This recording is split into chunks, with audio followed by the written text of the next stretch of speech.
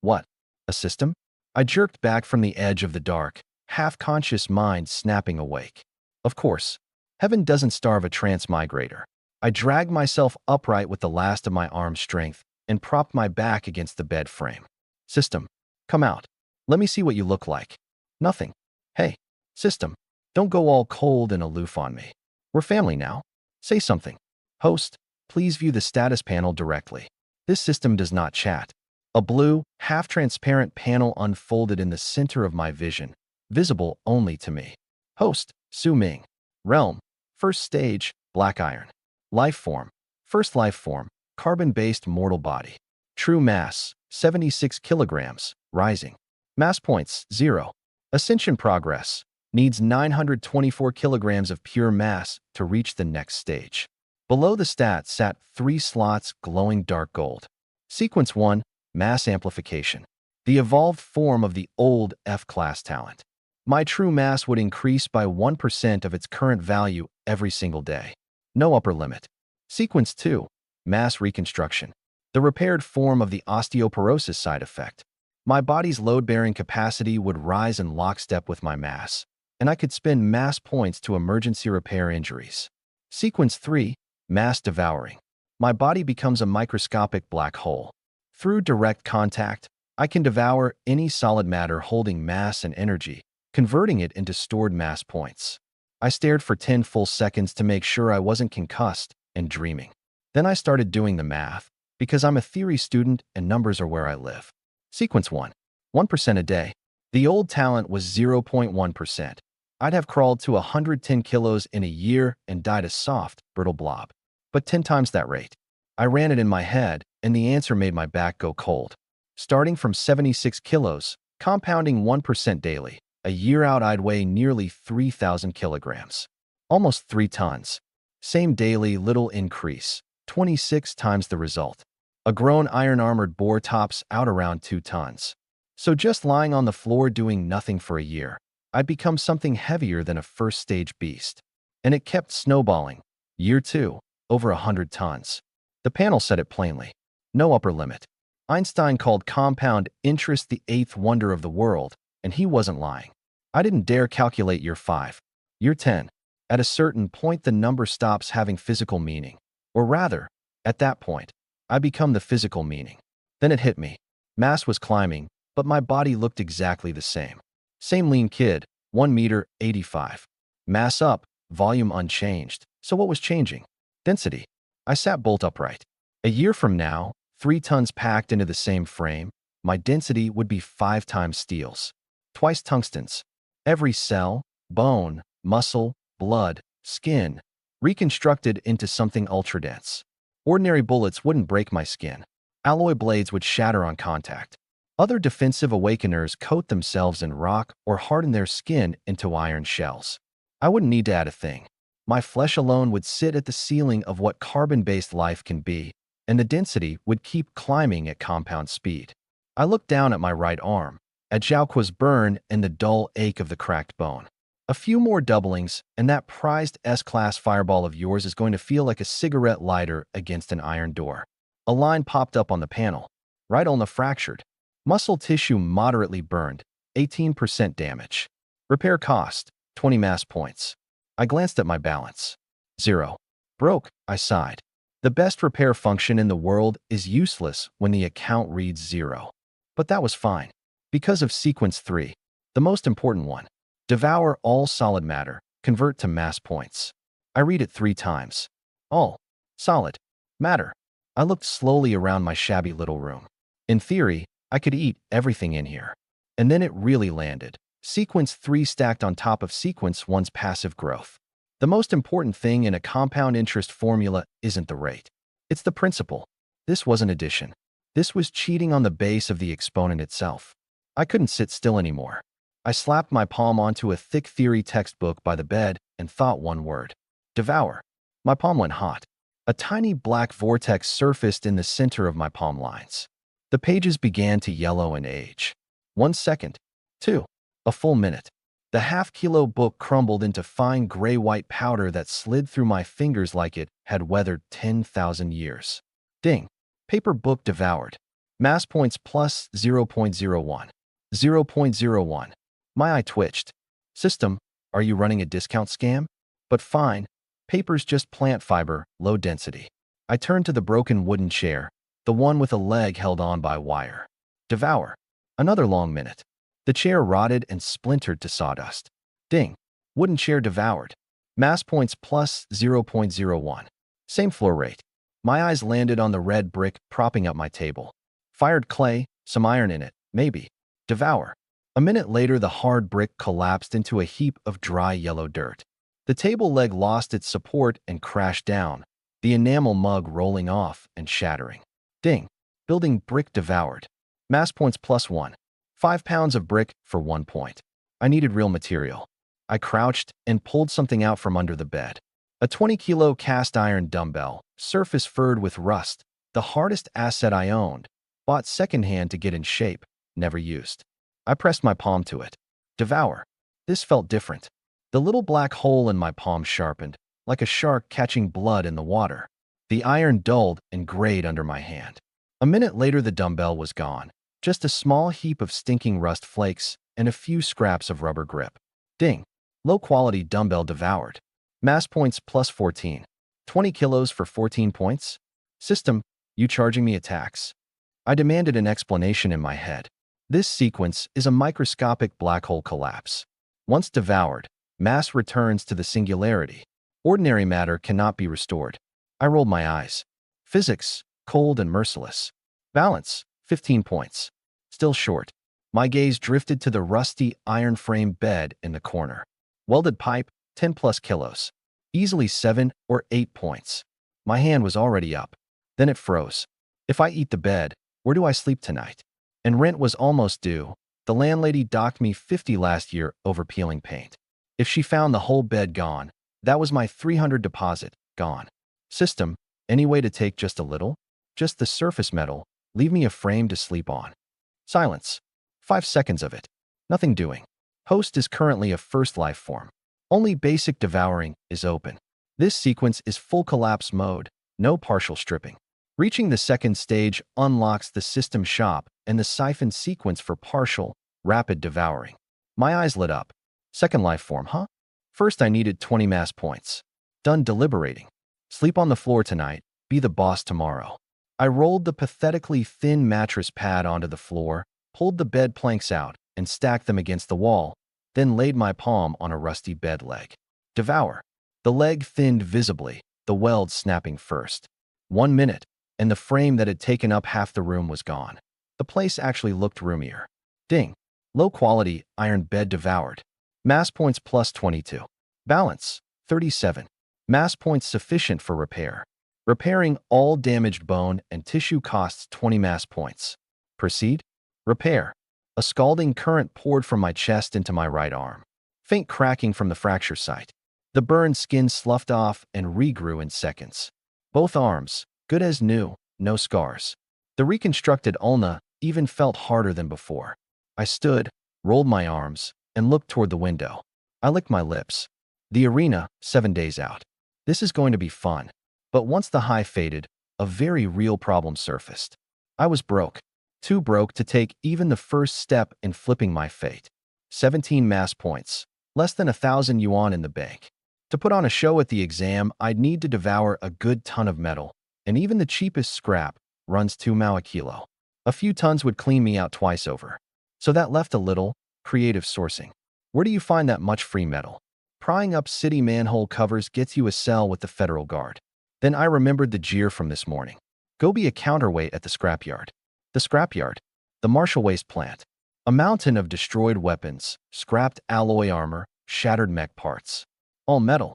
And they hire temp labor year-round to sort it. Who said I'd be going there for the wages? I grinned. What's wrong with a guy who likes his food hard? 6 in the morning I was out the door. The floor had been freezing, but I'd slept oddly well. The reconstructed body ran hot now. I checked the route on my phone. Sparkfire Waste Processing Plant, the biggest armament recycling point in Jiang City, handling decommissioned gear from the southern military region. The job post said it plainly.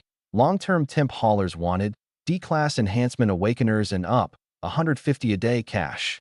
I didn't care about the wages. I cared about military decommissioned gear. Tank armor, mech wreckage, alloy weapon fragments, high-purity metal, every gram of it. One small piece would outweigh 100 textbooks. The bus rattled out to the city edge. 10 minutes on foot, and I saw it. A huge fenced lot, and behind the wire, mountains of scrap stacked higher than a 3-story building. Broken alloy war blades jutting out of the heaps, shattered mech husks lying every which way, rusted tank treads coiled in the morning light. I swallowed. A rat falling into the rice jar feels something like this. No, this wasn't a rice jar. This was a granary. There was a line at the gate, 30 or 40 men, all big slabs of muscle with arms thicker than my thighs. E-class and D-class enhancement types, here for the hauling job. I joined the back. A bald giant ahead of me kept glancing back, the look saying clearly, "What's a scrawny kid doing here?" At the gate sat a table, and behind it a middle-aged man with a knife scar down his left cheek and a face full of mean. Scarface Lee, the recruiting foreman, D-class enhancement. The rule was simple: lift the sandbag, walk 2 laps. An E-class hoisted a 200-pound bag, walked it clean, got a pass. A D-class did 500 pounds without breaking a sweat, got his pass, strutted in. My turn came. Scarface Lee looked up, his eyes catching on my young, thin face. Student? Yeah. Jiang City First High. Senior year. Awaken. I handed over my student card.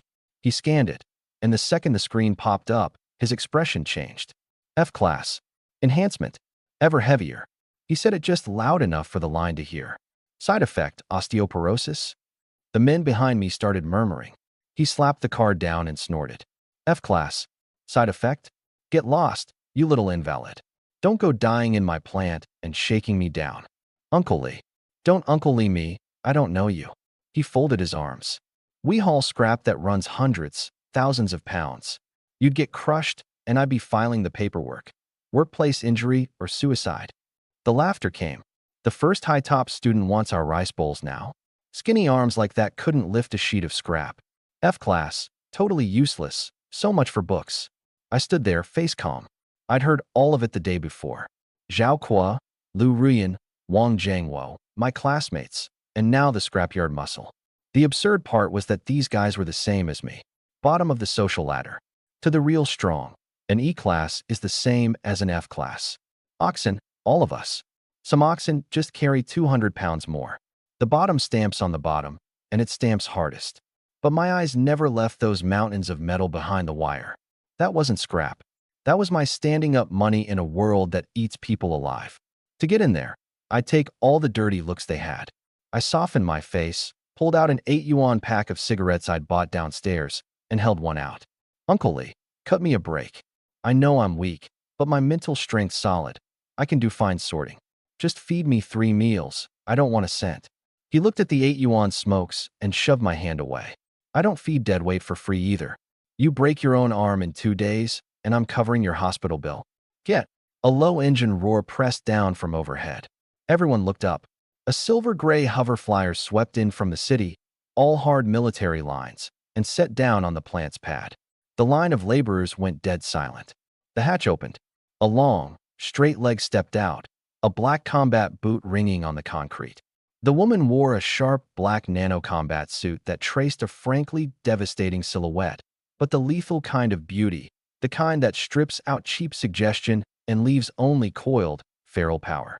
A silver warblade crest on her shoulder, long hair bound back, clean forehead, hard jawline.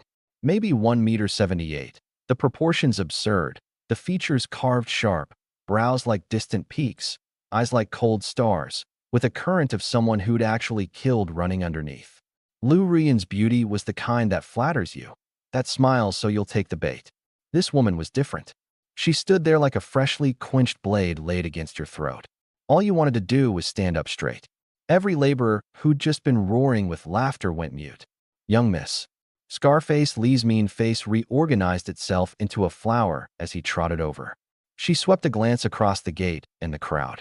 Where's my dad? The boss is waiting in the 3rd basement gravity chamber, miss. Long trip back from the capital. Fine. She moved to go in. Then her gaze passed over the crowd and stopped. On my faded uniform, specifically. Jiang City First High. I nodded. Senior year. Uncle Lee. She turned to him, Casual. Same hometown. Cut him a break if you can. Yes. Of course. He nodded furiously, then spun on me with a fresh face. Hey, thank the young miss. Thank you, miss. Thank you, Uncle Lee. She didn't linger, walking straight into the depths of the plant. Scarface Lee watched her back disappear around the corner, then looked me up and down and snorted. Lucky little punk. Come in tomorrow. Sorting area only. Stay out of the heavy load zone. Anything happens, not my problem. Next, I stepped aside, looked past him, past the wire, out to that endless range of metal, and the corner of my mouth curled up. Young miss, you just dropped the Monkey King into the peach orchard. Third basement, gravity chamber. Shun Hongyuan sat in an iron chair, turning 2 fist-sized golden walnuts in one hand. 50 kilos each, toys in his palm. 1.90 meters, shoulders like a wall, retired for years but the soldier's presence undimmed. Today, though, this military heavyweight the capital crowd called Lord Shun couldn't keep the corner of his mouth down. His daughter was coming home. A year at the Central Military Martial University, a whole year without seeing her face. Plenty of video calls, but the girl couldn't go 3 sentences without mentioning training, 5 without mentioning beasts. Every call turned into a tactics seminar. Still, a year was a year, and his heart was pounding. Steady footsteps in the corridor. The door opened. Shin Qingzi stood there in the same black combat suit, and the second she saw him, every trace of cold left her face. Dad, she was across the room and hanging off him before the word finished. He caught her, patted her back, grumbling. Big grown woman, honestly. She burrowed into him. I missed you. His nose stung. He tipped his head back and stared at the ceiling. No cameras in here, thank God. If the crew saw this, his dignity was finished for life. All right. Sit, talk. He pushed her into a chair and looked her over. Sharper cheekbones than last year, but bright-eyed, full of fire. You've lost weight. Bad food at school. It's the training load. Our instructor's a maniac. Field combat drills twice a week. Farthest one out to the gray zone past a B-class city. His brow flickered. He let it pass. Military martial universities are a different beast. 1 in 10,000 gets in, and graduating alive is the real test. After a beat, he changed tack, aiming for casual. At school, you seeing anyone? He sat up a little straighter, saying it. Every father's contradiction. If she said no, he'd relax. His girl had standards, hadn't been led astray by some punk. But then he'd worry she meant to grow old alone. And if she said yes, that was worse. The walnuts turned faster. She watched her old man's elaborate fake nonchalance with the antennae fully extended and gave up trying to read him. Every call he asked if anyone was chasing her, whether the boys were all blind. But the one time she mentioned a male classmate had blocked a beast strike for her, his face went black and he interrogated her for 20 minutes on the kid's name, student ID, hometown, and family tree 3 generations back. Did he want her dating or not? She decided to just be honest. No. The walnuts paused. I came back to run a 2-person mission with a teammate, swung by home on the way. She leaned back, calm but firm. I don't have the spare attention for that. My goal is the peak of the martial path. He settled, satisfied. Good. My daughter through and through. Then a word snagged. Teammate. A 2-person mission, yeah. He turned the walnuts, all studied ease. Man or woman? Man. He came to Jiang City with you? He set the walnuts down and leaned in, fatherly mode swapping to interrogation mode. What exactly is your relationship? She rolled her eyes. Classmates. The instructor assigned me a trial mission at the Southern Source Rift entrance. He had a beast mission. We shared the ride. That's it. He humphed. The capital's north, Jiang City's south. What kind of on the way is that? But she headed him off. Dad, relax. We're just running a grinding mission at the Rift entrance. I don't have time for romance. He studied her a few seconds. He knew his own kid. A martial fanatic since she was small. Other girls played with dolls. She was out in the yard swinging a blade. Cultivation and combat. That was the whole of her head. But that lovely face and that figure drew eyes. And you don't just guard against thieves, you guard against the ones who only want. He'd have someone look into that boy. 19 years, gone in a blink. Qingxi's talent had always been freakish. Her temper her mother's. Fierce, decisive, bones harder than a blade. That very temperament was why she'd awakened the SS class metal talent, gunmetal blade bone. And the more he looked, the more it ached. Who'd carry his flower off someday, pot and all? Whoever dared become his son-in-law was getting beaten half to death first, on principle. Enough of that. He stood, switching gears. I got you a present. What? Her eyes lit up. He crossed to a corner and pulled a heavy blackout cloth off a man-shaped machine. 1 meter 85, standard adult male build, sheathed head to toe in dark silver high-density alloy, hydraulics at the joints, a smooth featureless sensor panel for a face. Federal Research Center's newest heavy combat android, codenamed Bedrock. He slapped its shoulder. The metal rang dull. Full high-density alloy. True mass 2.4 tons. Reaction speed benchmarked to a B-class Awakener. Defense rated to take a third-stage beast's full charge. Her eyes curved. Whoa, thanks, Dad. Internal channels again. Your old man sold the military region 20 years of his life. This is one phone call. He waved it off. While inside, he bled a little. 8 million yuan, half the plant's profit for the year. But his girl was headed to a rift entrance where third-stage Awakeners had died. Bedrock as a sparring partner and bodyguard let him sleep. You made the capital's rising star list. I'm proud of you. Rare warmth in it, pride he couldn't hide. She looked at Bedrock, then at her dad, and tilted her head. Really just proud of me? Not because you get bragging rights. She crossed her arms, eyeing him. Last video call your grin was practically at your ears. You showed off to your old war buddies again, didn't you? Nonsense. He went stern, righteous. Am I that shallow? You earned your results. What's it got to do with me? The bet with old Wong absolutely cannot reach her ears. He pivoted fast, patting the android's plating. Here, let me walk you through it. Your Uncle Wong's been on a waiting list for one of these. She kicked Bedrock in the shin. The sensor panel flared red. The machine snapped into combat mode. Shun Han Yuan. Could you let me finish the instructions? She'd already dropped into a stance, right hand loosely fisted, a silver-white metallic sheen rising between her finger bones. The SS class gung metal blade bone, engaging. Her skeleton itself was the sharpest weapon she owned. Instructions are slower than a fight. She grinned and shot at Bedrock. He sighed and sat back down with his walnuts. This kid, good at everything. Just not 1 ounce of feminine softness. Going to be a real question whether she ever marries off. Behind him, the chamber filled with the dull clang of metal on metal, the floor trembling. Same hour. Across town, I was in a fine mood. Scarfacely said start tomorrow, so I had the day. I wasn't going back to school. Wang Jingwo had me expelled. Federal law protects exam rights, not attendance, and I was happy for the quiet. I took the back road toward the city edge market. Hadn't eaten. Might as well grab brunch. Jiang City's a D-class satellite city hard against the wild border.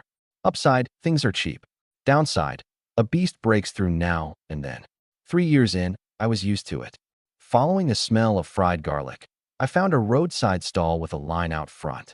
As a son of the dragon, I have no resistance to a long queue. Doesn't matter what they're selling. Join it. 10 minutes later, I reached the front. A shirtless big guy tossing a wok, rice and egg and diced ham arcing through the air and dropping clean back in. The smell could pull the soul out of the whole street. A hand-scrawled sign leaned on the stall. Customer notice. If the city enforcement shows, I run, and you run with me. Can't keep up? Stand still. I'll bring it back in 5 minutes. Running's more exciting, though. I laughed. 1 egg fried rice. 5 yuan. 2 for ham. Add it. Treat myself. Tomorrow I'd be eating free at the scrapyard anyway. The wok roared to life. And right then, asterisk woo, woo, asterisk a siren, closing fast. An enforcement truck swung around the corner, roof lights strobing, a recorded voice barking about illegal vending. The crowd scattered like birds. I froze, figuring my 7 yuan was gone. The big guy didn't blink. He flipped one last gorgeous toss, looked up at the truck, and grinned at me. Brother, wait here 5 minutes. Calm as a weather report. Killed the flame, dropped the wok in the cart, didn't even take off his apron, swung onto a pedal tricycle, pedal, pure leg power, and shot off. 2 thick legs pumping like motors, the cart banging down the road, gone 50 meters in a blink. The truck accelerated. He cut hard into a gap-narrow alley the truck couldn't follow, and vanished. I stood there, mouth open, staring at the empty street and the heat still rising off the spot where his stove had been. So that's why it's called Speedy Legs Blazing Fried Rice. His talent's literally fast legs. A minute. 2. Right on the 5, chain rattling, he came tearing back out of the alley, drift stopped the trike, flipped open the insulated box, and handed me a steaming box of rice and a pair of chopsticks. Said 5 minutes, 5 minutes. Exciting, right? Big white grin, wiping sweat with the apron. I took it. Golden rice, even egg, hem diced clean, the wok breath rolling off it. I laughed. Plenty exciting. Leaned on a power pole and shoveled it in. Worth every one of the 7 yuan. Watched him set the stove back up, and the scattered customers drift back like they'd done this dance 100 times. Everyone living their own way. I tossed the box, gave him a thumbs up, he nodded back, and I headed home. There was something I needed to test. Back in the rented room, the floor still bare where the bed used to be, I sat cross-legged and pulled up the panel. True mass, 76.76 kilograms, rising. Mass points, 17. My eyes caught that little rising tag. On a hunch, I mentally tapped my true mass. Spin 1 mass point to add 1 kilogram of true mass? There it was. I confirmed it. A faint warmth spread from my gut. Not dramatic, but my body settled a notch heavier. A 1-to-1 exchange. Dump all 17 points in, and I'd hit 93 plus kilos. And a bigger base meant a bigger 1% daily bite. Yesterday's passive gain was under a kilo. From 93, it'd be nearly a full kilo a day. The snowball, once it starts rolling, only gets worse. No hesitation. All in. The warmth rolled through me longer this time. A faint creak deep in the bone. Not pain. More like the bones stretching after a good meal. Mass points, 0. True mass, 93.78. Same lean frame, but every step landed heavier, steadier. I made a fist, and the knuckles fed back hard. Not calluses, the bone itself getting denser. Nearly 40 extra pounds over a normal guy my size. All of it real. Tougher skin, tighter muscle, harder bone. Couldn't see it yet from the outside. But the direction was right. I lay back down on the floor pad, content. 0 points didn't matter. Tomorrow, at the scrapyard, that was where the real feast started. I drifted off thinking it. 7 a.m., Sparkfire plant. Scarface Lee was at the gate, not waiting for me. He just stood there like a human fence post every morning. You came. He tossed me a thin temp card. With me. Security first. The checkpoint was stricter than I'd guessed. A 2-meter metal arch, sensors bristling on both sides, a data screen flickering overhead. Inside. Don't move. I stepped in. A low hum rose through my feet, a pale blue skin sweeping me top to bottom twice. No contraband or spatial gear detected. Lee waved me through, tossing off a warning. Rule of the house. Everyone scans in and out. Anything on you, anything in your pockets, any spatial ring or pack, this thing finds it. Military property, not one screw leaves. Last month, some idiot stuffed a chunk of C-class alloy down his pants. Hauled off to the military tribunal on the spot. I nodded along, the picture of an honest kid. Can't take it out? Fine. I'm not taking it out. I'm eating it right here. Through 2 heavy iron doors, around a bend, and the place opened up. The sorting yard. Small mountains of parts, broken alloy blades, shattered armor plate, bent mech joints, loose bolts, all metal. My heart skipped half a beat. Your station. Lee pointed at a row of iron tables. 5 people already heads down. A short, bald guy bending a steel pipe straight with his bare hands like a stick of sugarcane. D-class, clearly. A tall, thin one in thick gloves flinging parts into bins. Fast hands. An old pro. A silent, middle-aged man. A sharp-tongued woman in her 30s griping that her scrap was too fine to bother with. And a quiet girl in her early 20s, ponytail, sorting with her head down. Lee clapped my shoulder. Easy work. Sort by material. Iron with iron, copper with copper, alloy with alloy. Push the sorted stuff to the display area. Military truck hauls it off to remelt every couple days. He pointed at my pile of small bits. Don't play hero on the big pieces, your frame can't take it. Just this pile of scrap. Work honest, you get paid. He hinted at how meek I was and left. I turned to face my own little mountain, took a breath. The feast is finally mine. Dig in. I picked up the most unremarkable steel screw in the pile, a few grams, pretended to inspect it, and laid my left palm against it. Devour. The familiar heat, the countdown. Right hand kept sorting, left hand at my side. A minute. The screw whispered into iron dust between my fingers. Ding. Trace low-carbon steel devoured. Mass points plus 0.01. Floor rate, fine, a few grams. The point was, it works. And nobody can tell. I sped up, eyes scanning like a barcode reader, hands weighing every piece. A thumb-thick copper terminal, plus 0.1. A palm-sized chunk of broken alloy frame, about a pound, plus 0.5. A fist-sized solid steel bearing seat, plus 0.7. The corner of my mouth was getting hard to hold down. I ducked my head, hiding the grin behind the motion of sorting. The short-haired woman glanced over. Hey, kid moves quick. I looked up, harmless smile. Used to it. Hauled stuff at school all the time. Ed, and went back to it. I kept my head down. Not sorting. Eating. Half an hour in, I snuck a look at the panel. Mass points, 3.82. Nearly 4 points in 30 minutes. And that was just palm-sized junk. The real giants over in the heavy load zone I hadn't dared touch. At this rate, 8 hours could net 50, 60 points easy. Maybe triple digits on a good day. I glanced at the mountains of scrapped armor played across the yard and swallowed. That's the main course. But not yet. First day, keep your head down. I closed my hand around a forearm-length steel pipe. Heat in the palm, countdown running. And right then, heavy footsteps at the edge of the sorting yard. A middle-aged man in military-issue coveralls, a silver inspection badge on his chest, eyes sharp as a hawk's, 2 assistants behind him lugging precision scanners. The short-haired woman's hands paused. She muttered, bad luck. Spot inspection. The inspection team was 3. The lead, Lu Feng, early 40s, plant veteran, famously by the book. His 2 assistants carried portable scanners, black cases stamped with the Southern Military Region's number. The yard's mood flipped. The loud woman shut up and bent to work. The bald giant softened his pipe bending. The ponytail girl didn't dare lift her head. I quietly let go of the pipe and dropped it in the bin. The military scrap here was high-spec steel, high purity, almost no slag residue, which meant clean Devours, no telltale powder. The occasional rusty piece left a little oxide dust on my palm, and I brushed that into the bottom of the heap. Lu Feng swept the stations, 2 seconds on each face, then nodded at an assistant. Power up. Routine scan. A handheld wand extended, scan head glowing pale blue, like an airport wand, a size bigger. Started with the bald giant. Circled him once, steady beep, green. Pass. Short-haired woman, green. Tall thin guy, green. Middle-aged man, green.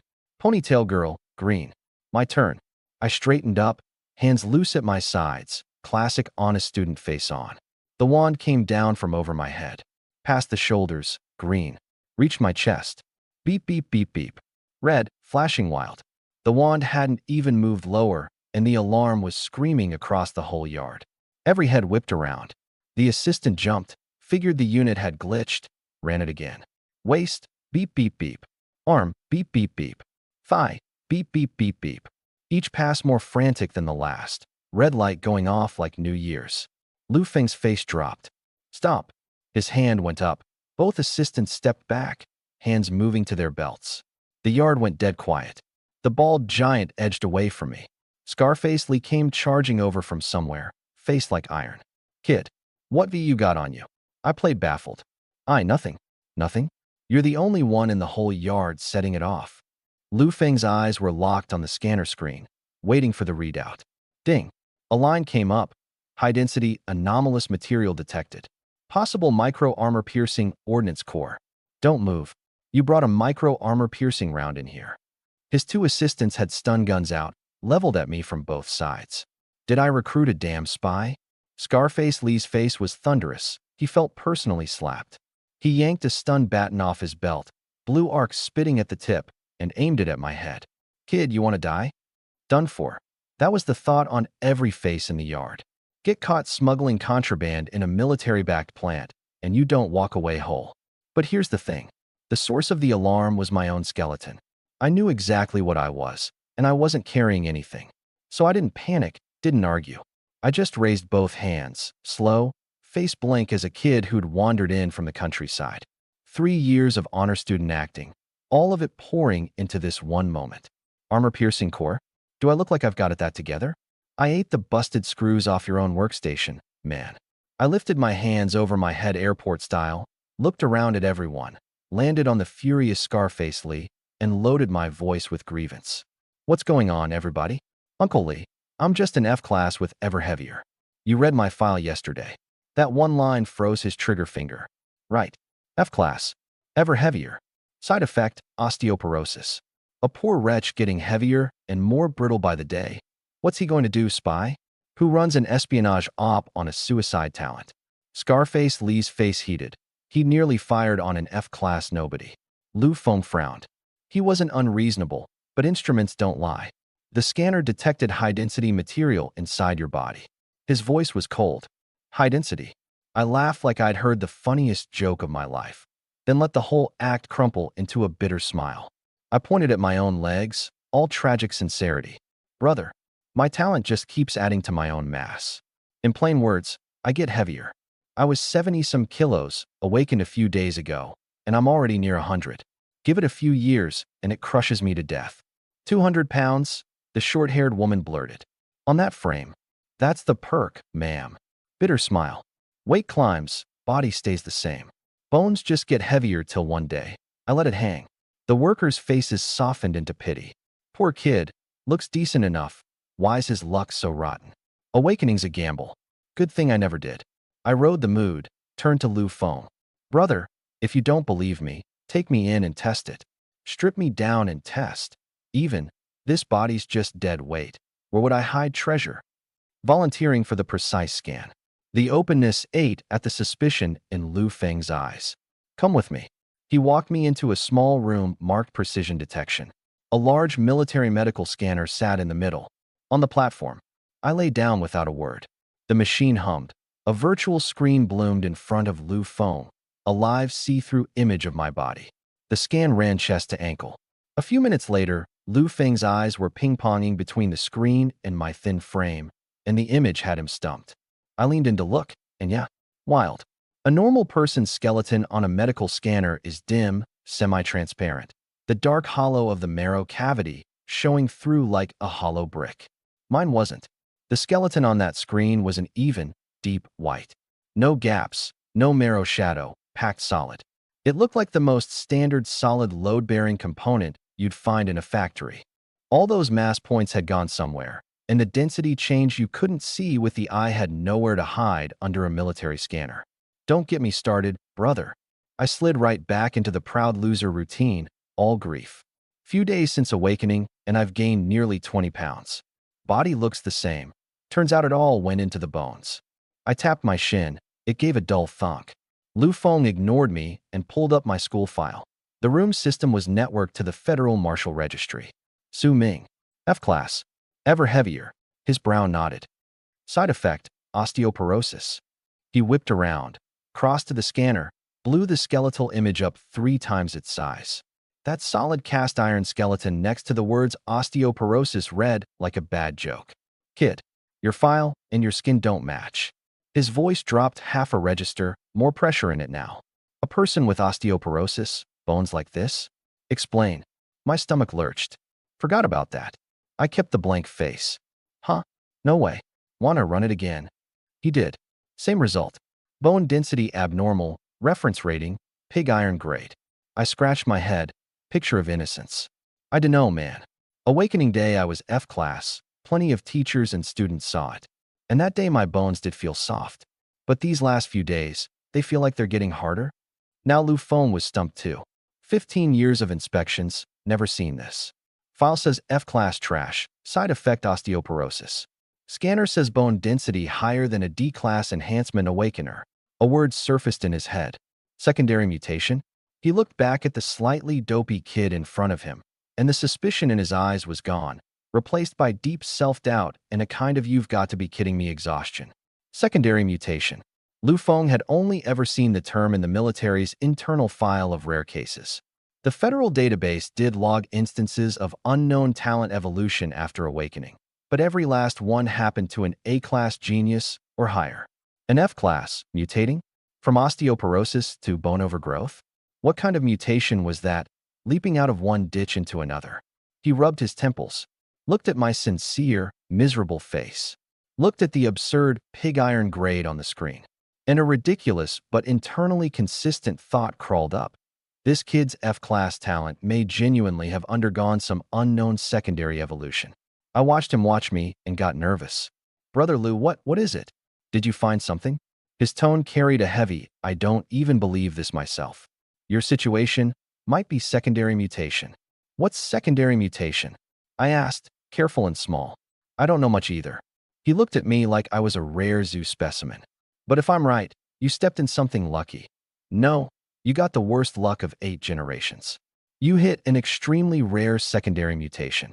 Your osteoporosis side effects there, all right. But your weight's climbing so fast that your body, to keep the skeleton from collapsing, triggered a compensation reflex.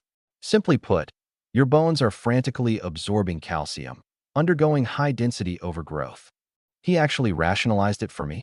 I kept my face guilty and scratched my head. Didn't really follow. But that sounds like a good thing? The pity in his eyes picked up a thread of dark humor. Sounds impressive, right? Keep gaining at this rate. And when you hit a ton, how does your heart pump blood? Can your vessels take it? You won't be able to lift a finger. He delivered the verdict. Before, you'd be crushed. Now, you'll be slowly suffocated inside your own bones, until you're a statue that can't move. So this is still a slow suicide talent. My face went white on cue, and I sagged like the strength had been wrung out of me. All right. He couldn't bring himself to twist the knife further. Since the alarm source was the kid's own skeleton, the logic held, and he didn't want to lean on a dying man. He patted me down, confirmed I had nothing, and typed a line into the report. Subject's physique questionable, talent suspected of secondary petrification mutation, recommend continued observation. He clapped my shoulder, eyes full of sympathy. Go on back. While you can still move, eat what you want. Don't make trouble. I nodded, hollow-eyed, and on my way out glanced at his name badge and forced up a smile worse than crying. At the door I stopped, turned, and looked at him with desperate hope. Brother Lou, you've seen a lot. Is there any cure for me? Any way to make my body adapt to the weight gain? He blinked. You're asking me whether there's a cure? No. I waved fast, almost babbling. Let me ask it differently. Is there any way to make this look normal? So that even if I'm churning inside, nobody can tell? Some explanation I can give people that doesn't make me sound like a monster? I just don't want to be looked at that way anymore. By the end, my voice had a crack in it. He got it. This wasn't a plea for rescue. It was a plea for a way to live like a person. You're afraid they'll find out and slice you up for a lab rat. I didn't nod or shake my head, just smiled bitter. I just want to live normal. He went quiet, pulled out a cigarette, lit it, took a long drag. It's not impossible, unless your luck's monstrous. My eyes snapped up, and I poured every ounce of desperate longing into the look. He said it slow, one word at a time. Remutation. Call it continuous mutation. The secondaries already happened. Nobody knows if there's a third, a fourth. If your luck is off the charts and the next evolution fully repairs the side effect, you live. And then you won't have to explain anything to anyone. You'll stand there, and that'll be the explanation. As long as your body evolves faster than your weight climbs, you really won't die. You might even gain terrifying power. But that's a madman scholar's theory. In reality, whose genes survive that kind of endless mutation? The light on my face guttered out into a wry smile. Re-evolve? Brother Lou, that's the same as telling me nothing. I'm an F-class reject. Mutating once is my ancestors' graves catching fire. I should bank on a second. He patted my shoulder, voice like a farewell. Enough. Don't comfort yourself with airy theory. If you really want a lifeline, your only shot is getting into the Federal Supreme Genetics Institute. Those mad professors might cook you a petrification-slowing serum. He named my way out without knowing it. Thanks, Brother Lou. Once I get paid, if I'm not paralyzed yet, dinner's on me. I turned and walked out of the detection room, and the second the door was behind me, the fawning and the grief wiped clean off my face. The corner of my mouth climbed higher and higher. Secondary mutation. Continuous mutation. There's actually a theory that holds water. Brother Lou, you're my lucky star. You handed me a face-saving excuse and tailored me an alibi. From now on, anybody asks why I'm hard as iron, I mutated again. Ask why I can mutate. I'm an F-class reject. How would I know? I'm just desperate to survive. I glanced back at the door. This dinner, I'm definitely buying. Back in the sorting yard, every eye on me had changed. Not contempt and mockery anymore, pity and sympathy. A kid who knows he won't live long, still hauling scrap to earn calcium money. Inspiring, isn't it? The short-haired woman's eyes went red. Poor thing, decent-looking kid like that. The bald giant fell silent, then offered, "Awakening's a gamble with your life. Good thing I never made it. Imagine landing a talent like that." The ponytail girl wiped a corner of her eye. I stood there absorbing the sympathy from all directions and suddenly understood the joy of those sob-story contestants on the talent shows I used to watch back on Earth. This rules. Scarface Lee watched the workers cluster around comforting me, his face complicated. He was B-class enhancement, giant strength, a pure power type, who understood the body better than anyone. If he hadn't met the boss, he'd still be running protection rackets on the east side. He knew bottom-rung life better than anyone. Something in him cracked, looking at this kid's grim cheerful, facing death head-on act. "Little Sue," he said, and for once didn't curse. "From now on you sort over in that corner. It's all short haul, no carrying back and forth, saves your strength. Lunch is on the house. Eat as much as you want, don't ration yourself." He pointed at a corner of the west yard. Quiet, nobody to bother me. And, crucially, right beside it rose a 3-meter mountain of scrapped armored vehicle shells and chassis parts. I blinked. Not acting. Genuinely stunned. "Scarface, you've got a warm side after all." My nose actually stung for a second. 3 years in this world. School was all jeers and people using me. My only girlfriend turned and walked to Zhaoqua the moment it counted. And this scar-faced foreman who opens his mouth to curse handed me one piece of kindness with no strings on it. "Thank you, Uncle Lee." He let out a long sigh and walked off. I watched his back disappear down the yard, then turned, alone, to face the 3-meter mountain in the corner. Armored shells. Chassis stampings. Military-grade alloy plate. Packed solid, like a private or vein. And my grateful expression slowly changed. "Private buffet, VIP booth. Brotherly, you absolute saint." I didn't put on a show about it. Walked over and got to work. Broken alloy frames, rusted armor bolts, bent mech connecting rods, all hard trace. Devour. A minute. Ding. High-strength bearing steel fragment. Plus 0.8. I flicked the dust into the scrap pile at my feet and grabbed the next. Ding. Tungsten steel cutting waste. Plus 2.1. The warmth in my palm jumped. My left hand was already on a twisted drive shaft. Ding. High-toughness alloy drive component. Plus 8.8. Next, a palm-thick slab of armor plate. Heavy, beast claw grooves still scored in the edge. Ding. Special steel armor fragment. Plus 12.5. My right hand sorted screws, slow and lazy for show. My left hand feasted behind me, frantic. Stupidly efficient. My grin got wider and wider until I just stopped fighting it. Nobody back here to see. And even if they did, they'd only think the dying kid was facing fate with a smile. By the time work let out, Scarface Lee came to settle up, saw the pathetic 2 bins I'd sorted, shook his head, and paid me the full 150 anyway. "Take it. Tomorrow again." "Thank you, Uncle Lee." I took the money and left with a mountain of thanks.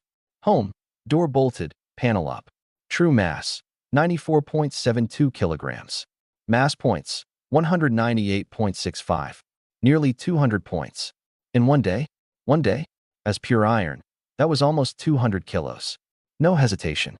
All in. Add it all. 198 points. Dumped in at once. A current far more violent than before detonated from the deepest part of me and scoured through every limb. Bone, muscle, fascia, every cell compressed and rebuilt under the flood. The faint creaking became a deep groan, like rebar being twisted and welded, every inch turning heavier, denser. The number on the panel ran wild. 94, 150, 220, 293.37 kilograms. Nearly 300 kilos. I stood. The concrete floor under my feet let out a small protesting groan. I rolled my neck. The joints cracked deep and dull. Still the lean kid, 1 meter 85. But look closer and the thin shoulders were filled out with a hard layer of muscle. Real lines on them now, the fragile look gone. I made a fist, knuckles like 2 blocks of iron. I threw a casual punch and the fist tore the air with a flat boom. My eyes flashed. A normal D-class enhancement awakener's hardest punch lands at maybe mid-D. That was pure mass, no technique at all. And my mass kept climbing 1% a day. 293 kilos, the weight of a grown brown bear. Same volume, normal human density runs 1,000 something. I was pushing 4,000 now, somewhere between aluminum and titanium alloy. Not a number a carbon-based creature should have. A D-class fist wouldn't scratch my skin. I rolled up a pant leg and dragged a fingernail hard down my shin. Not even a red mark. I pinched the soft inner thigh, the tenderest skin there is. Faint sting. But that same hand could snap rebar barehanded now. Back on Earth, I'd have been a literal Superman. Zhao Qua, you wait. I looked at the rolled-up pad in the corner and just sat cross-legged on the cold concrete. 300 kilos. Any bed I didn't eat would have collapsed anyway. I closed my eyes and slept. Bang, bang, bang. Dawn. A vicious pounding on the door. Su Ming. You little punk. Get out here. A woman shrieking. The landlady. A 200-pound woman from this building. I blinked at the ceiling. The landlady's rent-collecting reflexes ran more reliably than an ambulance. I got up, opened the door. A short, heavy-set middle-aged woman. Permed hair, a ring of keys clenched in her fist, meanness all over her face. Two punks behind her. A skinny one with bleached yellow hair, cigarette dangling, sleazy eyes, and a stocky one with a square jaw and arms that said he was no civilian. I scanned them. Yellow hair, ordinary. Square jaw, interesting, heavier presence, probably a low-tier enhancement type. Heh, awakened, so what? Being a dog for someone like this is no different from before you awakened, just selling the cheapest labor there is. Good thing I had a system. The noise drew neighbors peeking out down the hall, whispering, all of it aimed at me with pity. The fat auntie shoved her way in shrieking. Heard your orphan subsidy got cut. 800, gone, every cent. What are you paying rent with, huh? Her voice carried down the whole corridor. No money today, pack your bags and get out. Then she stopped cold. The room was empty. A pad, a few clothes, a wash basin. The iron bed gone. Where's my bed? Her voice jumped an octave. She whipped around glaring. You sold my bed. My mouth twitched. How exactly do I explain? I ate it. Deposits forfeit, 300. Plus 500 more. That bed was 10 kilos, a family heirloom. Hands on hips, blocking the door, spit flying. Living in my place, selling my bed, subsidy cut. You planning to stiff me on rent? I wiped a fleck of spit off my face. Auntie, end of the month aisle. Don't give me end of the month. She flicked her hand at the two behind her. The bleached hair punk grinned and stepped in, reaching straight for my collar. The neighbors sighed, already picturing the kid tossed out on the street. I didn't dodge. Let the greasy hand close on my collar. Yellow hair yanked hard, trying to drop the scrawny kid. His grin froze. Didn't budge. He braced and hauled again. I stood there, feet like they'd grown into the floorboards, not dragged, not even swayed. A normal man trying to move 600 pounds of dead weight. Try dragging a refrigerator. His smile died. I gave my shoulder the smallest shrug. A heavy recoil traveled back up his arm. His wrist wrenched like it had been slammed in an iron door, a sharp crack. He screamed, staggered back, clutching it, face white. The neighbor's eyes went round. What just happened? Loudmouth turns out to be a paper tiger? Garbage, you dare hit back? Squarejaw stepped in. He hadn't seen how Yellow Hair got hurt, but he was a real black iron tier martial artist, awakened the arm strength doubling talent. Somebody around here. He pulled a steel knuckle duster from his pocket, slipped it on his right fist, eyes vicious. Kid, who said you could get cocky? Center of gravity dropping, right arm swelling, the duster whistling straight for my chest. A punch to crack a brick wall. He meant to cripple me in one shot. I didn't dodge, didn't even change my stance. Thud. The fist landed dead center on my sternum. A dull sound. No bone crunch, no blood, no flying backward. Squarejaw's face cycled through 3 stages in an instant. Vicious, baffled, terrified. The feedback up his wrist was all wrong. Too hard. That wasn't the give of flesh. His whole right arm went numb. Did I just punch a person? I didn't move. I glanced down at my uniform. Good. Not torn. Then looked up at his widening face. That it? I raised my right hand. Lazy, like swatting a fly, and slapped him. I didn't put much into it. But nearly 300 kilos of true mass. Even on a casual swing. Mass times acceleration. Crack. A slap that split the air. The 180-pound, bald-headed bruiser went sideways like he'd been hit head-on by a speeding truck, flew across the hall, slammed into the opposite wall hard enough to shower plaster, and slid down, left cheek ballooning, blood running off his chin. Dead silence. The neighbor's mouths hung open, eyes near popping out. Yellowhair's legs gave, and he slumped against the door frame. I shook out my hand and turned to the petrified landlady. Her every roll of fat was quivering. As I stepped toward her, her legs went, and she sat down hard on the floor. What do you want? Murder. Help. I stopped in front of her, looking down. By the contract, I'm here till month's end. Come kick my door again in the next 7 days. I paused and smiled in a way that crawled up everyone's spine. And you'll be collecting rent in the next life. See if the king of hell refunds your deposit. A warm stain spread down the inside of the auntie's pant leg and pooled dark on the concrete. A sour smell filled the corridor. I kept my face flat and shut the door with a soft click. 3 seconds of quiet. Then the sound of her scrambling and tumbling down the stairs, and Yellowhair dragging his half-dead partner off after her. In the hall, the neighbors backed away as one, staring at that shut door with no pity left in them, only awe. I leaned against the door and shook my hand out. That slap had been gentle, really. Any harder, and his neck would have snapped on the spot. In this world, I finally had the means to protect myself. I felt good. Pulled the panel up, checked the morning's passive gain. True mass, 296.3 kilograms. 1% overnight, nearly 3 kilos while I slept. Tomorrow I'd break 300. I shut the panel, shook the dust off the pad, laid it back down, and headed out to work. The whole building was eerily quiet on the way down. The old folks who usually clogged the stairwell trading gossip, not a soul today. The corner of my mouth ticked up. Didn't matter. I walked toward the Sparkfire plant. Today, time for the second feast.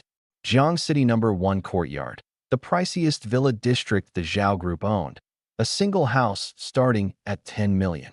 Zhao Kwa sat on the leather couch in the second-floor master bedroom. Comm unit gripped in his hand, face like iron. What did you say? Slapped flying. On the other end, Yellowhair's voice was near tears. Brother Kwa, it's not that we're useless. That kid took something, I swear. Old who punched him, and it was like hitting a steel plate. And then the kid just casually backhanded him. Backhanded.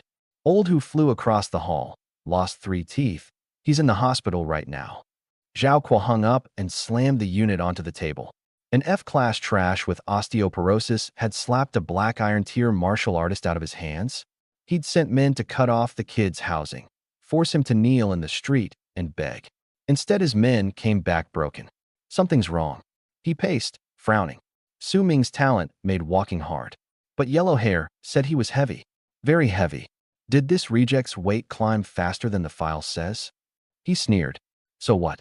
Heavy is heavy. A meatball that only knows how to get heavier. One blast of my magma earth fire, and he's a handful of ash. The bedroom door opened. Lu Rian came out in a silk robe, hair damp, fresh from the shower. She'd moved into the villa 2 days ago, under the banner of dual cultivation resonance. Zhao Kwa's eyes stuck to her, and the irritation over Su Ming faded 3 shades. He reached out and pulled her in by the waist, hard. What is it? She shot him a coquettish look. I just washed up. He felt his blood stir. You little spirit, you nearly killed me last night. She dropped her eyes, lashes trembling, the picture of shyness. A-class fortune-bound was stronger than she'd predicted. 2 days in the villa, and she could already feel her sense for energy climbing fast. Good food, good shelter, unlimited cultivation resources, and the passive fortune she leached on top. She could almost see the bronze realm waving her over. Half a year at most. As for feeding power back to Zhao Kwa, she'd figured out a trick or 2 for it. But actually give it to him? This fool was nothing but a stepping stone to higher places. She had endless ways to keep him wrapped around her finger. Zhao Kwa, for his part, hadn't felt any real acceleration in his own cultivation. But Lu Rian had told him fortune-bound needed time to mesh, storing in the early phase, erupting later. He believed her. Why wouldn't he? The woman was a prize, and he figured he'd come out ahead. S-class genius, A-class partner talent. A match made in heaven. All of Jiang City said so. Leaning against him, she asked idly, "Who called?" "You look terrible." "That reject, Su Ming." He told her, then snorted. No idea what he took. Weights climbing absurdly, and he had the strength to slap old Hu flying. A flicker of surprise crossed her eyes. That reject, that kind of strength? She knew Su Ming better than anyone alive. 3 years at the same desk. Patient, able to endure, never moved without a sure thing. Doesn't he have osteoporosis as a side effect? She asked, nudging the conversation deeper without seeming to. Who knows what dumb luck he stumbled into? Zhao Kuo's eyes went vicious. Doesn't matter. On the arena, what good is strength? My magma earth fire, he won't even get close. Then, for insurance, he picked up the comm and dialed another number. Dad, can you give me a couple things? A set of C-class fire-resistant armor and a few fire element beast crystals. It's for the college exam arena. And, Dad, listen, I've got a girlfriend now. A pause on the line, then his father's voice, indulgent. Fine, that's my boy. I'll send someone to the South City black market. I'll wire you 100,000 for supplements too. We Zhao's, in that department, you understand. Zhao Kuo hung up and looked at Lu Ruyan, all menace. 5 days. I'm going to make Su Ming kneel in front of the whole school. His bones can be as hard as he wants. They're not harder than lava. She nodded against his shoulder, soft and obedient. And for a second, she remembered the 3 years with Su Ming. The man who never said a hard word, never lost his temper, gentle in a way that didn't fit a martial world. Never mind. Doesn't matter. I chose Zhao Kuo. Winner takes all, losers out. That's the only rule this world has ever had. Meanwhile, morning, Sparkfire plant. The second I stepped into the sorting yard, I could feel it. The air was off. Every coworker looked at me with the full-blown tenderness you'd give a hospice patient. Little Sue's here? The short-haired woman's eyes went red the second she saw me. She hurried over and pressed 2 still warm boiled eggs into my hands. Take 'em. Eat while they're hot. Our old hen laid these. For your calcium. You poor kid, sigh. The bald giant nodded at me from a distance with the solemn air of farewell. Brother. Right. My mouth twitched. The whole secondary mutation, not long for this world story, had spread faster than I'd planned. Apparently, I had a real talent for character building. Scarfacely came over and clapped my shoulder. Enough standing around.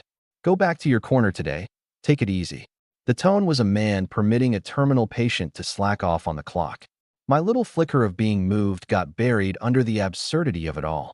What was I supposed to say? Thanks, Uncle Lee. Thanks, big sis. Touched as I was, my hands didn't hesitate. Under everyone's sympathetic gaze, I carried my 2 eggs straight into my private VIP booth. The 3-meter scrap mountain in the corner waited quietly for my attention. I peeled an egg, took a bite, scanned the heap of armored chassis wreckage, twisted gun barrels, snapped tread plates, all hard entrees. Left hand already laid on a broken tread link. Devour. Heat. Countdown. A minute. Ding. High manganese steel tread component. Plus 6.7. I peeled the second egg with my right hand.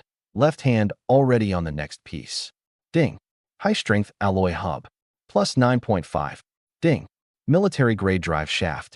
Plus 21.8. The system's clean little chime was the sweetest music in my skull. I'd stopped reading the exact numbers. One thought only. Eat. Eat like there's no tomorrow. A thought surfaced midway. 300 kilos of body weight. And I'm not the least bit hungry? A man is iron. Food is steel. Had I literally become an Iron Man, kept alive by eating metal? I shook it off. Body felt fine. No point arguing with my own stomach. Snuck a glance at the panel. Mass points. 437. 400 in half a day. At this rate, I'd break 500 before quitting time, dump it all into mass, and shoot up to 800 kilos, just 200 short of the 1-ton bronze tier line. One more hard afternoon, tomorrow at the latest, and I'd touch the threshold of the second life form. 3 p.m. I'd just finished a fist-thick drive shaft when the engine drone rolled in from outside.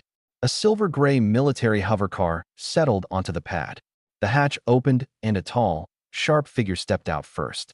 Black nano-combat suit, the silver warblade crest. Shin Qingzi. But my eyes only held her for a second before the other person pulled them away. Out the far door came a man I didn't recognize. Early 20s, around 1 meter 83, a bespoke high-end combat suit, handsome face, a perfectly calibrated smile, radiating carefully maintained superiority. He stood shoulder to shoulder with Shin Qingzi, obviously rich, obviously connected. Second floor of the main building, the reception room. Really, just where Shun Hanyuan drank tea and read the paper. Sheet metal table, folding chairs, two 50-kilo golden walnuts tossed in a corner. The decor said one thing: rough. Liu Beichen walked in, eyebrow ticking at the sight, then smoothing back into that jade-warm smile. He pulled out the sturdiest-looking folding chair and gestured gracefully for Shun Qingzi to sit. She ignored him, grabbed her own chair, stretched out her long legs, and leaned back. At the head of the table, Shun Hanyuan was already skimming foam off his tea with the lid, and his eyes changed the moment he saw the polished young man trailing his daughter in. "Sit," he said flat. "You're Qingxi's teammate?" "Hello, Uncle Shun." A measured half-bow. Liu Beichen, the Liu family, of the capital. Second year at the Military Martial University. Running the Southern Rift trial mission with Qingxi. Qingxi. Shun Hongyuan's grip on the cup tightened. "Awfully familiar there, aren't you?" His daughter frowned too. "The Liu family of the capital?" He set the cup down, fingers drumming the table. "Which Liu family?" "My father is Liu Jinbong, senior researcher at the Federal Research Institute. My elder brother Liu Beiyuan also holds a post there." He said it unhurried, every word polished to carry weight. The standard introduction of a capital scion. "I won't tell you how impressive my family is, but every word out of my mouth is telling you exactly that." Shun Hanyuan sneered inwardly. "Research Institute. Tech side. No wonder I've never heard of him." "Talent?" he asked, blunt. Liu Beichen had clearly been waiting for it. "S-class, special type. Heart of primal magnetism." The voice was quiet, but the proud reserve underneath couldn't be hidden. "Currently silver tier, 2 talent sequences developed." He glanced at Shun Qingzi and smiled. "Like Qingzi, sequence comprehension matters, but cultivation progress is the real work. I'm a year older, only 1 tier higher." Polite words. Translation: not polite at all. SS class, so what? My S class still has you beat. Shun Qingzi leaned back, arms crossed, not even bothering to engage. She knew him only as the teammate the instructor assigned and the one from the capital. He'd been low-key at school, so why had his mouth suddenly run loose at her house? Shun Hanyuan nodded. "Even. S-class. Not bad." 2 seconds passed without the awe or follow-up questions Liu Beichen expected, and that surprised him. This retired vet running a junkyard has some composure. The rift entrance is high danger. Liu Beichen pivoted, softening his gaze towards Shun Qingzi. "The instructor said a 2-person mission, but honestly, I requested to pair with Qingzi because I was worried about her safety." Now Shun Qingzi spoke. "Requested? That's not what the instructor said." Flat. "Didn't you have a beast hunt of your own? You just came along." His smile froze a beat, then recovered. "I do have a mission. Just a 4th-stage beast, nothing major." He smiled. "And what's a mission next to your safety?" Shun Hanyuan set his cup down with a small click. "Slick kid. A 4th-stage beast, nothing major. A silver tier fighting a 4th stage gives it everything, no matter who you are." Talks like he's running to the grocery store. "Just showing off in front of my daughter." "No need." Shun Hanyuan cut in. "I've already got Qingxi sorted. The research center's newest heavy combat android. Anything under 3rd stage, it handles fine." Liu Beichen blinked. "A robot? What good gear could a junkyard boss get?" "Probably some low-end civilian guard model to placate his daughter." "Very thorough of you, Uncle Shun," he said, flattery laced with condescension. Though for all the years AI's been developing, in adaptability and battlefield judgment, it still can't match a human. The battlefield changes by the second. If something unexpected comes up, the robot's my concern. Shun Hanyuan raised a hand to cut him off, then turned the subject. "More to the point, you came all this way from the capital. You didn't come empty-handed, did you?" A very direct question. Liu Beichen was secretly delighted. Small-town folks, always angling for a freebie. He'd done his homework. Shun Qingzi, into the Military Martial University from Jiang City, ordinary background. Father a retired vet who'd parlayed military connections into a scrap recycling license. He knew everyone of note in the capital's 2nd-generation circles, and Shun Hanyuan had drawn blank stares all around. He'd come prepared with a calling card. From his nano-storage ring, he drew a fine alloy case, set it on the table with both hands, and opened it. The moment the lid came up, a thick, heavy wave of energy rolled out and the teacups in the room hummed. In the center lay a thumb-sized crystal, deep purple, energy seeming to drift slowly inside it. A first stage Source Beast crystal. He leaned on the words Source Beast. Source beasts and ordinary beasts are worlds apart. Ordinary beasts are earth animals warped by chaotic source energy, thin, muddled power. Source beasts come from the other side of the void rifts, wreathed in dark purple, savage and bloodthirsty. Energy density, nothing the local beasts could touch. Even a first-stage Source Beast crystal ran over 1 million on the market. This one's metal attribute. Excellent for Qingxi's gunmetal blade bone. He smiled at her. A small token. Shen Qingxi glanced at it, unmoved. Shen Hongyuan's reaction was bigger. Oh, the old man leaned in like he'd spotted treasure. A Source Beast crystal? This isn't cheap, little Lu. 1 million easy. Liu Beichun winced inwardly at the cost, but the perfectly calibrated shock on Shen Hongyuan's face made it feel worth it. He waved a humble hand. You flatter me, Uncle Shen. Next to Qingxi's future, it's nothing. Shen Hongyuan found it funny. 1 million. 10 years of income for an ordinary Jiang City household. Enough to stun most families. But the bedrock android he'd bought his daughter cost 8. The kid hauling out 1 million yuan trinket to show off suddenly didn't smell so sweet. What was interesting, though, was the kid's eyes. When his daughter didn't react, the first place he looked wasn't at her. It was at the country bumpkin dad, which told Shen Hanyuan everything. The kid's target was never to charm the daughter. It was to use the bumpkin father to crack the door open. Shen Hanyuan had been a player in his youth. This kid's money-throwing game was kindergarten stuff. Still, only a fool turns down a freebie. This is far too precious. Shen Hanyuan shot to his feet, all shock and awe, snapped the case shut, and with lightning speed tucked it into his own pocket. One smooth motion. Liu Beichen. Shen Hanyuan clapped his shoulder, the picture of gratitude. Little Liu, you've got heart. I'll accept this on Qingxi's behalf. Just then his wrist comm buzzed. He checked the display, and his expression cooled. You two talk. I'll take this. Passing Liu Beichen, he tossed his daughter a wink that said plainly, gifts pocketed. Now let's see you perform. Shen Qingxi pressed her forehead. Her old man's love of toying with people hadn't changed in decades. With him gone, the weight came off Liu Beichen's chest. The father's been won by the gift offensive. He turned to her, smile warmer. Qingxi, see, your uncle already agreed. This mission, the two of us. I'm going alone. She cut him off. And the crystal, my dad took it, not me. His smile froze. Qingxi, do you know how much a first-stage Source Beast crystal boosts a metal talent? It'd shave a month off your grind. Don't call me Qingxi. She looked at him like he was an idiot. She hadn't known they were that expensive, but she'd been cultivating since she was 6. She'd burned through dozens of Source Beast crystals in her life. Liu Beichen choked. What is wrong with these people? Every one of them throws out the playbook. His mind raced, and he switched to retreat as advance. Tell you what, let me look at the robot your uncle got you. If it can really keep you safe, I'll turn right around and go back to school. No argument. Let's see what a junkyard boss can produce that's fit to show. She thought about it and nodded. She'd sparred with Bedrock the day before, knew its strength, and her dad had mentioned its runaway mode, auto-triggered on lethal danger, not to be used unless absolutely necessary. Perfect for scaring this arrogant fool. Come with me. The heavy alloy door of the third basement gravity chamber slid open. When Liu Beichen got a clear look at the dark silver android in the center, his step hitched.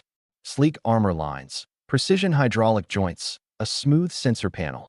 Everything radiating a cold, military-grade refinement no civilian product had. Federal military work. He was genuinely surprised.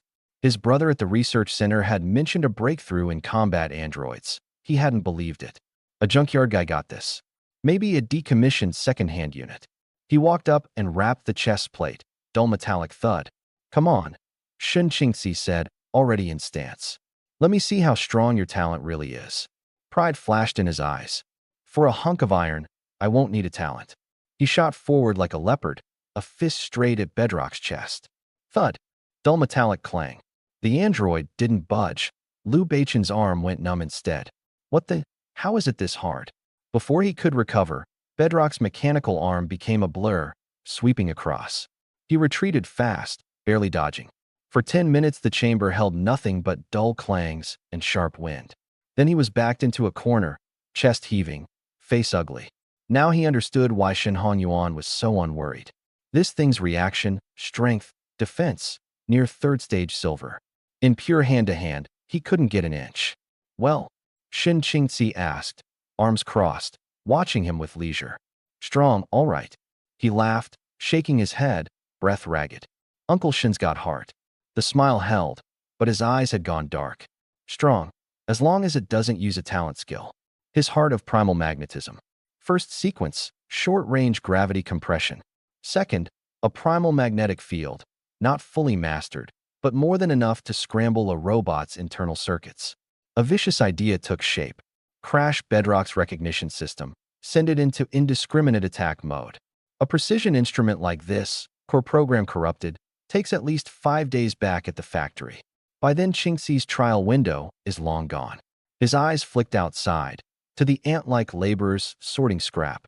And if a runaway killing machine tears into that crowd, a few deaths, and then I step in as the savior, suppress it with everything I've got. Qingxi owes me a debt she can't repay, and I get to show her my strength and my responsibility all at once. 3 birds. He wiped his brow and slipped the warm smile back on. I approve. The robot's qualified. He walked over, reached out, patted its shoulder plate in friendly acknowledgement. And under his palm, a primal magnetic pulse, finer than a hair, seeped soundlessly into the seam of the dark silver armor. He pulled his hand back, casual. The pulse, lighter than a breath, spread silently through Bedrock's shoulder. He turned, smile intact. It's stuffy in here. I'll head up for air. Tell your uncle for me. She didn't even look at him. He bowed slightly and left, steps unhurried, breathing even. Crossing the alloy door, the corner of his mouth lifted. 3 to 5 minutes. The more precise the military AI, the more fragile its base logic chain. I need high ground with a clear view. The second-floor gallery will do. Rescuing a damsel. Timing matters more than strength. Third basement. In the empty chamber, only Shin Qingzi and the silent android remained. She pulled the remote from her space bracelet and aimed it to power Bedrock down. The instant her thumb pressed. Hum. The smooth sensor panel jolted. The steady deep blue band flashed twice and was replaced by glaring crimson. Warning. Warning. Core logic disorder. Unknown command conflict triggered. The synthesized voice shrieked, bouncing off the sealed walls. What's going on? Her face changed. She hit the emergency stop again and again. Nothing. Bedrock's crimson eyes fixed forward, gears grinding inside. Then its head snapped around, the crimson beam sweeping her head to toe. She tensed, silver light flickering between her finger bones, the blade bone primed. Identity confirmed. Authority, highest owner. Logic conflict, attacking owner forbidden. Backup protocol engaged, clear all potential threats around owner. The crimson eyes held on her less than a second, then swung to the heavy alloy door. It ignored her completely. Roar, a low mechanical bellow, the walls humming with it. Bedrock's right arm swung, 2.5 tons plus full hydraulic output, into the special alloy door. Boom. The whole door bulged outward, rivets blasting free into the far wall. Its legs bent, hydraulic feet shattering the floor tile, and it tore off up the ramp toward ground level, the corridor trembling under spiderwebbing cracks. There are people up there. Shin Qingzi was already chasing. Ground level, west side of the sorting yard. Inside my private booth, all was peace. Left hand on a twisted high manganese tread, the familiar heat pouring in. Ding. Plus 6.7. I sighed, content, pulled the panel. Mass points, 548. 100 more and eyed. Boom. An earth-shattering crash from the main building. My hand jerked. I looked up to see the outer wall blow open in a huge hole, brick and twisted rebar spraying everywhere, dust pillaring up. A massive dark silver shape rocketed out of the smoke. Thud. It slammed down onto the open sorting ground, the whole yard lurching, a few pieces sliding off my scrap pile. Everyone froze. The short-haired woman craned her neck. What's going on? Fire drill. The bald giant stopped, peering over. Bedrock's crimson eyes flickered wild. Its hydraulic legs stamped, the huge body springing up, right arm sweeping. A several hundred-pound welded steel sorting table went flying like paper. The bald giant and the workers nearest were knocked flat by the wind off the tumbling table, rolling far. Run? Run! Monster! Murder! The yard erupted. The short-haired woman fell into the scrap, lost a shoe, scrambled out on hands and knees. Scarface Lee's face drained white. Scatter! Everybody scatter, damn it! On the second-floor gallery, Liu Beichen leaned on the rail, looking down at the fleeing workers, counting the seconds. Wait, let the despair ferment a little longer. His eyes swept the screaming figures, and the corner of his mouth curled. Ants. A few deaths won't matter. In the yard, Bedrock's crimson eyes locked onto the densest cluster of heat and life signs. The corner where Scarface Lee and the short-haired woman had backed. Warning. Multiple hostile targets detected. Clearance sequence engaged. Engine roaring. 2.5 tons of steel pitched forward and launched a death charge into the knot of workers. Scarface Lee shoved the woman behind him and stood his ground, legs shaking, not retreating an inch. The crimson eyes bore down, the shadow of death dropping over them. And then, a slim figure tore through the space, appearing in a flash of lightning, planting itself in front of them. Shinqingzi. She didn't look back. Legs bent, weight low, both arms, wrapped in black nano, shuddered. Silver light exploded between the bones. A matte silver-gray long blade cast itself out from her hand bones, lined straight and clean, no ornament, edge thin as a cicada's wing, catching a line of cold light. The Tang saber, cold edge. The instant it emerged, the air itself seemed shaved open. She gripped it two-handed, point leveled at the onrushing steel beast, hair whipping in the gale, body nailed in place like a boulder. The next second would be a world-cracking collision. Right as Bedrock's fist was about to land, it identified her. Highest authority owner confirmed. The alarm screamed inside it. The base indiscriminate attack logic had been corrupted, but the moment its optical radar caught Shinqingzi, the AI force-triggered the top priority avoidance command. The android yanked back the tank-crushing right fist. Its leg joints screamed with breaking friction, trying to stop. But 2.4 tons at a full sprint can't violate physics on command. Off balance, momentum like a landslide, it slammed its broad alloy chest straight into her. She'd foreseen it. Against that mountain of inertia, she could never block straight. Only redirect, perfectly. Both hands clamped on cold edge, the blade laid flat before her, that elegant matte face becoming the most resilient barrier against death. Thud. The dull impact made everyone's heart seize. Even with the attack retracted, the raw mass smashing into the blade erupted with horrifying force, surging up her arms. She grunted, a sweet iron taste rising in her throat, an unnatural flush blooming on her pale face. Her combat suit snapped in the wind. To keep from being torn out of position, the gunmetal blade bone inside her shook violently, a visible high-frequency resonance forcing the saber's structure to hold. She wasn't thrown back, she was driven back, skidding. Stop, right there. She dug both feet in and flipped the saber point down, driving it into the blast-proof concrete. Sparks fountained. With a tooth-grating shriek of metal, the blade plowed a half-foot-deep furrow through the ground for a full 20 meters. 60 kilos of flesh and blood on the blade's redirection, the bone's brute hardness, and the ground's friction finally bled off the last of Bedrock's inertia, pinning it in the open yard, fully off the crowd's line. ZZT, ZZT, force stopped, Bedrock's crimson eyes strobed, spitting garbled electric noise. Warning. Target identity, highest authority. Action. Terminate. Error. Base logic paradox. Mainboard overload. Unknown lethal threat detected. Final contingency engaged. Codename, Jade Burns. Limiter, released. Boom. Hydraulic lines blew their relief valves. High-pressure white steam erupting skyward. Dangerous crimson light glowing in every armor seam. The frame stretching 10 centimeters taller as the plating extended. Runaway mode. Shinqingzi's pupils shrank, veins standing on the backs of her gripping hands. Up on the second floor, Liu Beichen didn't panic. He smiled, victorious. The field worked. The junk's fully out of control. Shinqingzi's hurt. Now's my moment to descend like a god and turn the tide. He stepped forward and called out, loud. Qingzi, careful. It's gone berserk, let me. The runaway Bedrock locked onto the shout. Its head snapped around, and it exploded forward, a fist trailing a sonic crack straight at him.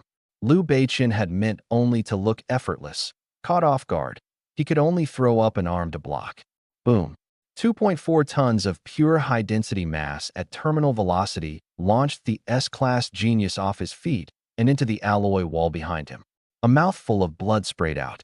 What the hell? How does a junkyard have a machine this terrifying? He scrambled up, slammed 2 precious healing serums down his throat, threw both hands up, and let his S-class talent erupt. A pile of scrap dares show its teeth to an S-class? Kneel. Gravity lock. An invisible, massive gravity field slammed down over bedrock. He was already imagining it crushed flat, already savoring Shun Qingxi's worship. Straight to the kill move, 5-fold gravity. Enough to rupture a normal third-stage fighter's organs and drop them. But bedrock weighed 2.4 tons. 5-fold gravity meant carrying 12 tons. Heavy, sure, except this was military-grade high-strength alloy with a rock-stable base, and it was in runaway mode. Power engine overclocked to 150%. KRRK boom. It paused under half a second, then tore the field that would have flattened a third-stage fighter clean apart with overclocked mechanical force. The crimson eyes locked, emotionless, on the still-posing Liu Beichen. No wind-up. The mechanical arm whipped across with a sonic boom roar, an open-handed slap, straight at him. What? His pupils blew wide, all his careful composure crumbling to terror. He didn't even get a guard up. Crack. The Capital Liu family's eldest young master, the S-class genius, got backhanded across the yard like a burlap sack, blood erupting in midair, his bespoke suit splitting, snapping 2 rusted iron posts before crashing into a heap of scrap like a dead dog. Out cold, life uncertain. 1 hit. Dead silence. The workers who'd just been cheering for the savior stood slack-jawed. Even Shun Qingxi froze. An S-class genius, taken out in 1 slap? The short-haired woman's legs gave. The bald giant's hand shook on the scrap pile. Nobody dared make a sound. Bedrock rescanned, the mechanical red eyes locking again on Scarface Lee's group. 1 bound, and it charged. Bad. Shun Qingxi's redirect had carried her too far. She'd never make it. Scarface Lee looked at the steel beast bearing down, eyes red, and roared at the workers behind him. Run. Then he flared his meager B-class talent. Giant strength, muscles swelling, hoisting a steel beam to shield the short-haired woman. Bedrock backhanded him casually, beam and man flying 5, 6 meters, blood spraying, out cold. The android's stride didn't slow. The crimson gaze fell on the short-haired woman, legs gone to jelly, crawling on the ground. She felt the death stare, looked back, saw the cold red light, and sat down hard, eyes shut in despair. Far off, Shun Qingxi's eyes went wide, the SS-class blade bone erupting again. She threw herself toward the corner, but 30 meters was a chasm. Too late. Everyone present despaired. Who was left to stop a fully runaway steel monster? The shadow of death dropped. 2.4 tons, crimson eyes without feeling, the mechanical fist that flattened tanks driving straight at the ash-faced woman on the ground.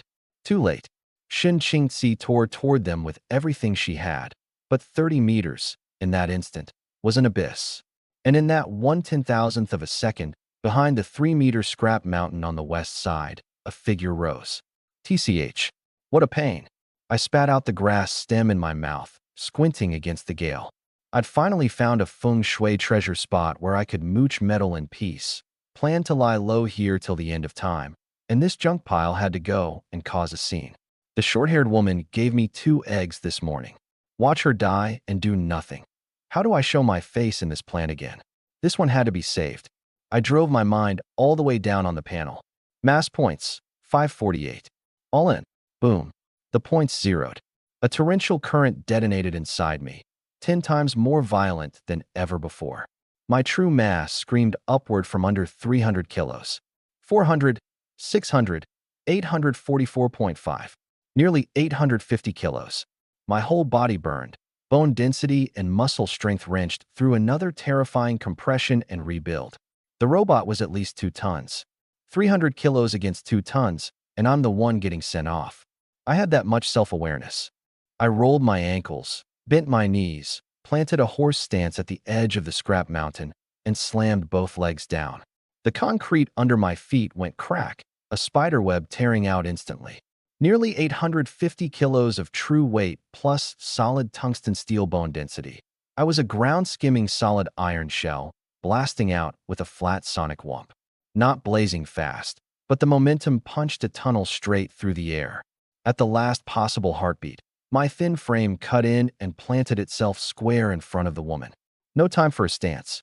Against that world-ending fist, I sucked in one breath, crossed both arms over my chest, gritted my teeth, and took it. Boom. The metallic crash was so absurdly loud the plant's sheet metal roof hummed. A visible ring of white shockwave blasted out from the two of us, hurling every scrap of metal within 10 meters into the air. The workers still on the ground felt their eardrums spike, eyes squeezing shut. They didn't dare look. Nobody dared watch the reckless kid get pulped. But through the churning dust, the expected spray of flesh never came. Instead, a sharp riot of tearing cloth. The smoke thinned. Every eyeball in the yard froze. The thin kid's cheap uniform sleeves had blown to shreds, bearing 2 arms, not thick, but tightly corded. His feet had crushed the blast-proof concrete and plowed 2 half-meter furrows backward. But he was still standing. That seemingly frail body, nailed in place, both arms holding back a mechanical fist bigger than his own head. Holy! An older worker behind a scrap heap rubbed his eyes, forgetting to breathe. That's the osteoporosis invalid. Silence. Everyone dumbstruck. Even Bedrock's AI seemed to short-circuit. Extremely high-density physical obstruction detected. Threat level, assessing. Its overclocked hydraulics roared, the huge body pressing forward, shoving me back, the furrows deepening. Its left arm whipped around, 5 alloy fingers fusing into a blade hand, slicing at my undefended skull with a screaming sonic crack. Crap. If I'm acting, I commit to the whole performance. I felt the wind over my head and made the call in an instant. I jerked my head up, no master's poise on my face, just a twisted, agonized grimace, and let out the most blood-curdling scream I could manage. Arg. I can't control my weight. It's so heavy. My body's tearing apart. The howl, full of despair and madness, was the perfect confirmation of the talent's secondary mutation gone out of control rumor. And before it died, I didn't retreat. I drove my left leg into the ground and surged forward. Riding nearly a ton of monstrous self-weight, I dropped all defense and, on pure animal instinct, slammed a headbutt with zero technique into Bedrock's broad chest armor. Crack, boom. A pig iron-grade skull met high-strength alloy plate rated to take a third-stage beast's full charge, the most primitive, savage physics collision possible. Sparks fountained.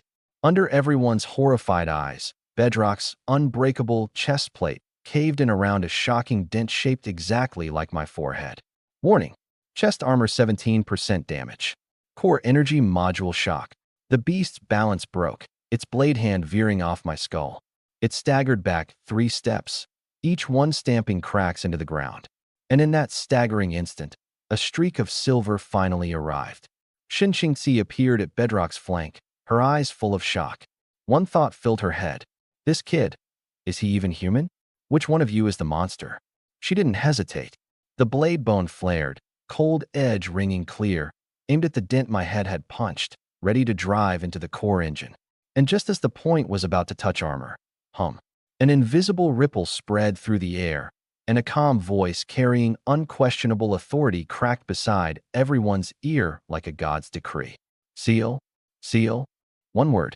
Not loud, and yet the world hit pause.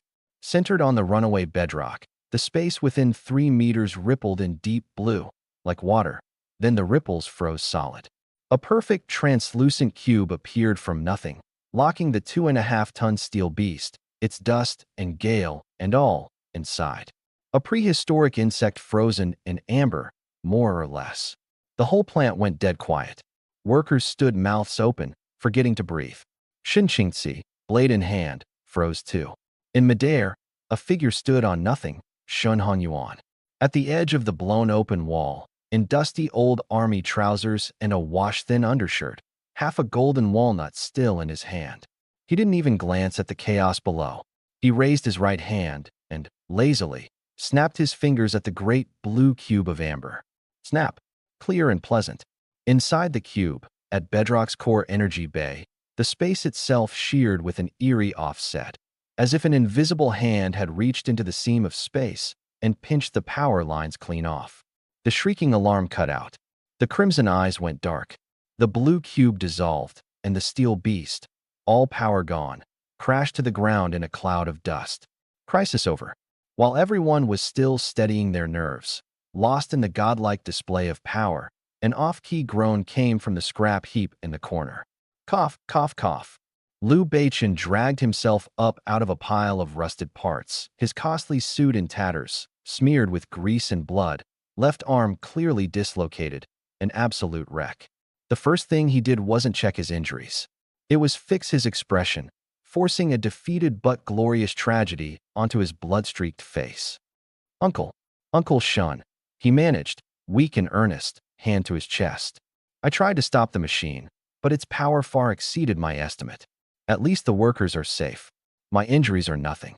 He glanced reflexively at Shun Qingzi, waiting for her concern. She didn't even look at him. Her gaze hadn't left me from the start, or more precisely, my forehead, and the perfect dent in Bedrock's chest plate, its curve a dead match for my brow. She sheathed cold edge, the silver fading from her bones, and stared at that dent, her eyes churning with disbelief and something harder to name. Curiosity. Pure, fighter's curiosity about power. Liu Beichen kept performing to himself. The nearby workers exchanged looks. Nobody dared speak. Because they'd all seen exactly how the S-class genius got up there. Walked over, patted the robot's shoulder, and got one shot. Protect the workers?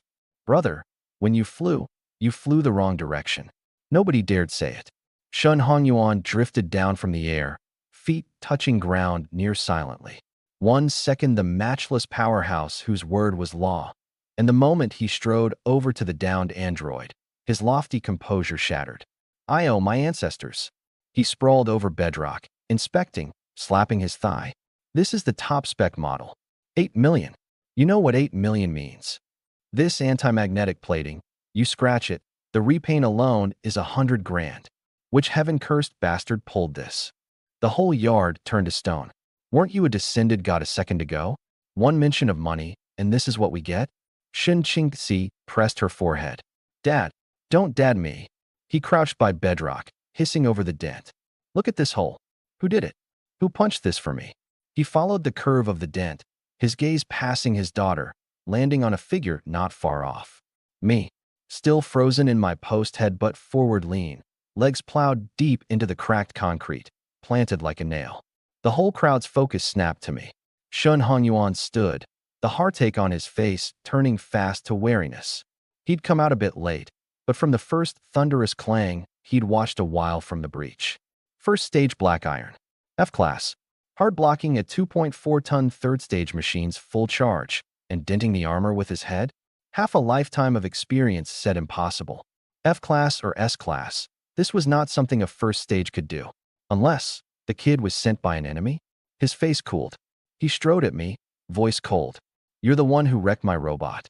As the words landed, a wave of mental pressure released. Not heavy, just enough to drop a true black iron to its knees, to make a silver's heart stutter. For a first stage, that was plenty. Enough to force my real energy signature into the open under the strain. The moment it hit me, the back of my skull buzzed.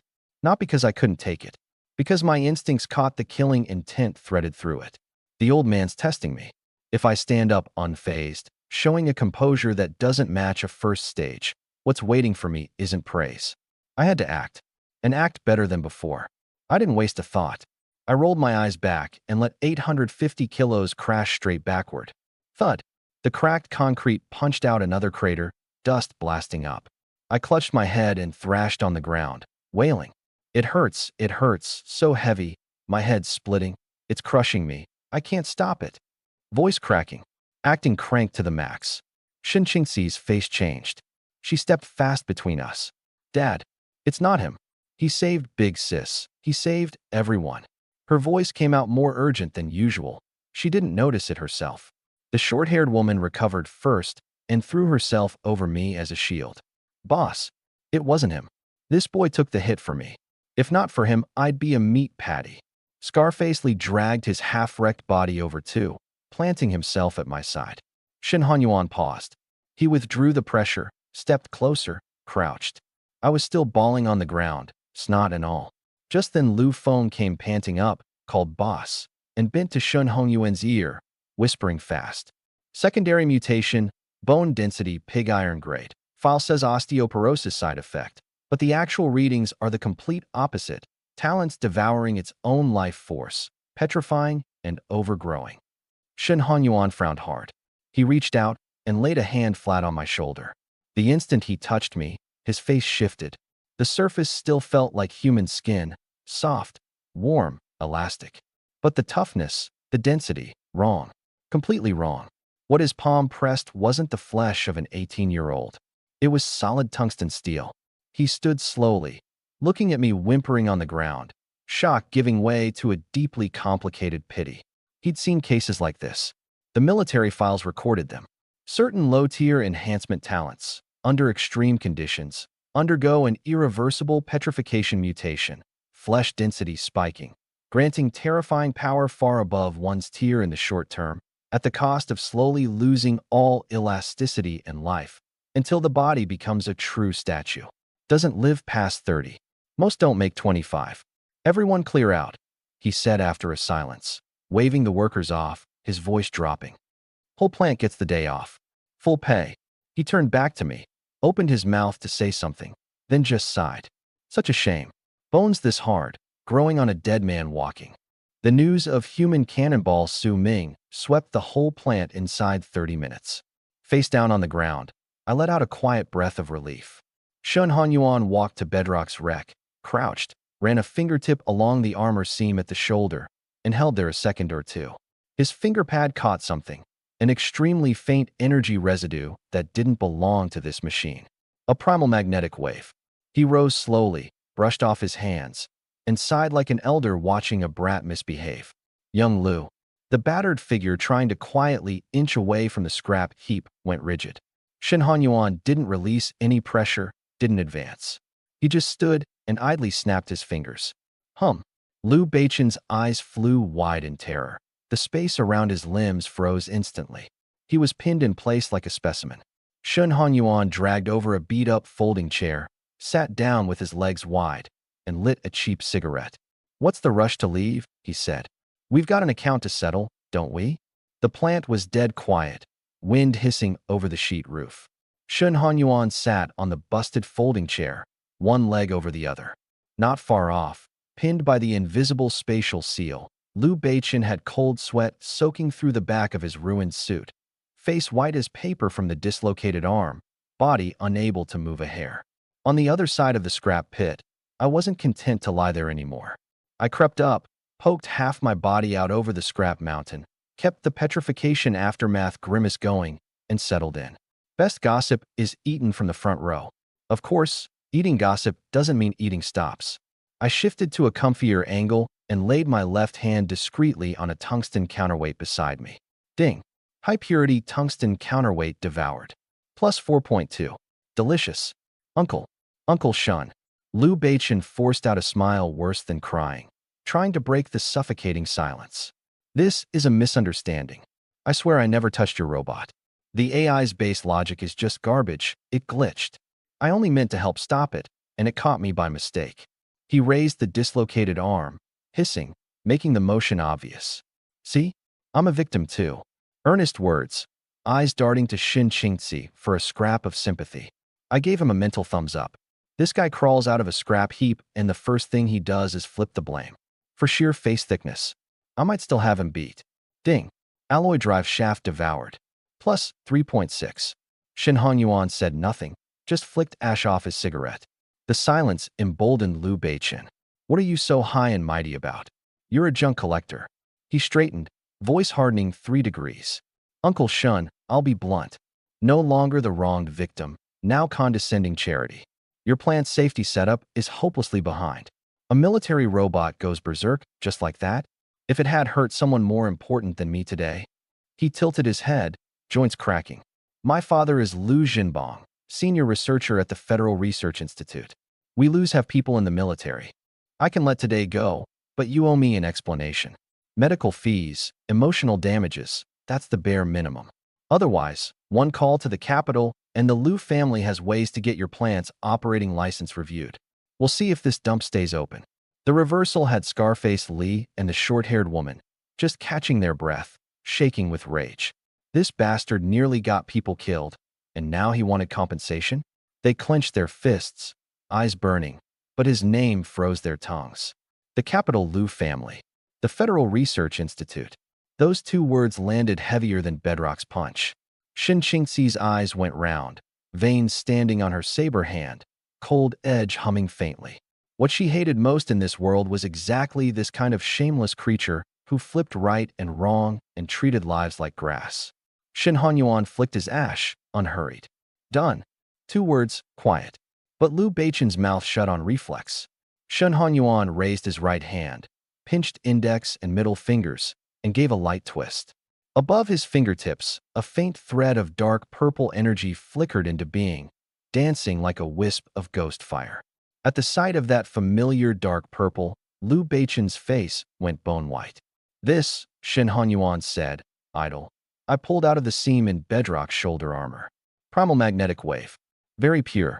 The energy signature of an S-class special talent. Heart of primal magnetism. He cocked his head. Little Liu, want to guess how many people within 500 kilometers of Jiang City have ever used this energy? It was a flat statement that landed like a hammer. But he kept his neck stiff. That's residual energy from when I fought it just now. Defensive backwash, it proves nothing. Shut up. Shin Hanyuan didn't raise his voice. I was standing right there when you patted Bedrock's shoulder. You think I didn't notice? Shin Qingxi couldn't hold back. The saber point swung up, leveling at his brow. You stood on that second floor how long? You know exactly. Each word clipped. When Bedrock charged out, you stood at the rail and watched. You waited for it to run wild into the crowd, waited for casualties, so you could leap out and play savior. Your little hero saves the damsel script is disgusting. The yard erupted. Every worker's gaze turned from fury to pure contempt, nailing into him. His mask torn off in public, Liu Beichen's handsome face twisted past the point of saving. S-class pride drove him to the stupidest possible choice. So what if I did? He roared, voice shrieking. A few bottom feeders' lives, plus your heap of scrap, a fair trade for one chance at a heroic rescue. It'd be an honor for you peasants. Shin Hanyuan, lay one finger on me, and the Liu family will make sure you can't survive in this city. My brother's at the Institute. My father holds approval authority over 3 military tech projects' core technology. You, a junk collector. Shin Hongyuan's eyes turned to ice. He was retired now. Back in the day, a brat who played with lives like this, he crippled them one for one. A terrifying killing intent descended over the whole plant, solid as a wall. He didn't even stand, just pressed a hand into empty air. Crack. The spatial seal contracted. Liu Beichen's words cut off as an invisible giant hand pressed him down from above. Both knees slammed the concrete, the kneecaps splintering audibly. F. The scream rang through the yard. Shin Hanyuan stood, ground out his cigarette, pulled out his phone and dialed. Connected in a second. Old Joe. It's me. Tone like idle small talk. Look into the capital Liu family for me, Liu Zhenbong. No rush, just get it to me when it's done. He hung up. Only then did he look, with distaste, at the figure convulsing on the ground from pain and fear. Dirtying my hands on a junior like this. Bedrock's purchase price is 8 million. I'll round it. He flicked the cigarette away and rose. Factory repair, lost production, 2 million. My daughter was sickened by your little show, 200,000 for that. The family here got the fright of their lives, another 200,000. 12 million total. Not a cent less. He waved Liu Feng over. Lock him in the 5th basement isolation room. He gets out when the money lands. If he can't pay, he can rot down there the rest of his life. Yes, boss. Liu Feng had hated the kid on sight. He grabbed Liu Beichen by the hair one-handed, hauled him up like a chick, and dragged him toward the main building like a dead dog. As for the capital Liu family, Shin Hanyuan didn't give it a thought. Tiger, dragon, whatever you are, in Jiang City, you lie down flat. Dragged past my scrap heap, Liu Beichen's eyes met mine for a brief second, full of venom. A look that said I'll remember you. I felt a flash of grievance. What are you glaring at me for? None of this is my business. Done with all that. Shun Hongyuan's gaze swept the wrecked yard, and crossing the scrap mountain, landed right on me, crouched on the iron pile.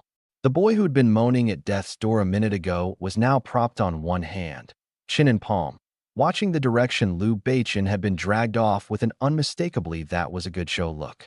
Not a trace of dying statue tragedy. Pure rubbernecker who wanted a sequel. Our eyes met.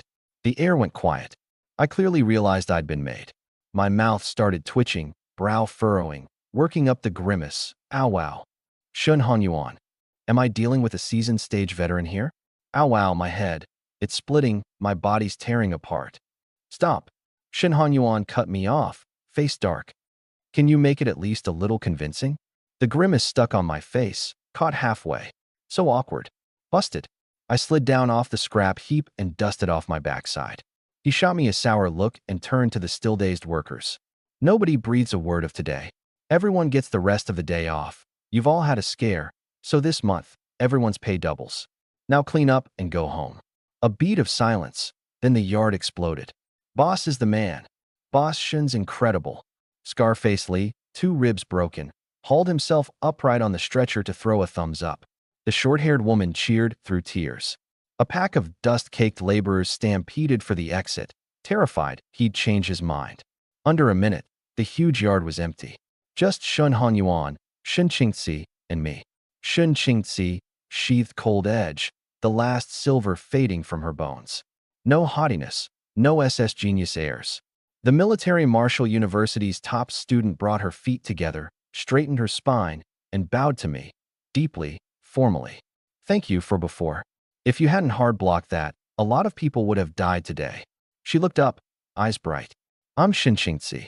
And she put out her right hand. Shin Qingzi was famously cold at the Military Martial University, not my kind of fake cold, the real thing.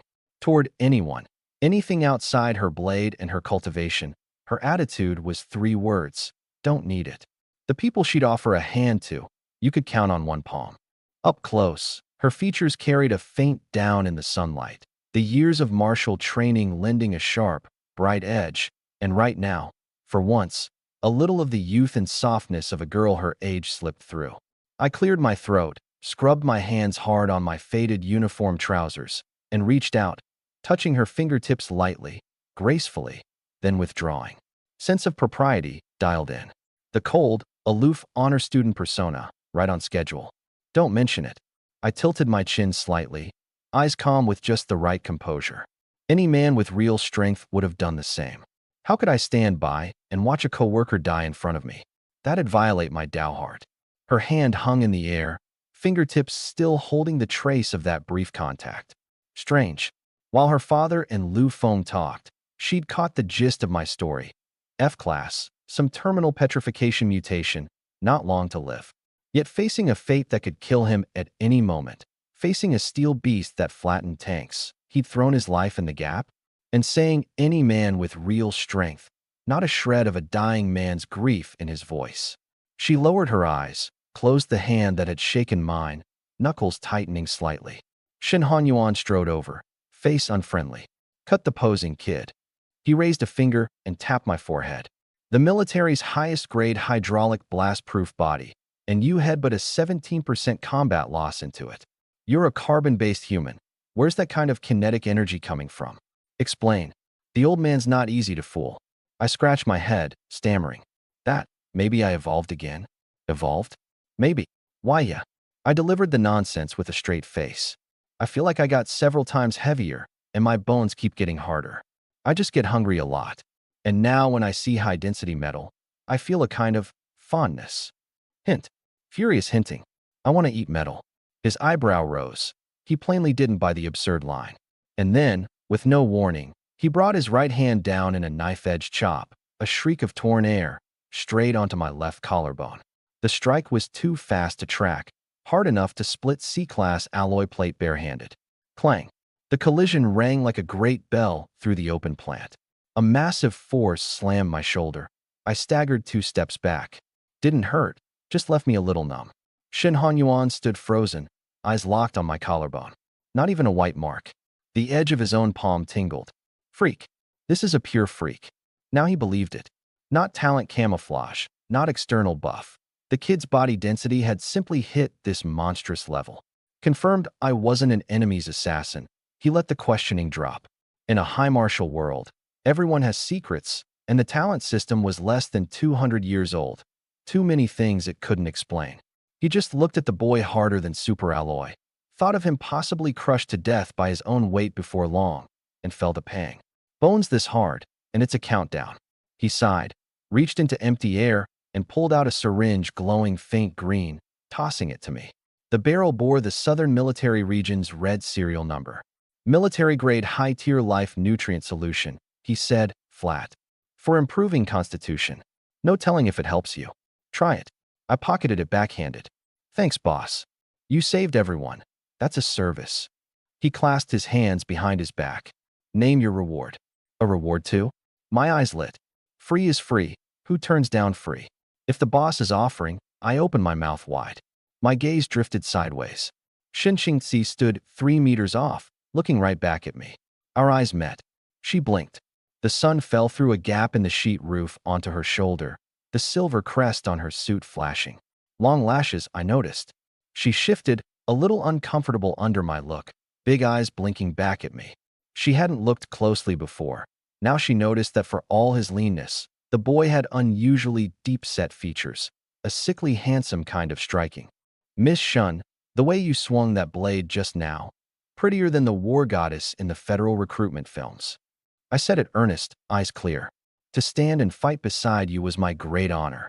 The sudden, head-on compliment turned the cultivation-obsessed Shun Qingxi scarlet. She shot me a flustered look, ear tips burning. But I pivoted.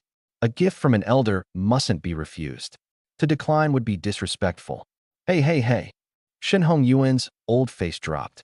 This kid's flirting with my daughter to my face, and now he's using my own offer as a ramp? He stepped fast into my line of sight, blocking it cold. Talk all you want, but keep your eyeballs where they belong.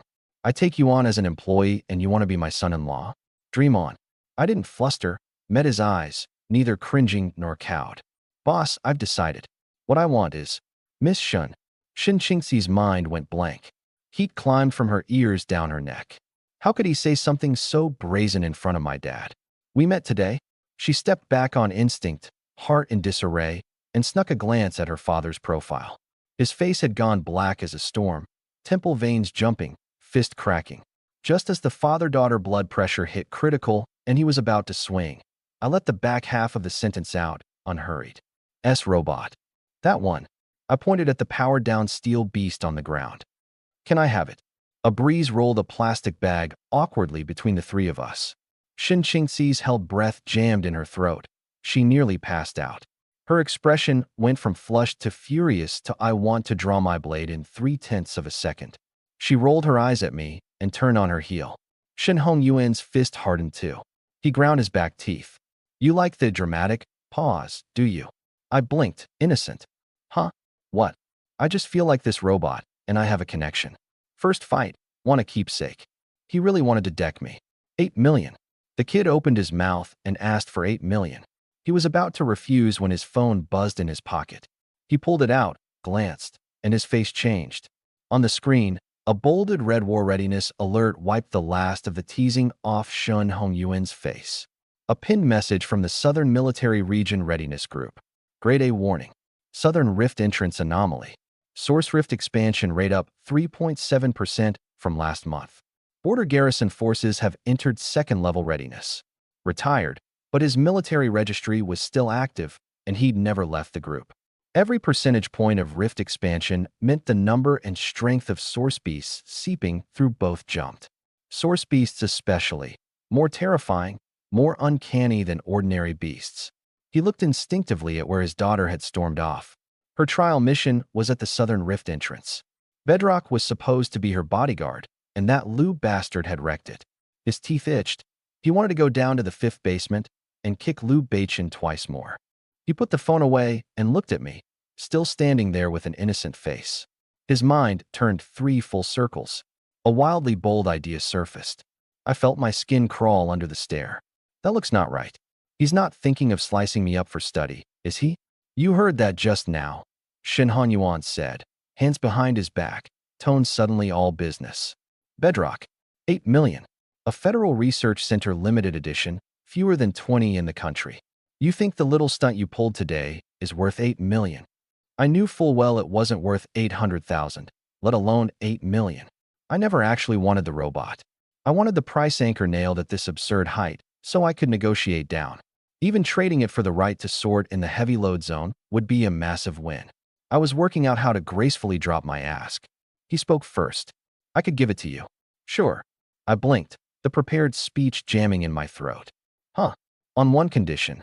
He fixed me with a look, slow but every word carrying non-negotiable weight. Day after tomorrow, my daughter goes to the Southern Rift entrance for a trial mission. Bedrock was meant to guard her. It's wrecked. You go with her. Keep her safe. The Rift entrance. I'd only seen it in textbooks. Ordinary people call it the Abyss. Old Guard Awakeners insist on Source Rift. Name didn't matter. What mattered was that every Abyss entrance is a gray meat grinder where beasts and source beasts dance together. A black iron tier, going to a place like that. But then again, the college combat trial tests combat experience. No amount of chewing scrap at the plant fixes my lack of real fighting. A trip to the Abyss might patch the gap. And I was deeply curious. If I killed a beast, could the system devour it? Would it be more efficient than gnawing scrap? As for Shin Qingxi's long, straight SS-class legs, absolutely not the point.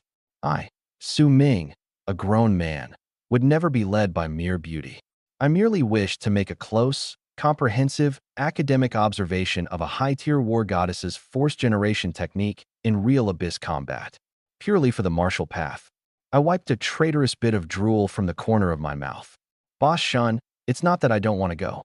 But you've seen my body. Hard, sure. But honestly, I don't even know how long I've got.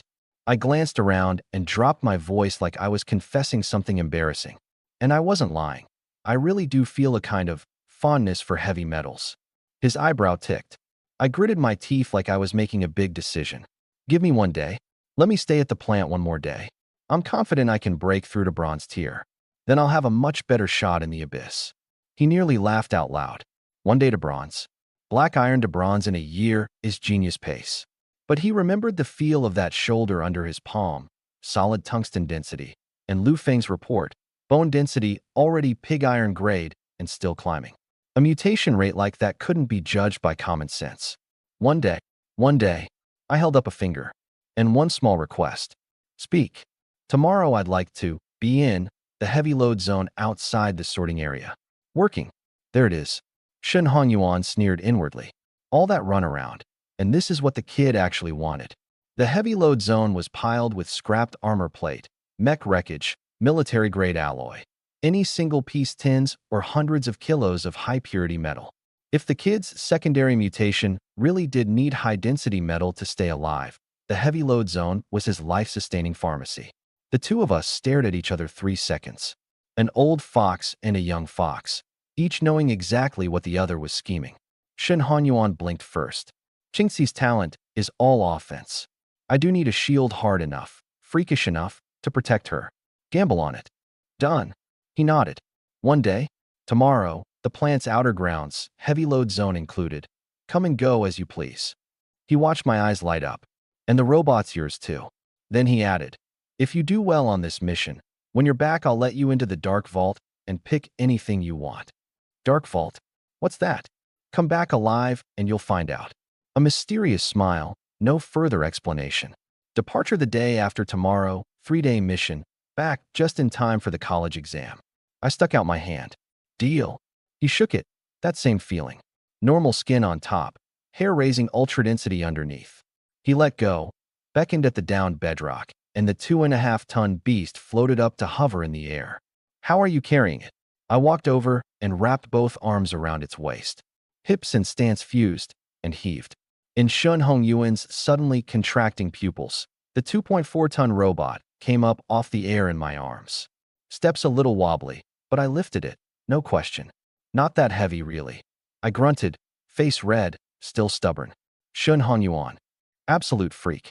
Sent 8 million out the door today, what's 1 more million? He fished a dark silver bracelet from the air and tossed it over. 10 cubic meter space bracelet. Military issue. Just press it to your eye and log a biometric iris scan.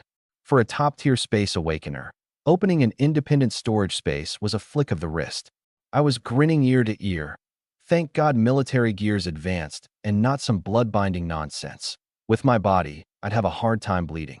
I pressed it to my eye, finished the scan, swept bedrock into the bracelet, and felt like I'd hit the peak of life. Watching me stuff 8 million into a bracelet, Shun Hanyuan felt his heart bleed. 9 million. Gone in one day.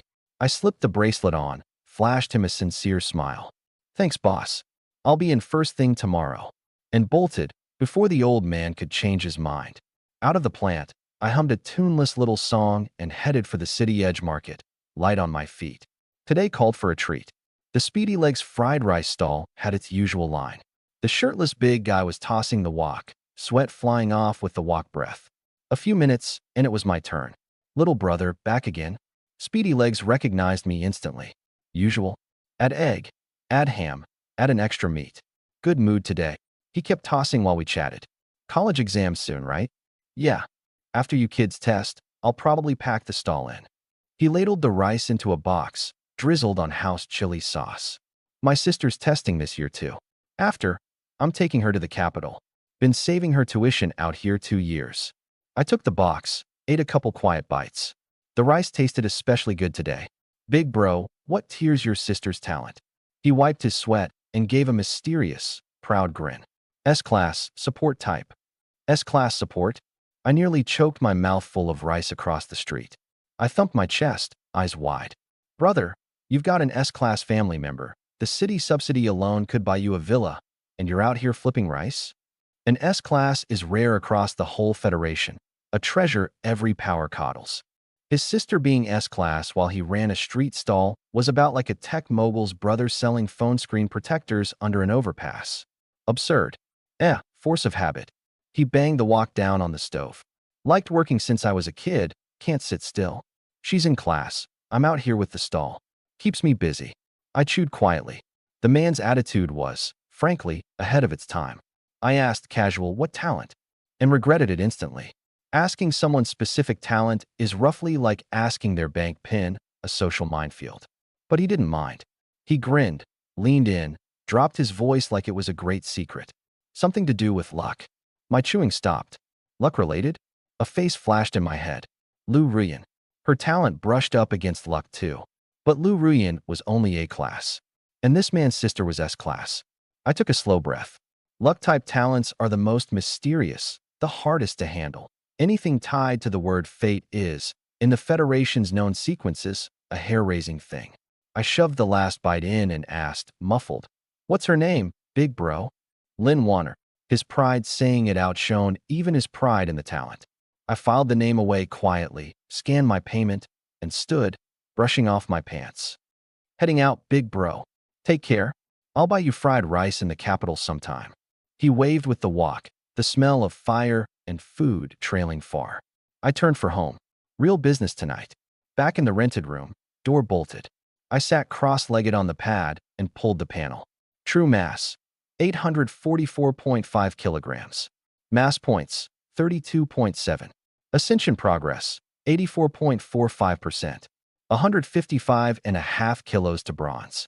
I glanced at the space bracelet. Inside it, quiet, sat an 8 million yuan bedrock combat android. Net weight, 2.4 tons. High-density military alloy, top-shelf goods. Converted to mass points. I swallowed. Honestly, I'd already decided the moment I stuffed it in there. Keepsake, factory repair, resale, forget it. I'm no collector. This thing was for leveling up. A thought, and the wreck floated out. Boom. 2.5 tons hit the concrete, the whole room shuddering 3 times. The downstairs neighbors are going to start cursing again. I walked over, pressed my left palm to the cold chest plate, right where my head had punched the dent. Devour. The black hole blew open. This felt nothing like before. Scrap screws and alloy bits devoured like crackers. Crisp, no substance. Bedrock was like biting into a whole steak. Thick, dense, deeply satisfying. The dark silver armor crumbled outward from my palm at visible speed, not weathering to dust, no grinding shriek, more like a silent collapse. The high-density alloy skeleton went first, structure losing support. The hydraulics fell in after, the core module, the chips, every rivet and weld, peeled, compressed, surging into my palm, layer by layer, helpless before the microscopic black hole. A minute later, the floor in front of me was empty. No debris, no residue, not a speck of dust. Ding. High-density alloy Android rec devoured. Mass points, plus 2400. I stared at the number jumping on the panel, heart slamming my ribs. 2400. This haul went straight to Grandma's house. Boss Shun, sorry. You're 8 million. I won't waste a bit of it. Balance, 2432.7. 155.5 to bronze. No hesitation. Add points. Ascend to second stage first. 155.5 poured in. True mass broke 1,000 kilos. Balance still 2277. I'd hold the rest, not blow the whole fortune in one shot. Ascension progress, 100%. Conditions met for second stage bronze ascension. Ascend now? Yes. The change came harder than I'd braced for. A scalding current detonated from deep in the marrow. The body that had been like a block of high-density pig iron was now thrown in a furnace. The bones roared, density leaping a full order in a single breath. Muscle fiber tore, realigned, rewove, every cell under my skin overwritten by force. Senses sharpened, dust motes in the air countable, the old lady next door muttering audible through the wall. Crack. The concrete floor groaned, cracks spidering from under my feet. Ascension complete. Realm, second stage, bronze. True mass, 1,000 kilograms. Mass points, 2277. The word bronze on the panel glowed with a faint metallic sheen. I made a fist. I was now a human being weighing a full ton. An SSS talent, second stage bronze awakener.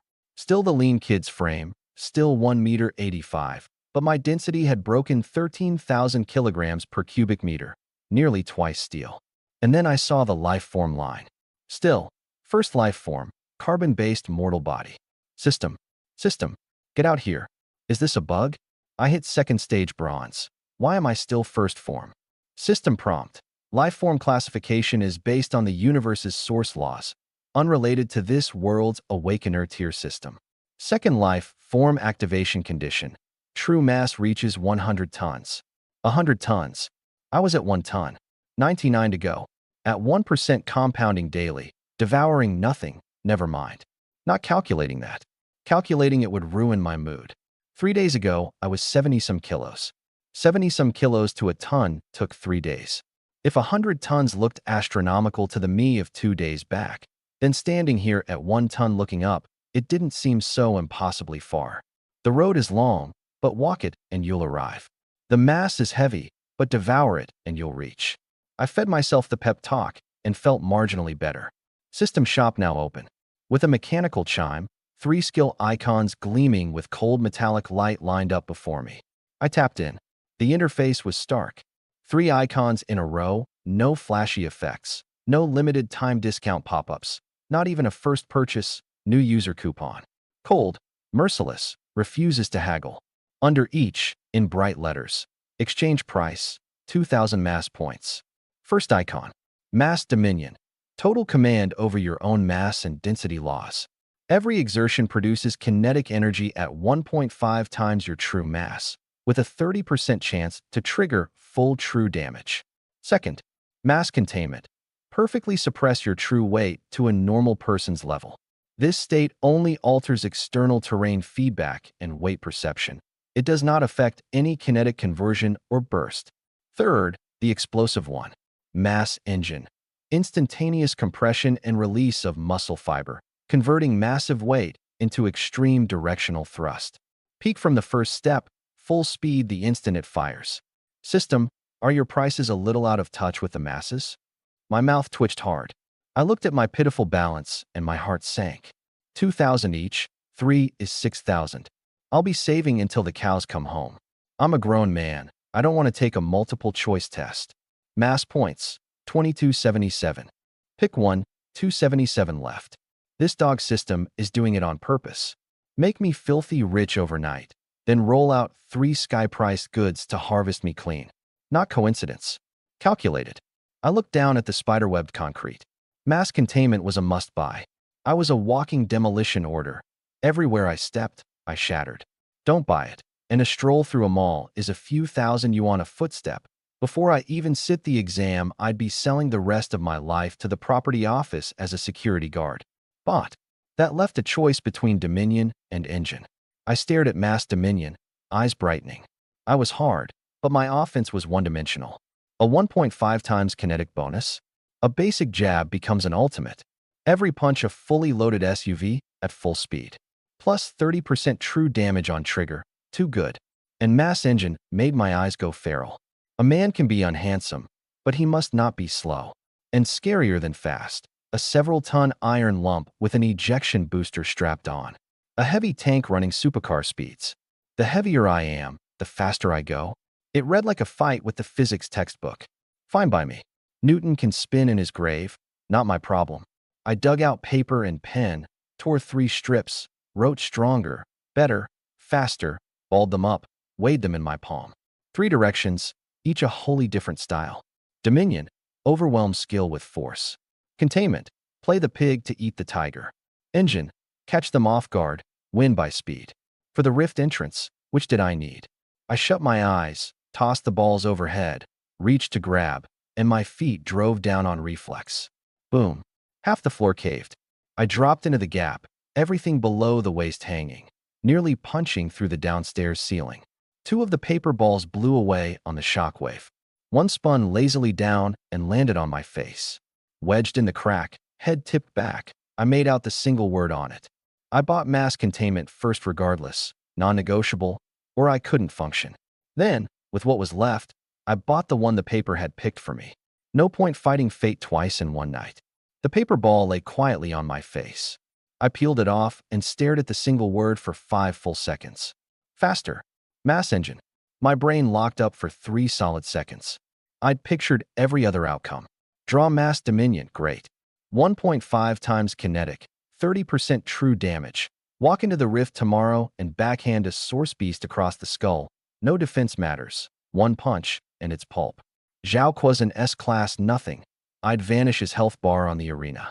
Draw mass containment, also fine. Disguise a ton of weight as a $120. Tag along behind Xinqingzi as a harmless little sidekick.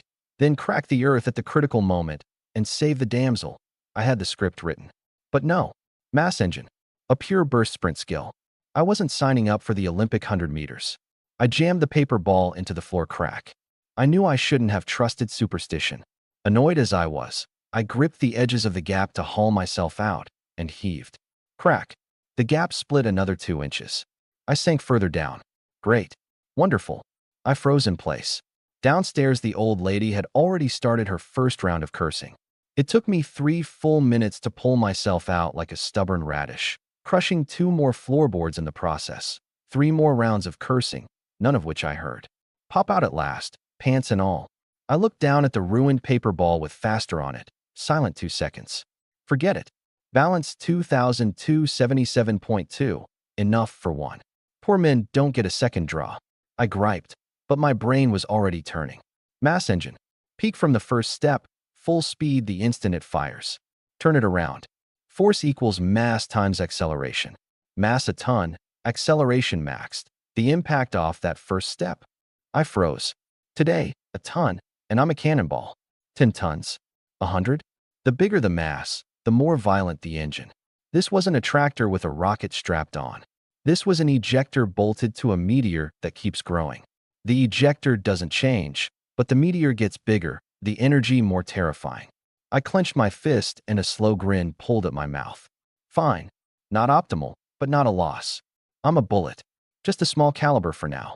I opened the shop, locked onto the Mass Engine icon.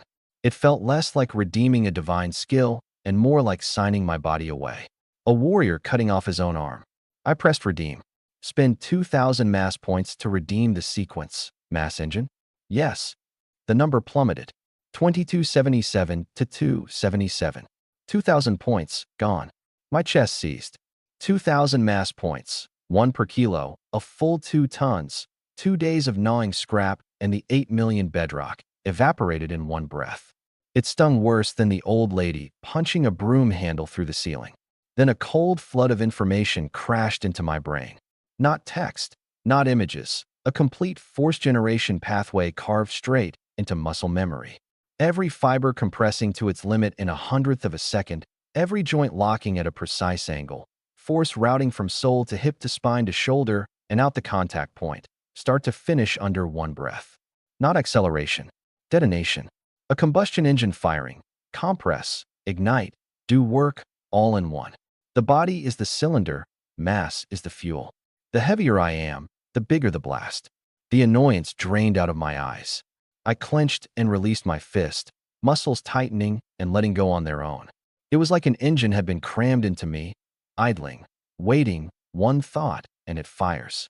Worth it, I forced out through my teeth. Broke or not, the ceiling on this skill was far higher than I'd thought. I dug the green vial out of my pocket, the Southern Military Region cereal on the barrel. Military-grade high-tier life nutrient, the one Shin Han Yuan gave me. I'd meant to save it for an emergency, but I'd just hit bronze, my foundation was unsteady, the cells hadn't adapted to the new density. The rift was the day after tomorrow. No time to grind it out slow. I popped the stopper and drained it.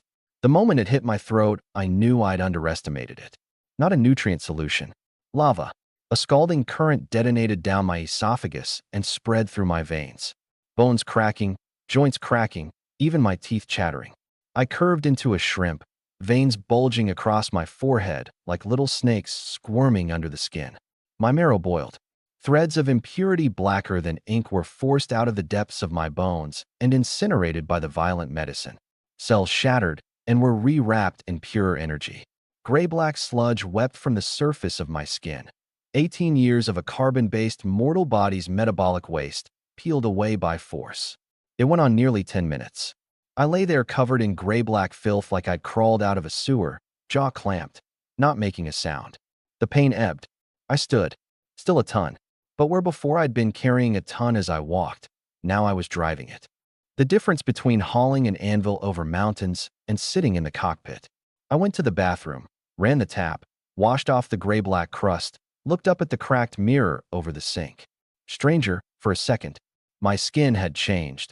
The pale, tragedy-filtered face from years of malnutrition now carried an even, healthy tone, tough and glossy.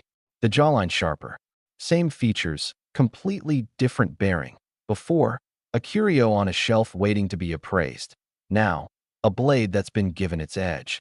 The eyes had changed too. The old coldness was a performance I had to maintain. This coldness grew from inside.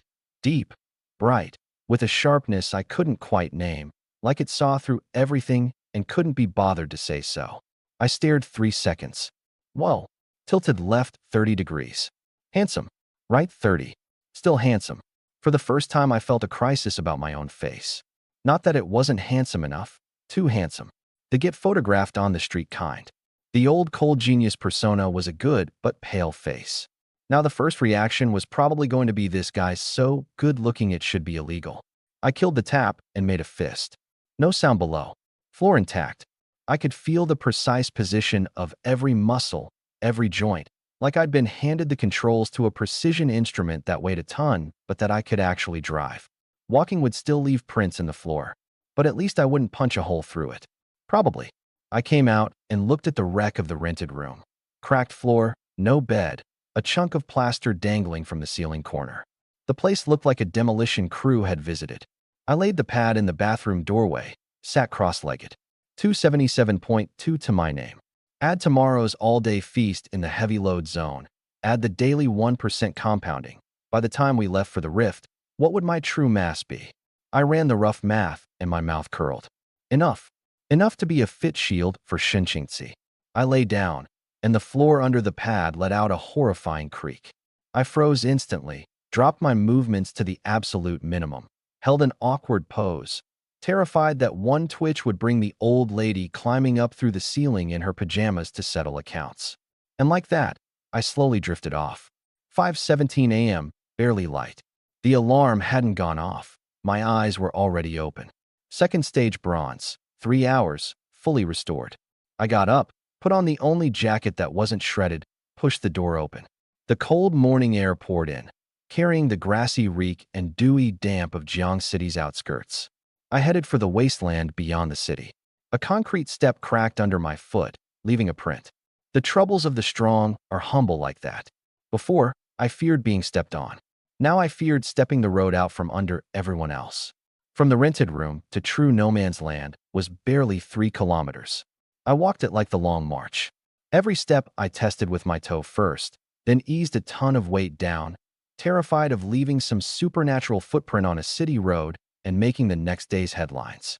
Only when the last building dropped below the horizon and the pavement gave way to rutted dirt did I let out a long breath. The place I'd chosen was an abandoned quarry outside Jiang City. Not a soul for kilometers. The ground all hard slabs of leftover rock, perfect for what I needed to test. I found a flat patch, pulled the panel, and felt the unprecedented power in me. A ton of true mass kept my muscles and bones in a state of high-pressure tension, like a cylinder packed with high-grade fuel. And the mass engine I'd redeemed was the ignition. I was a human cannon waiting to misfire. I rolled my neck, gaze passing over the rubble heaps, locking onto a lone giant block of granite about a kilometer dead ahead, 5 stories tall, gray, standing there like half a city wall. You'll do. Just as I went to find the feel of it, in the shadows at the quarry's edge, several pairs of eyes glowing faint green lit up. Drool dripped off sharp fangs. A few first-stage mutant wild dogs, denate up here, had caught a stranger's scent and were closing silently from 3 directions, marking the lean, tasty-looking kid for breakfast. My whole mind was on my thigh muscles. A strange feeling. I could see how every fiber arranged itself, how it would contract. No run-up, no wind-up, just a thought. Ignite. No earth-shaking roar, just a flat, quiet word in my head. Boom. The hard rock under my feet sank half a meter with zero give. A perfect circular crater appeared from nothing, shattered stones spraying outward in a ring at bullet speed. The mutant dogs, fangs just bared to pounce, got flayed bloody by the sudden shrapnel before they could even yelp, collapsing to the ground shivering, utterly broken. That was only the start. Peek from the first step. My body vanished from where I'd stood, a visible ring of ghost-white sonic boom cloud detonating in place, a wave of force sweeping out and flinging the downed dogs like burlap sacks dozens of meters off. And in that hundredth of a second, my vision smeared completely. The whole world stretched into long, fast-flowing bands of color, no telling sky from ground. The speed, my eyes are a kaleidoscope. My brain blanked, one thought spamming. Too fast for my nerves to keep up. No chance to process the flood of information the acceleration dumped on me. The shriek of the sonic boom only arrived after the fact, cracking back and forth over the quarry, gravel raining down. The air, scoured by a ton at speed, gave off the acrid stink of burning. I couldn't even feel my own limbs. I'd been loaded into a cannon barrel and fired. A human, pitch black, solid cannonball. Target, dead ahead, 1 kilometer, the 5-story granite. Stop. Stop. How do I stop? I screamed inside, and my body wouldn't listen. This cursed mass engine came with no brakes. In the under a second my brain stayed offline, the giant block ballooned in my view. Done for. Going to hit. Boom. A thunderclap split the quarry, echo layered on echo. The granite, rated to take 100 tons of pressure, was absurdly brittle in front of me. No pause. Straight through. I punched into the lower middle of the block and out the far side, leaving a 2-meter circular hole with edges smooth as a mirror. The terrifying kinetic energy still wasn't spent. I was a bullet still flying after punching the target, and I plowed into the rubble behind it, gouging a furrow nearly 100 meters long and several deep before finally bleeding off all momentum in a storm of grit. The whole quarry was dead silent. Only the edges of the hole I'd punched, glassed red from the instant heat and pressure, smoked faintly. A few seconds later, a hand reached trembling out of the rubble.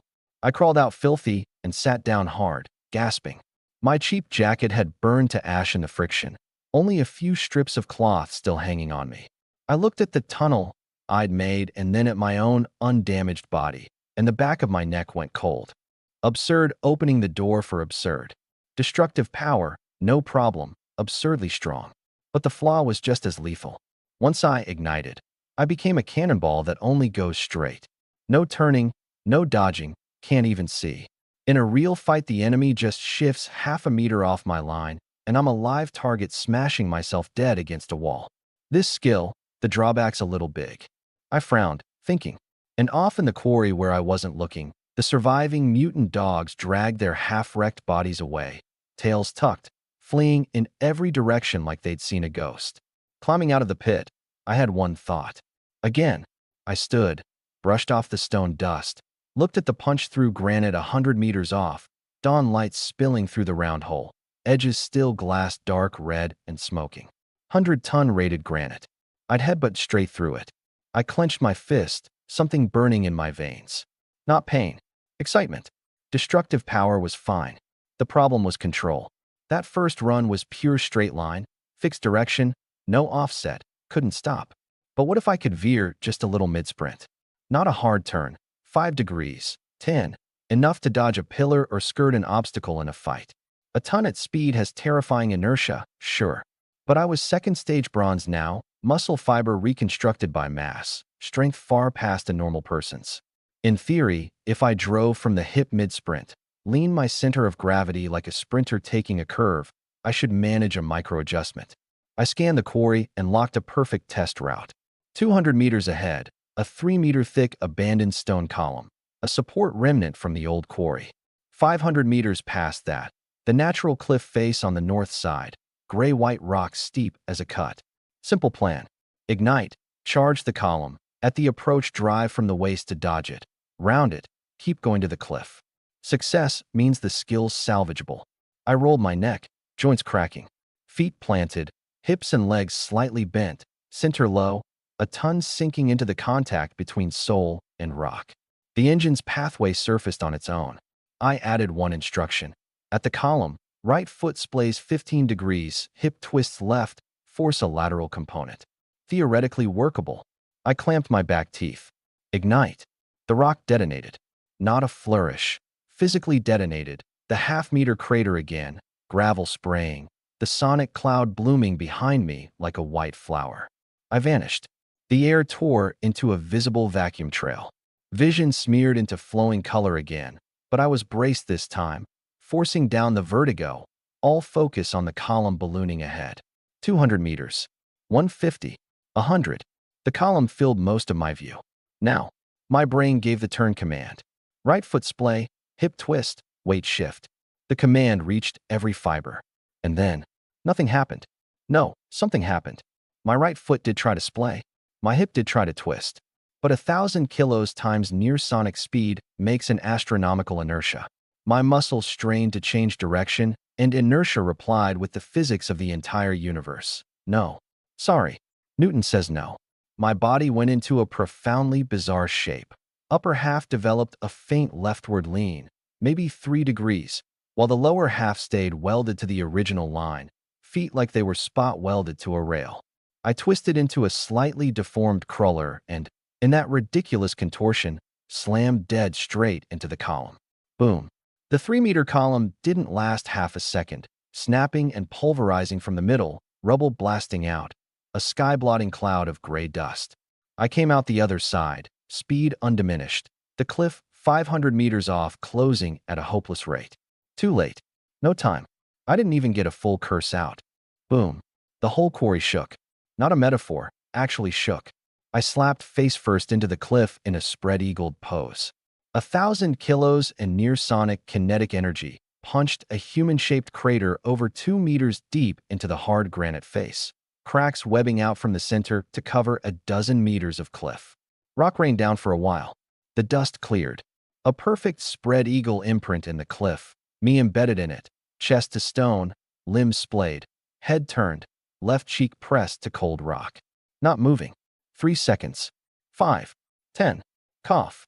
I tried to move my left hand. Stuck. Wedged in too deep, the rock pinning my shoulder and elbow like cement. Damn. I clenched and heaved. My left arm came out with a chunk of rock. Then the right. The left leg. The right. Finally, I popped out of the cliff and landed on my backside in the rubble, dust everywhere. I sat there, looked down at myself. Clothes? Gone. Shredded.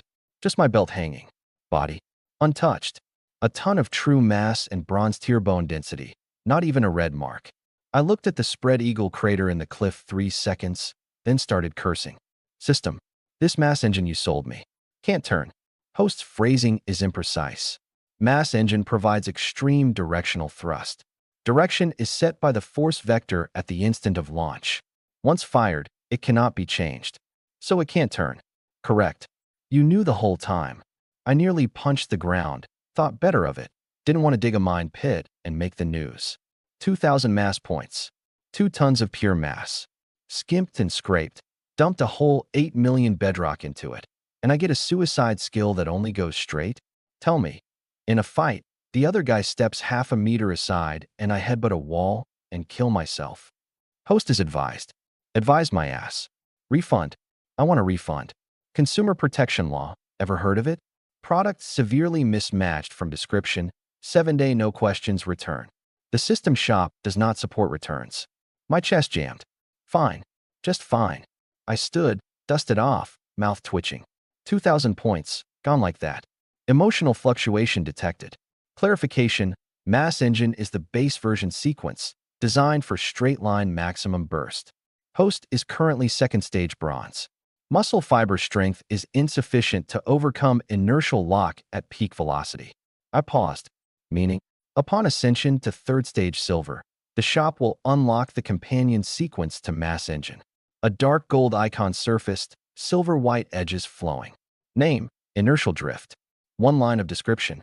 During high-speed motion, reconstruct the inertia vector with mass as the anchor, achieving directional offset and rapid course change.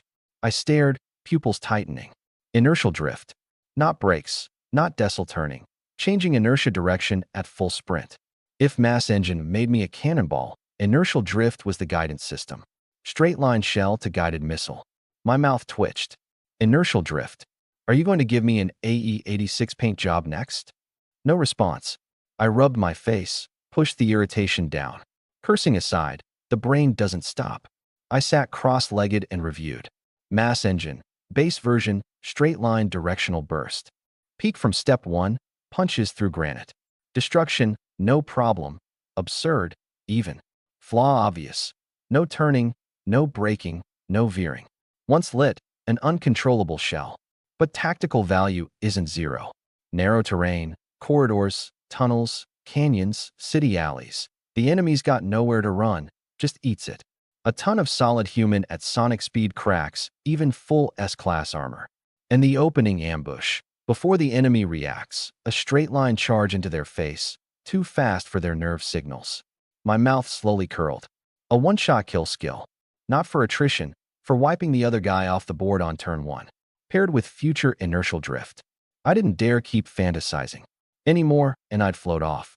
I stood and looked at the carnage. 2 craters, a punch-through granite block, a shattered column, a cliff with a body-shaped dent, plus 200-meter furrows. Tactical nuke level scene. Gotta check whether the venue's worth anything before a fight. I muttered, glancing at the spread eagle dent. If I'd done this in the city, I couldn't afford it if I sold myself. Forget it. Silver unlocks inertial drift.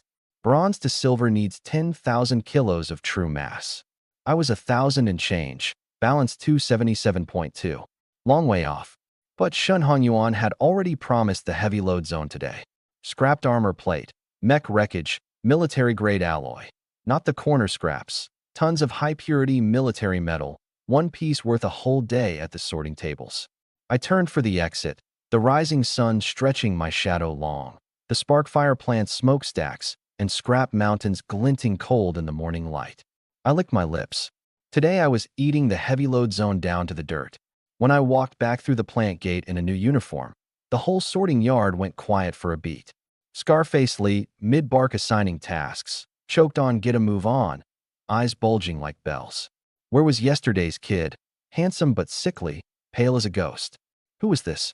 Still 1.85 meters, still the lean look, but the bearing was a different planet.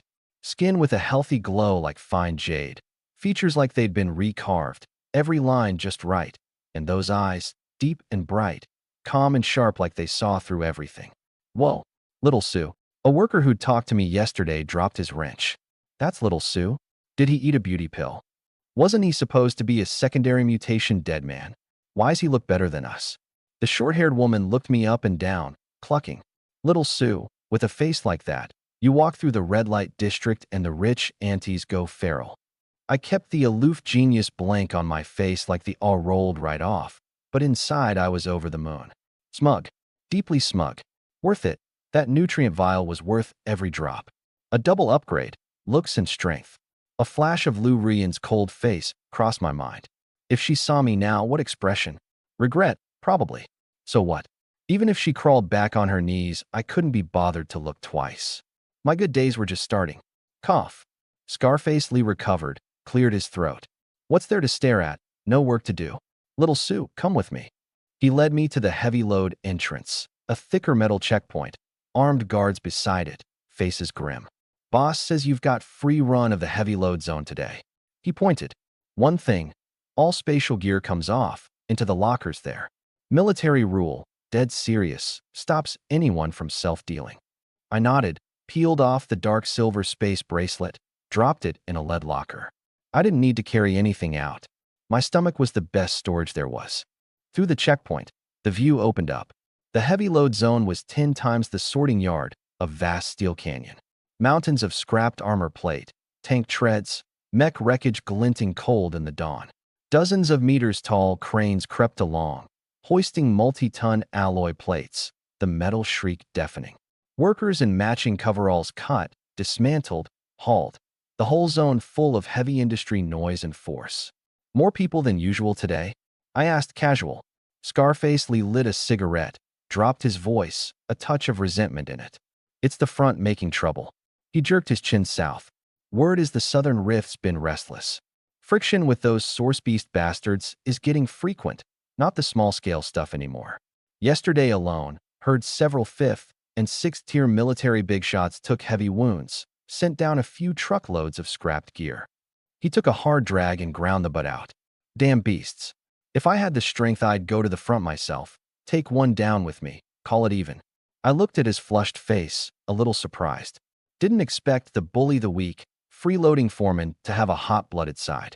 In my past life, born in peacetime, war and sacrifice lived only in history books. I thought of Shen Qingzi, the SS genius fixated on the Marshall Peak. Going to a military Marshall University, she'd end up walking this road too. I thought of the bedrock I'd devoured. In runaway mode, it shredded an S-class genius like paper, yet against real combat losses, even the military's tech showed its fragility. I shook the thoughts off and asked about the rules. Right? Go find a spot and stay out of the crane's way, Scarface Lee waved. Boss said even if you sleep all day, you get paid. After yesterday's robot stunt, the plan had filed me under not long for this world but worthy of respect and cut me a lot of slack. I nodded and ducked behind a relatively out-of-the-way scrap mountain. Like a rat in a granary, I began my furtive feast. Left palm on a waist-high tank skirt plate. Devour. Ding. C-class high manganese steel armor devoured. Plus 32. Pure energy poured in. My eyes lit. Way better than the corner scraps. I reached for a snapped mech leg drive shaft. Ding. B-class titanium tungsten drive shaft. Plus 45. Then a piece that looked like an aircraft wingtip, energy weapon scorch still on it. Ding. B-plus memory alloy component. Plus 110. I was over the moon. This was a real banquet. In a dozen minutes, the points jumped 200. At this rate, a full day wouldn't fill the silver bar, but it'd push it far. Right hand miming sorting, left hand feasting behind my back. Balance climbing fast. 453, 688, 974. Devouring a rusted robot chest plate, my fingers brushed something foreign. A huge claw dent in the center, armor torn like paper, and wedged in the gear gap at the deepest point, a thumb-sized object. I pried it out. A gray, unremarkable crystal, rough surface, dull sheen, like a plain stone. But the instant I held it, I felt the difference, a faint but extremely pure energy ripple resonating with the mass core inside me. A beast crystal? The one Liu Beichen offered Shun Hanyuan was dark purple, but the texture was similar. This one was countless times weaker, muddled. Whatever it was, eat first. Devour. Ding. First stage low-quality beast crystal. Plus 100. The gray crystal vaporized, not even powder left, and a flood of energy 100 times purer than all that scrap surged up my arm. My eyes went wide. 100 points. I looked at my hand, then at the mountain of scrap I'd worked myself half to death over for a few dozen points. Suddenly, the gleaming delicacies lost their shine. I know rusty pipes all day, and it doesn't add up to one candy. I'd found a new continent. No wonder the Federation paid a fortune to organize awakeners to hunt beasts. The things were mobile energy blocks. This obvious lowest grade, nearly drained reject, was worth 100. Fresh, high-tier ones. Greed and hunger lit up my eyes. Whether this life beat the last one came down to this. I pressed the urge down and kept digging, but my eyes weren't on scrap anymore. Just the claw-marked, scorch-marked robot wrecks. Beast crystals hid in the seams of gear that had tangled with beasts. Half an hour turned up nothing more. Fair. Those are accidental leftovers. One was already a steal. I was weighing whether to try another zone when footsteps came behind me. Not a worker's heavy tread. Light, rhythmic. I turned. Backlit. A tall figure walked toward me. Not the black combat suit. Not training gear. A simple white tee tucked into high-waisted jeans. A sliver of taut waist showing. Long hair loose on her shoulders. White canvas shoes on the rusted plate. Shinchingzi. Her usual still water eyes landed on my face and faltered. You're Su Ming? A pause. Your face can evolve now too. She stared 3 full seconds. You're Su Ming? Your face can evolve now too. I kept it deadpan, inwardly thrilled. High-tier life nutrient. The vial Uncle Shun gave me yesterday. A beat. Vern's life force to refine the constitution. Cleaned the junk out of my skin as a bonus. Side effect of a last flare. Nothing to make a fuss over. Excellent. That vial was a beast. Her eyes hardened. Others heard tragedy. She heard the other layer. Burning lifespan for power. As a pure martial fanatic, nothing gripped her more. Where she was going, the Southern Rift, a meat grinder where even high-tier military fighters fell, where source beasts were stranger and more terrible than any textbook beast, she needed a shield. Hard enough to take a lethal hit for her. The man in front of her was the one her father bet 8 million and a space bracelet on. But she trusted only her own judgment. Tomorrow's Rift trial is far more dangerous than you imagine. Her voice cooled to its usual edge. Right hand lifted, fingers together, silver flowing between the bones. Gunmetal energy condensed into a half-length blade, cicada thin, cold edge. The point aimed at my throat. Prove it to me. Prove you're qualified to be my shield. Hum. The blade aura spread, the stacked metal a dozen meters off, vibrating faintly. The workers held their breath. Scarfacely clenched his fists. An SS talent. Even a casual point. The edge was too much to look at directly. He's going to make a fool of himself, they thought. Facing a thrust that would burst any black iron's courage, I didn't blink. Cold Edge's path was crystal clear to me. Not fast, but locked, unavoidable. To a ton of mass and bronze-tier perception, this speed was a movie's slow-motion close-up. I didn't dodge. Didn't even raise a guard. At the instant the silver point was an inch from my throat, I lifted my right hand, index and middle fingers together, and pinched the oncoming blade. Clang. A piercing metallic crack rang through the heavy load zone.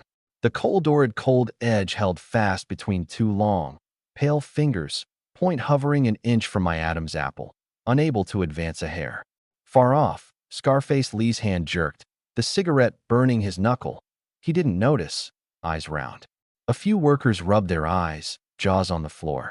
That's the Shun heiress, SS talent gunmetal blade bone. Her blade, caught by an F-class reject with 2 fingers? Catching a bare blade was absurd enough. 2 fingers. Real shock crossed Shun Qingxi's eyes, her competitive fire igniting. Her wrist snapped, trying to draw the blade back and cut again.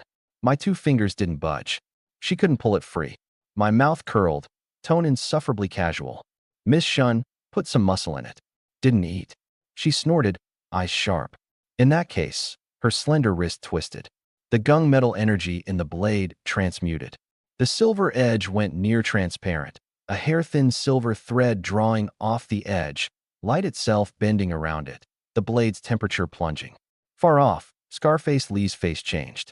Half a lifetime at the Shin plant, he'd seen plenty of fighters draw, but the aura off that silver thread was a different order. Edge apex, atom line. She breathed it, wrist erupting with torque enough to slice a heavy war vehicle. This move had cut a third-stage beast's alloy claws in a trial. Gunmetal energy compressed to the extreme, the bone blade's edge entering single-atom alignment. Ignoring physical thickness, extreme penetrating cut against high-density defense. Her trump card. All things are void. Only the edge endures. She didn't want to wound me. She wanted to reclaim her weapon's dignity from those two strange fingers. Break! Screech. A metallic shriek detonated at our fingertips. The atom line cut against my fingerpad at speed, silver light and sparks bursting. My upper body was steady as a mountain, not a tremor. But the ground under my feet wailed. CRRR crack.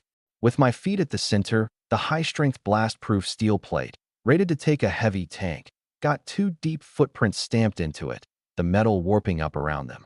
A ton of true mass, taking the full impact she channeled, poured perfectly into the floor.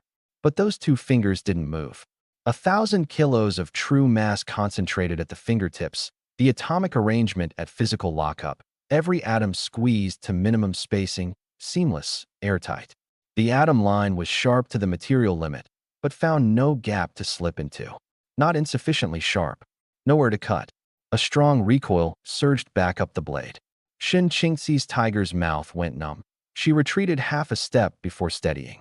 She leapt back, dropping to one knee 3 meters off, eyes locked on my fingers. The long index finger. No blood, not even broken skin. Just a faint white mark. This is impossible. She breathed, the saber hand trembling from the full-strength strike. A cut that opened tank main armor.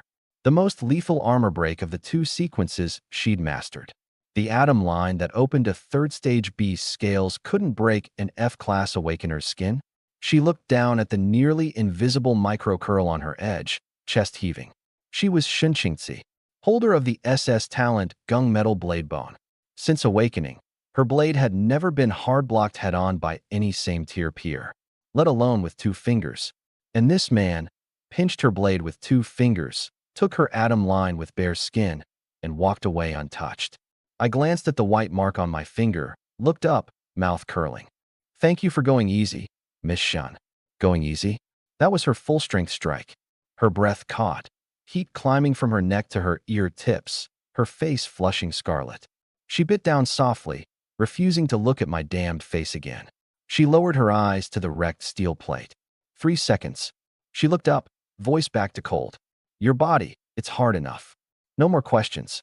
She turned to leave, one line behind her. Day after tomorrow, 6 a.m., plant gate. The white figure vanished around the steel canyon corner.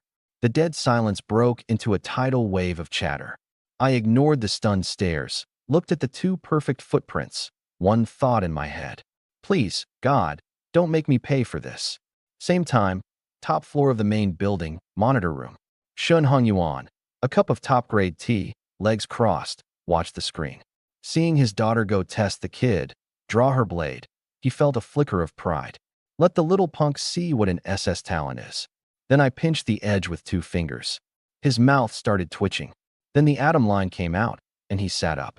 The girl's vicious. What if she cuts his fingers off? 8 million, not even at the front yet, and I pay hundreds of thousands to reattach him? Then the white mark appeared center screen, and he went rigid. Uffed. A mouthful of tea sprayed the monitor. He didn't wipe it.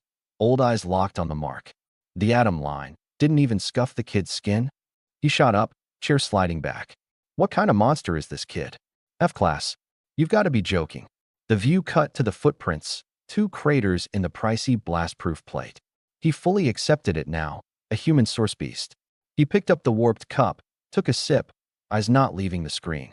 The kid had turned, nonchalant, crouched back in the scrap, absorbed in digging. Shun Hongyuan muttered, steal whatever you want, but you dare touch my flower and I break your 3rd leg.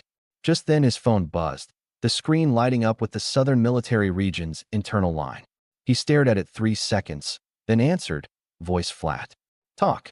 The voice on the other end was heavy, an old contact at the front command, call sign Iron Wall. Old Shun. Warning levels up. How so? Outer 3rd defense line. From last night to this morning, 7 cross-boundary fluctuations detected. At least 4 second-stage source beasts. One of them, the energy signature looks like 3rd stage. What? 3rd stage? His voice spiked, rattling the monitor room glass. What is your front recon doing?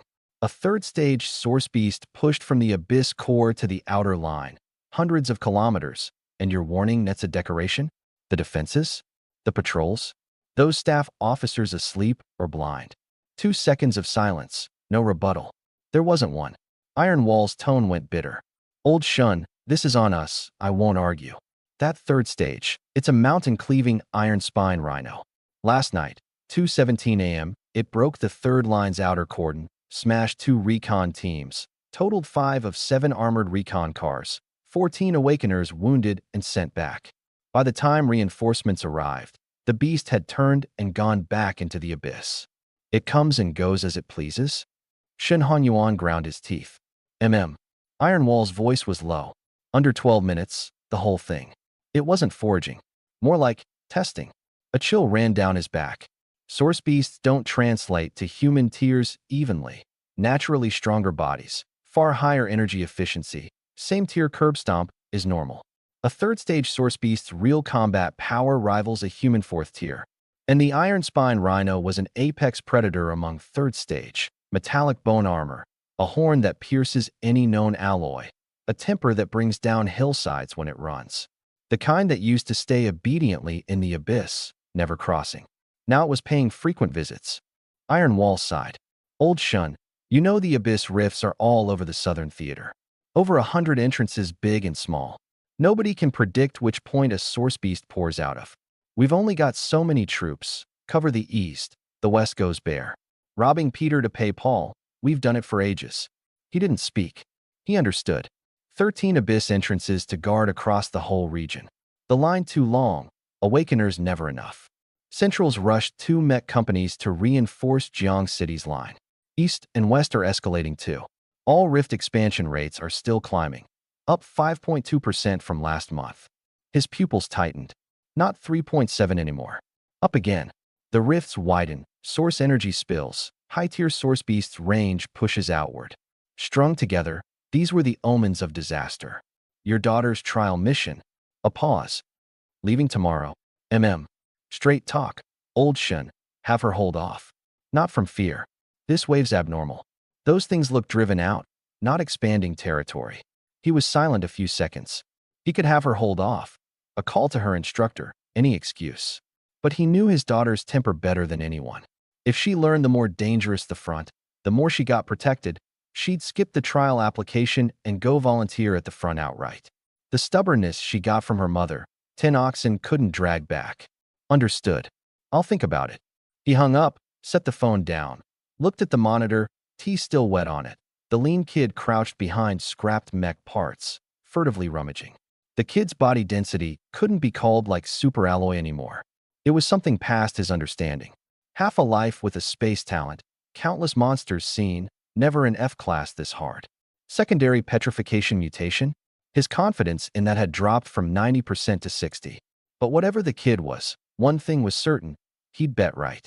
This fearless freak harder than steel was the best shield he could find for his daughter. Even a few seconds of extra reaction time should be enough. He set the cup down, thumb brushing the phone case. 3 days, he said softly, watching the furtive back. Just go smoothly. In the heavy load zone, I was getting cocky. Since stumbling onto that low-grade crystal worth 100 points, my food standards had shifted entirely. Ordinary scrap? Beneath me now.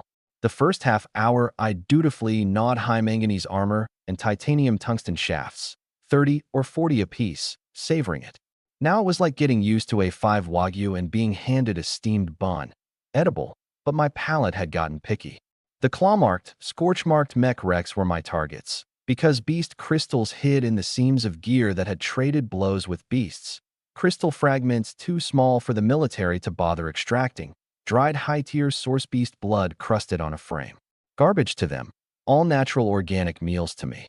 I crouched behind a wrecked infantry carrier, dug a while, locked onto a tank main armor plate, 700 or 800 pounds, a huge penetration dent in the center, the high-strength alloy torn open by something, the tear ragged, charred scorch uneven, not the clean cut of an energy weapon. More like a high-temperature creature had grabbed it. Beast claw marks. My eyes lit. I circled to the side, crouched, scraped the surface rust. Through the gear and rivet gap, deep at the bottom, something glinted faintly. Problem, the plate was thick. 6-7 centimeters of military-grade special steel, the gap too narrow for a finger. The normal move was a cutter, or a crane to flip it. I looked around. Nearest worker 50 meters off. Good enough. I hooked my fingers into the tier, 10 digits sinking into the steel. Up. Muscles snapped taut, a ton sinking into my feet, hips and back driving. CRRR creak. 7 or 800 pounds came off the ground. Not enough. What I wanted was in the deepest seam. Lifting alone was useless. I clenched my back teeth and tore my arms apart. KRR, KRR, KRR, KRR. The metal shrieked, like a giant snapping rebar. 6, 7 centimeters of military special steel tore in my hands like a corrugated box, the rip running from the middle to both sides, the rusted face bearing bright silver inside. 50 meters off, Scarface Lee whipped around mid-haul, the cigarette falling from his mouth. I'll be. The workers behind him froze. A 20-something hauler dropped his tongs on his own foot, hissing in pain, eyes never leaving me. That's a tank main armor plate. Damn, 4 of us plus a hydraulic cutter to slice that. And he, with his hands. F-class. You sure that's F-class? Scarface Lee picked up his butt, found it dead, lit another, hand shaking. Last flare, he rasped.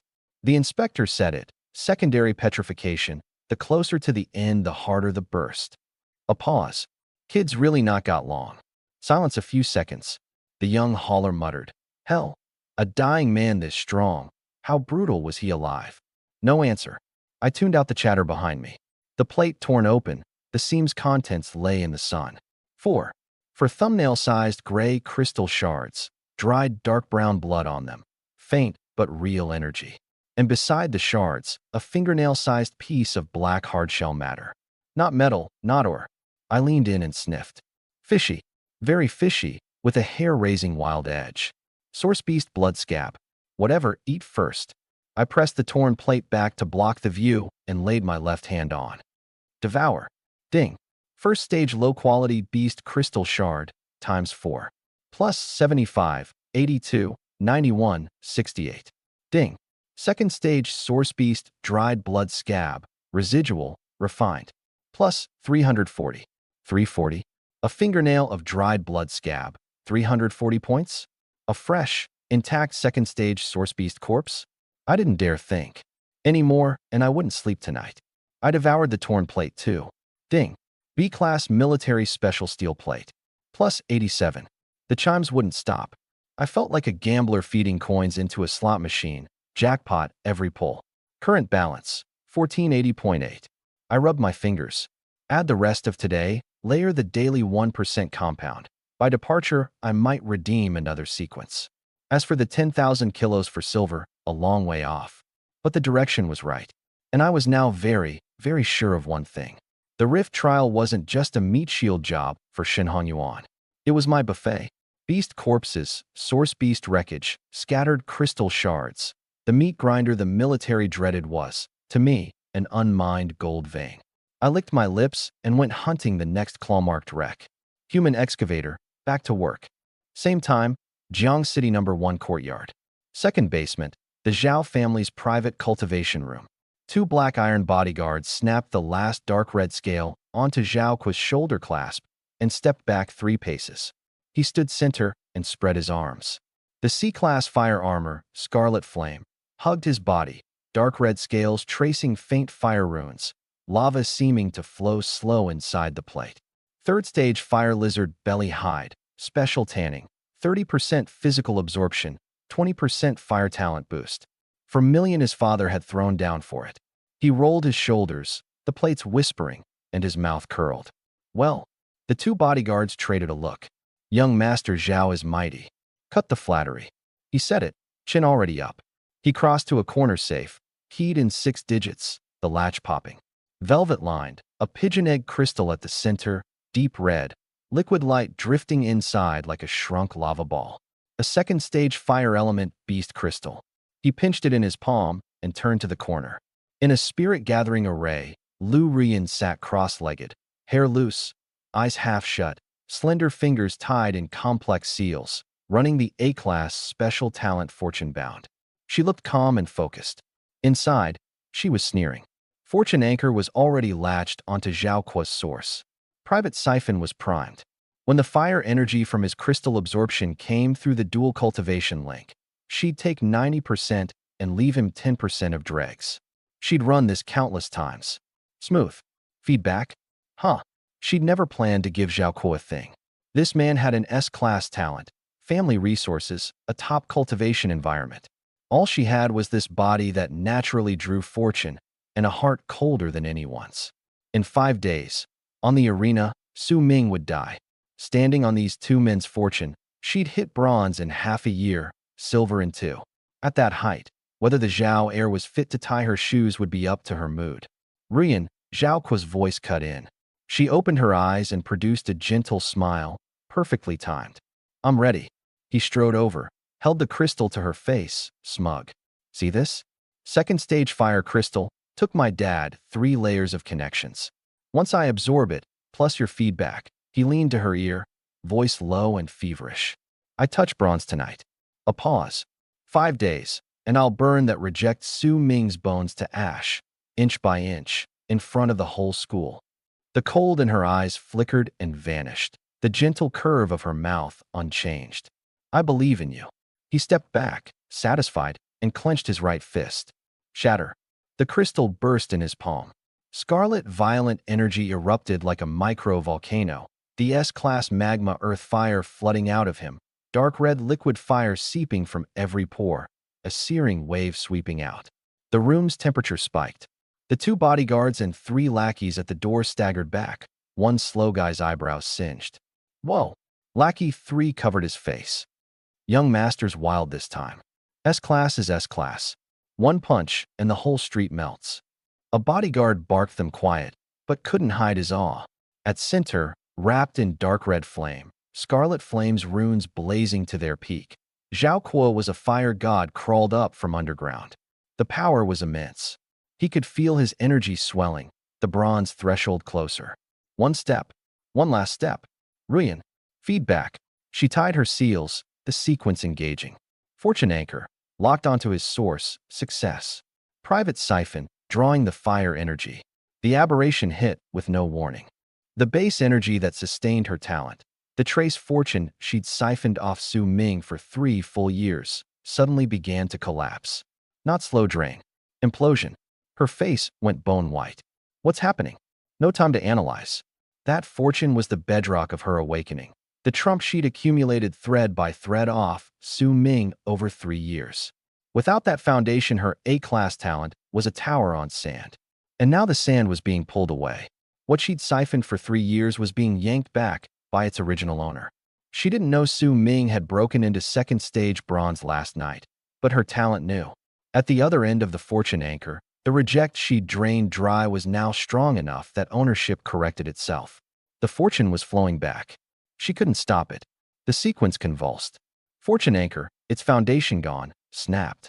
Energy siphon, instead of catching Zhao Kuo's energy, jammed and formed a terrifying energy vacuum.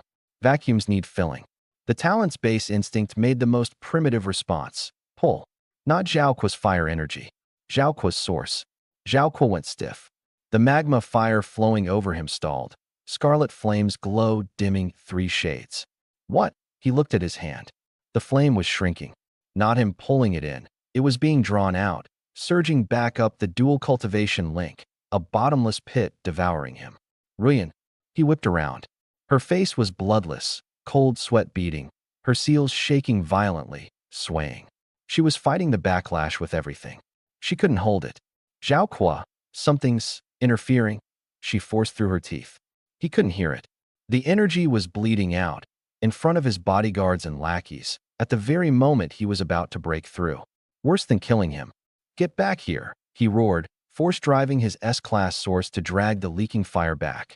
That drag broke everything. The backlash in Lu Ruyan hit critical. The collapsing base fortune, the runaway siphon, his violent reverse pull, all twisted together in the link.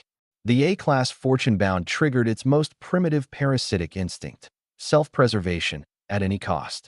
All the backlash damage, all the energy turbulence, transferred wholesale down the anchor line. Target, host, Zhao Kuo. He had no guard up. The siphoned and reversed liquid fire went fully out of control, and along with the backlash shockwave, slammed into his own chest. Boom. Scarlet flame blocked the outer impact, but not the inner explosion. Acrid black smoke seeped from the armor seams, his body wrenching forward, a rusty taste rising in his throat. Puffed, a mouthful of blood spattering the floor.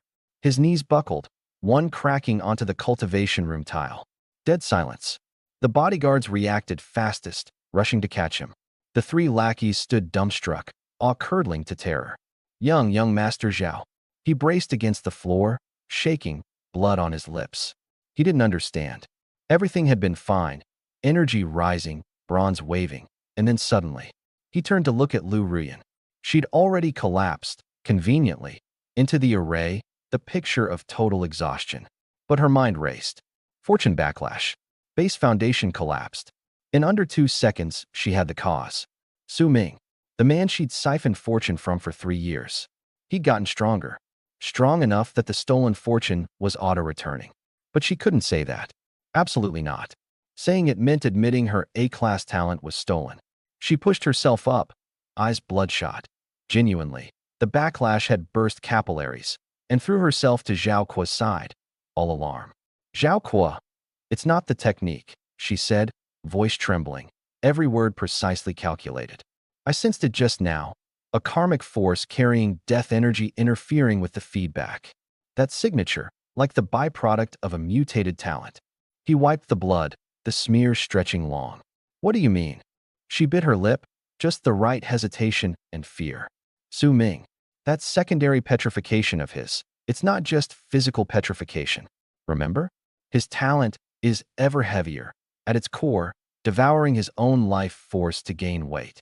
A life-burning mutation like that produces a kind of karmic pollution. He's cursing us with his life. The room went quiet enough to hear a heartbeat. Lackey 3 shivered. See cursing? That dying reject can curse an S-class. She said nothing, just lowered her eyes and let tears slide silently down. Flawless. Zhao Kuo's face had twisted. Humiliation, pain, rage, and a thread of fear locked deepest of all. He flung off the bodyguard's hand, rose swaying, snatched a costly crystal cup and hurled it at the wall. Crash. Get the men who've been tailing Su Ming these 2 days in here. He wiped the last of the blood, eyes bloodshot. I want to know what that reject's been doing. Near dusk, the heavy load zone. The setting sun staining the scrap, heaps dark gold. I crouched behind the wreck of a self-propelled gun, left hand on a waist-high B-plus titanium tungsten skirt plate, feeling the palm black hole tear at the molecules. A minute later, a small heap of gray-white dust. Ding. B-plus titanium tungsten skirt plate. Plus 67. Balance. 1547.8. I whistled, dusted off, climbed another scrap mountain. From 8 a.m. to now, a full day, I'd gnawed every reachable high-purity alloy in the zone. B-class, C-class, the occasional military serial special component. Every piece real points. Like other people paying to work out while I bulk on the clock and collect wages. Pure profit. But I hadn't let the harvest go to my head. 1547, still over 400 short of 2,000. With what was left in the zone, I'd barely scraped to 1,800 by quitting time. Those last 200, come back tomorrow? No. Tomorrow morning, I left for the rift with Shun Qingzi. No time. I crouched on the scrap mountain top, weighing a multiple-choice problem. 3 shop skills. I'd bought mass engine, leaving mass containment and mass dominion. 2,000 bought 1. Mass containment. Suppress a ton to a normal person's weight. Walk without shattering floors. Life back to normal. I pictured Shun Qingzi's atom line cutting my finger today. Trump skill, sparks in my face, didn't scuff a layer of skin. Her expression then, like a lumberjack swinging full force at what turned out to be a steel pillar. My mouth curled. Showing off was addictive. But, day after tomorrow, the rift. A place where high-tier military fighters fell, where second and third stage source beasts roamed. Hard isn't enough. I had to be able to fight. Mass dominion. Command of my own mass and density. Every exertion producing kinetic energy at 1.5 times my true mass. 30% chance of full true damage. 1.5 times. At 1,000 plus kilos, one punch was 1.5 tons of impact. Trigger the 30%, and that's 1.5 tons ignoring defense. Not far off a small artillery shell. Dominion. Definitely Dominion. Containment could wait.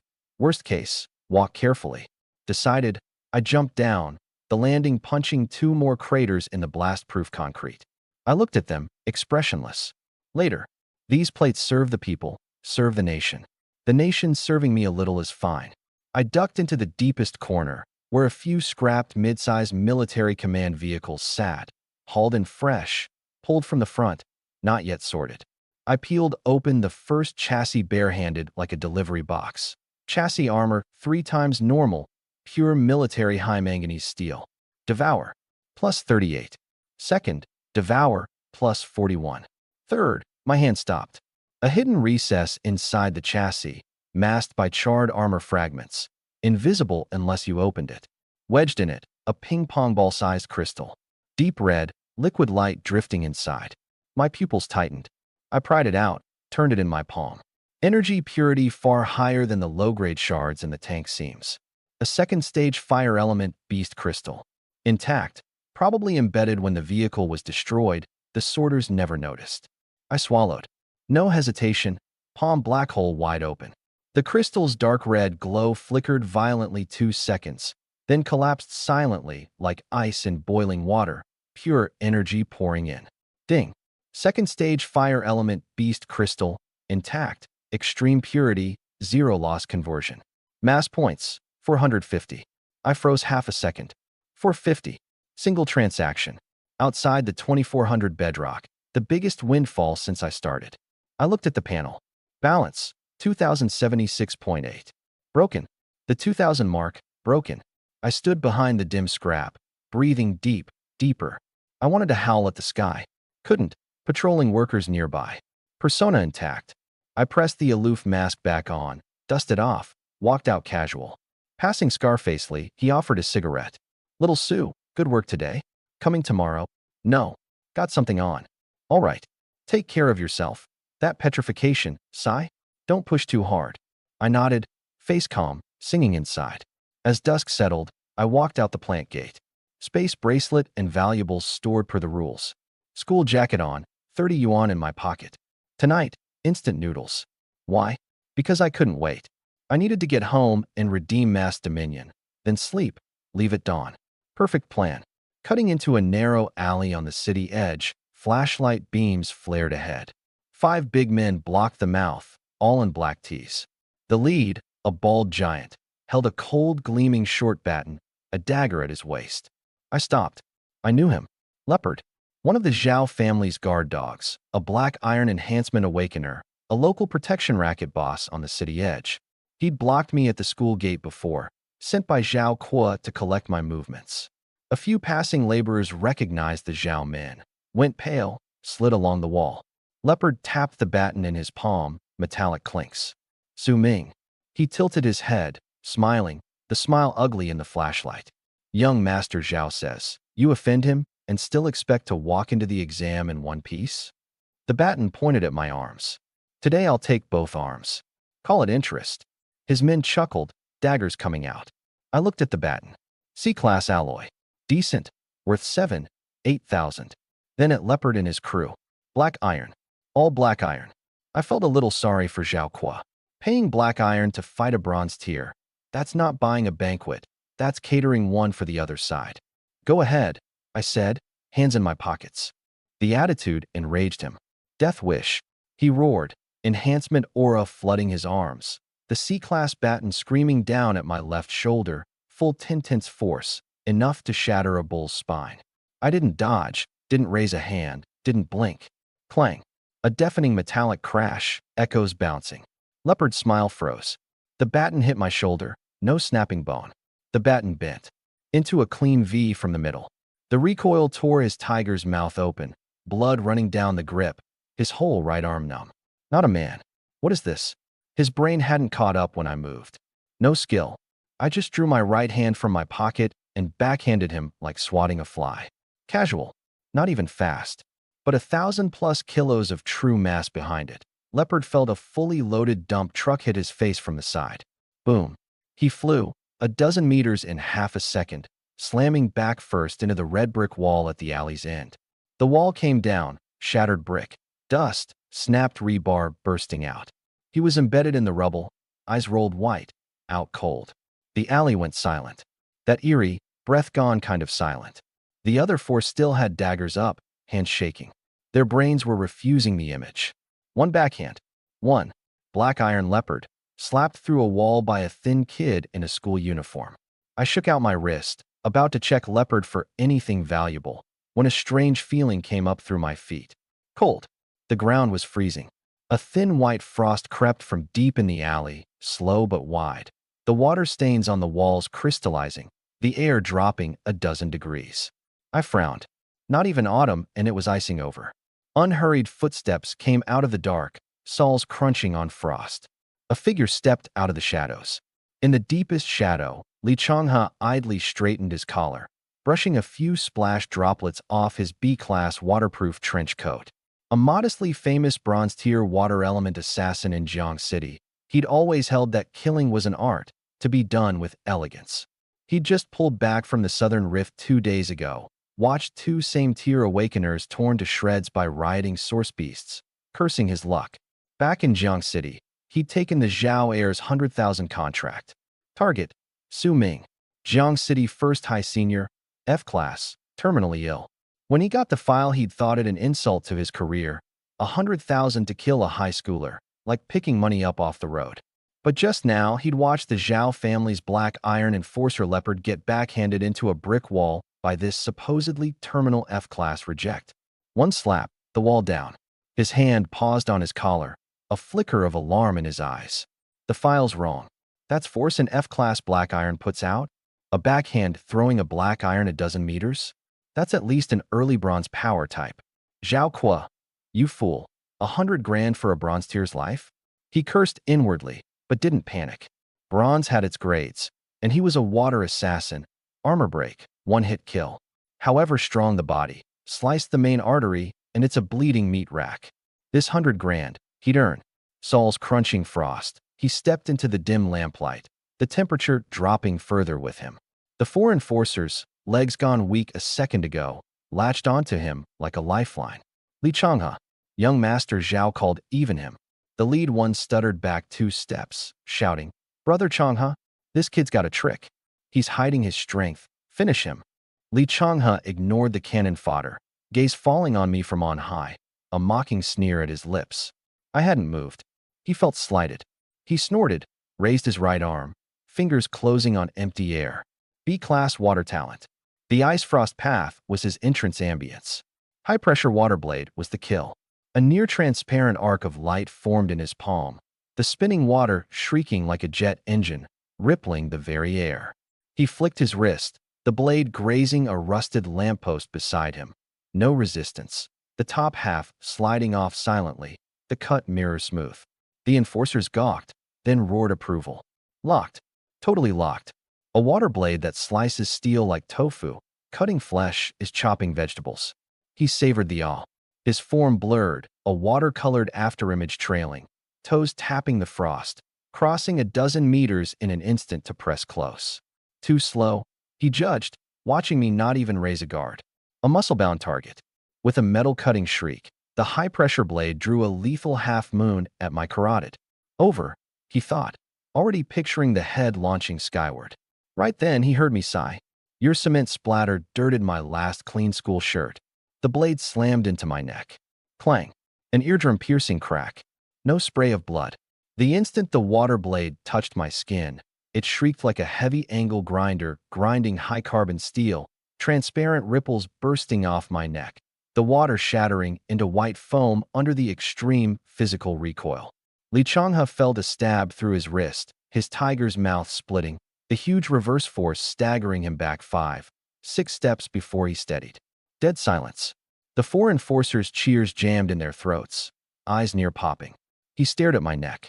No blood, no wound, not the faintest white mark. A B-class blade that open light armor hadn't scuffed the kid's skin. Impossible. Absolutely impossible. His prized composure shattered. He looked me up and down in terror, wondering if too long in the abyss had given him hallucinations. A carbon-based creature? Is there solid tungsten under that skin? I touched my neck, frowned at the lingering damp. That's it. That's weaker than Shun Hong Yuan's knife hand last night.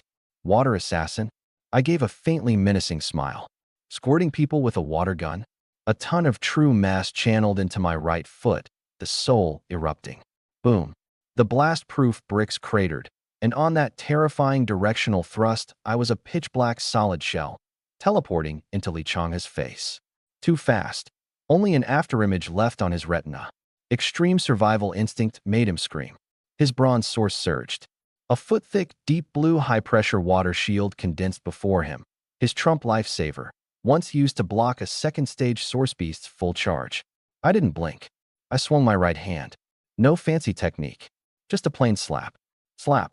The crisp crack came, and the absolute defense, bronze water shield, like wet paper, blew into mist without even slowing my hand. The terrifying mass kinetic energy smeared across his face. In that instant, he heard his own facial bones shatter. He took the hit like a maglev train head-on, feet off the ground, flying back 3 times faster than he'd come. Boom. The half-ruined wall that had just buried Leopard welcomed its second tenant. Li Changhe slapped into the load-bearing wall like a forced-on poster, bricks crumbling around him, eyes white, life uncertain, convulsing. Dead silence again. If Leopard's flight could be excused as overconfidence, now Jiang City's renowned bronze assassin, every trick spent, was slapped into the same wall by the same move like an annoying fly. The 4 enforcers wet themselves, brains crashing. I shook my hand out, distasteful. Too weak. After devouring all that high-density armor and breaking 1,000 kilos, my density and hardness had hit an appalling level. Li Changhe's prized water blade was a plastic toy scraping tank armor. Pure dimensional curb stomp by physics. I didn't look at the trembling enforcers. I looked at my jacket. The water blade splash, mixed with alley mud, had left visible stains on the hem. TCH. What a pain. My only decent going-out shirt. I walked to the wall, where Li Changhe still bubbled blood. I grabbed his hair like a radish and yanked him out effortlessly, dropped him on the ground, crouched. I eyed the dark gray composite trench coat, B-class waterproof coating, cut-resistant carbon fiber lining. Good stuff on the rift's outer edge, windproof, damp-proof, ambush-proof, market value 20, 30,000. And the slap hadn't torn it. Solid quality. Wasted on you. I stripped it off him in seconds, shook off the dust, put it on. Right fit, slightly long, no matter. Then I dug through his inner pocket, wallet, a few unregistered savings cards, 2,000 plus in cash. Cards were useless without pins, but cash is cash. I pocketed the roll, patted his swollen beyond recognition face. Dirted my uniform. Coat and cash as emotional damages fair? A weak whimper, maybe a protest, but his jaw was shattered. No objection means yes. I nodded, satisfied. Young Master Zhao really was a wealth-spreading saint, sending people to hand me kills, plus top rift gear and travel money as a bonus. Almost made me reluctant to kill him in 5 days. I stood to leave. At the alley mouth, the 4 enforcers, jolted out of their petrification, traded a look and turned to run. I didn't look back. My right toe flicked a half-fist of broken brick off the rubble. It tore off like a sniper round, crossing dozens of meters in a blink, smacking dead into the lead man's knee pit. Crack. The ugly sound of breaking bone. He screamed, the right leg folding the wrong way, pitched forward, sliding 3, 4 meters on his face. The remaining 3 slammed to a halt, frozen like someone hit pause, not daring to breathe. I turned, hand in my new coat's pocket, eyes calm. Did I say you could leave? The alley felt colder than when Li Changhe iced it. The lead one writhed, his C-class baton clattering beside him, right leg twisted at a sickening angle, agony with every twitch. I turned, unhurried, the B-class coat lending my frame more height, like a death god back from a hellish vacation taking an after-dinner stroll. I walked over, step by step. The 3 uninjured shook like sifters, not a peep. The downed leader, hope of escape gone, dredged up a desperate viciousness, grabbed the alloy bat, half-knelt, and swung it at my head with everything he had. I'll go down with you. I didn't even look at the bat coming for my skull, just casually put up a hand. Slap. I caught the front end. He went red, veins bulging, all his strength on it, the bat welded in my grip, immovable. Hand it over. I plucked it away. Then, under the 4's suffocated stares, I held the C-class alloy bat by both ends and kneaded it like New Year's dough at home. KRR, KRR, KRR. The metal twisting shriek scraped their nerves like a dull knife. The expensive bat, hard enough to crack a second-stage beast's skull, balled up in my hands. Bent, folded, squeezed. 3 seconds. Clank. A fist-sized solid iron ball with twist marks dropped at the leader's feet. Their scalps crawled, brains offline. Bare-handed, balled an alloy bat. I clapped, pointed at the iron ball, then at the stain on my hem. Now, time to pay tax. No expression. Held me up going home and dirted my clothes. Settle up. They jolted awake. No thought of resistance left. Paying. We're paying. They scrabbled at their pockets, faces wet, bills and coins, anything that meant money. Thrust up shaking, terrified a second's delay got them bald too. One fat guy, fresh off arriving to join the Zhao family, barely any cash on him, lost his head and started undoing his belt, apparently meaning to strip and pay in clothes. I looked at his white rolls of flab and my eye twitched. Stop. Keep the money. Keep the clothes on. He froze, and in the lamplight dared, for the first time, to look me full in the face, and an absurd thought crossed his mind. No kidding. This death god, up close, is unfairly handsome. Late night, the rented room. I showered off the dust and the faint smell of blood, put on a clean tee, sat cross-legged on the bed, pulled the panel. Balance, 2,267.8. The cash from the alley plus the bat's scrap value added under 100, but enough. No hesitation, I tapped the icon I'd craved. Mass Dominion. Redeem. In an instant, 2,000 points zeroed. A rule force deep as a black hole poured silently through my limbs. Not a violent energy scour, more like a whole new set of physical laws written into my body by force. I slowly clenched my fist. An unprecedented sense of command rose. I could feel, crystal clear, the 1,000+ kilos of true mass inside me. No longer a heavy burden, but fuel to be moved at will. Every stretch of muscle, every turn of a joint, perfectly drew my whole mass into terrifying kinetic energy. 1.5 times. One punch, an off-road bike at full charge. And the part that set my blood racing, the 30% chance of full true damage. Ignoring defense. A thought, and I fished a palm-sized scrap of waste steel out of the space bracelet, picked up outside the plant grounds that day. I pointed my right index finger at the black slab and gave it a light poke. Uffed. A muffled sound, almost inaudible. My finger passed clean through the steel. Straight through. Like poking a finger through a thick block of tofu. I flipped the plate over, a finger-thick hole, edges curling backward, ragged with the savage burrs of torn metal, a few hairline cracks spreading from the rim. No technique at all, pure, distilled force, destroying the steel's internal structure on contact. I looked at my fingertip. Not hurt, not even a red mark. Back on Earth, I'd drilled concrete walls with a power drill. That took more effort than this. Good, I nodded satisfied. Then I rubbed my chin. Visually, though, that's still too gruesome. I knew full well that for all I was a cheat that grew by devouring mass, in front of outsiders, I had to look more like a normal force-type awakener. These days, a tough body could pass as some enhancement talent, but most people's enhancement was local. A hardened arm, a leg with explosive muscle. My whole body, no blind spots, synchronized hardening defied carbon-based biology entirely. That was just begging the research people to slice me open. Needs packaging, I mused. Can't call it high-density physical penetration, too exposed. Can't call it the invincible one-finger poke of death, too uncultured. Then my eyes lit up. I remembered some dumb stuff from my past life.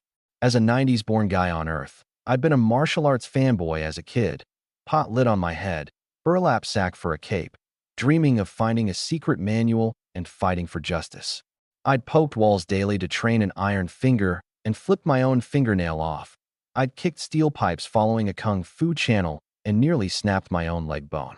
Those absurd wuxia dreams. And in this world, they'd come true in a super-spec version. I jabbed at the air a couple of times and blew on my fingertip, satisfied. This force, this hardness, this depth. From now on, this move is called Iron Finger of Great Strength. Anybody dares say my move isn't authentic, I'll give them a free skull puncture with this finger. After all that adolescent excitement, I set an alarm and laid down on the plank floor, eyes shut.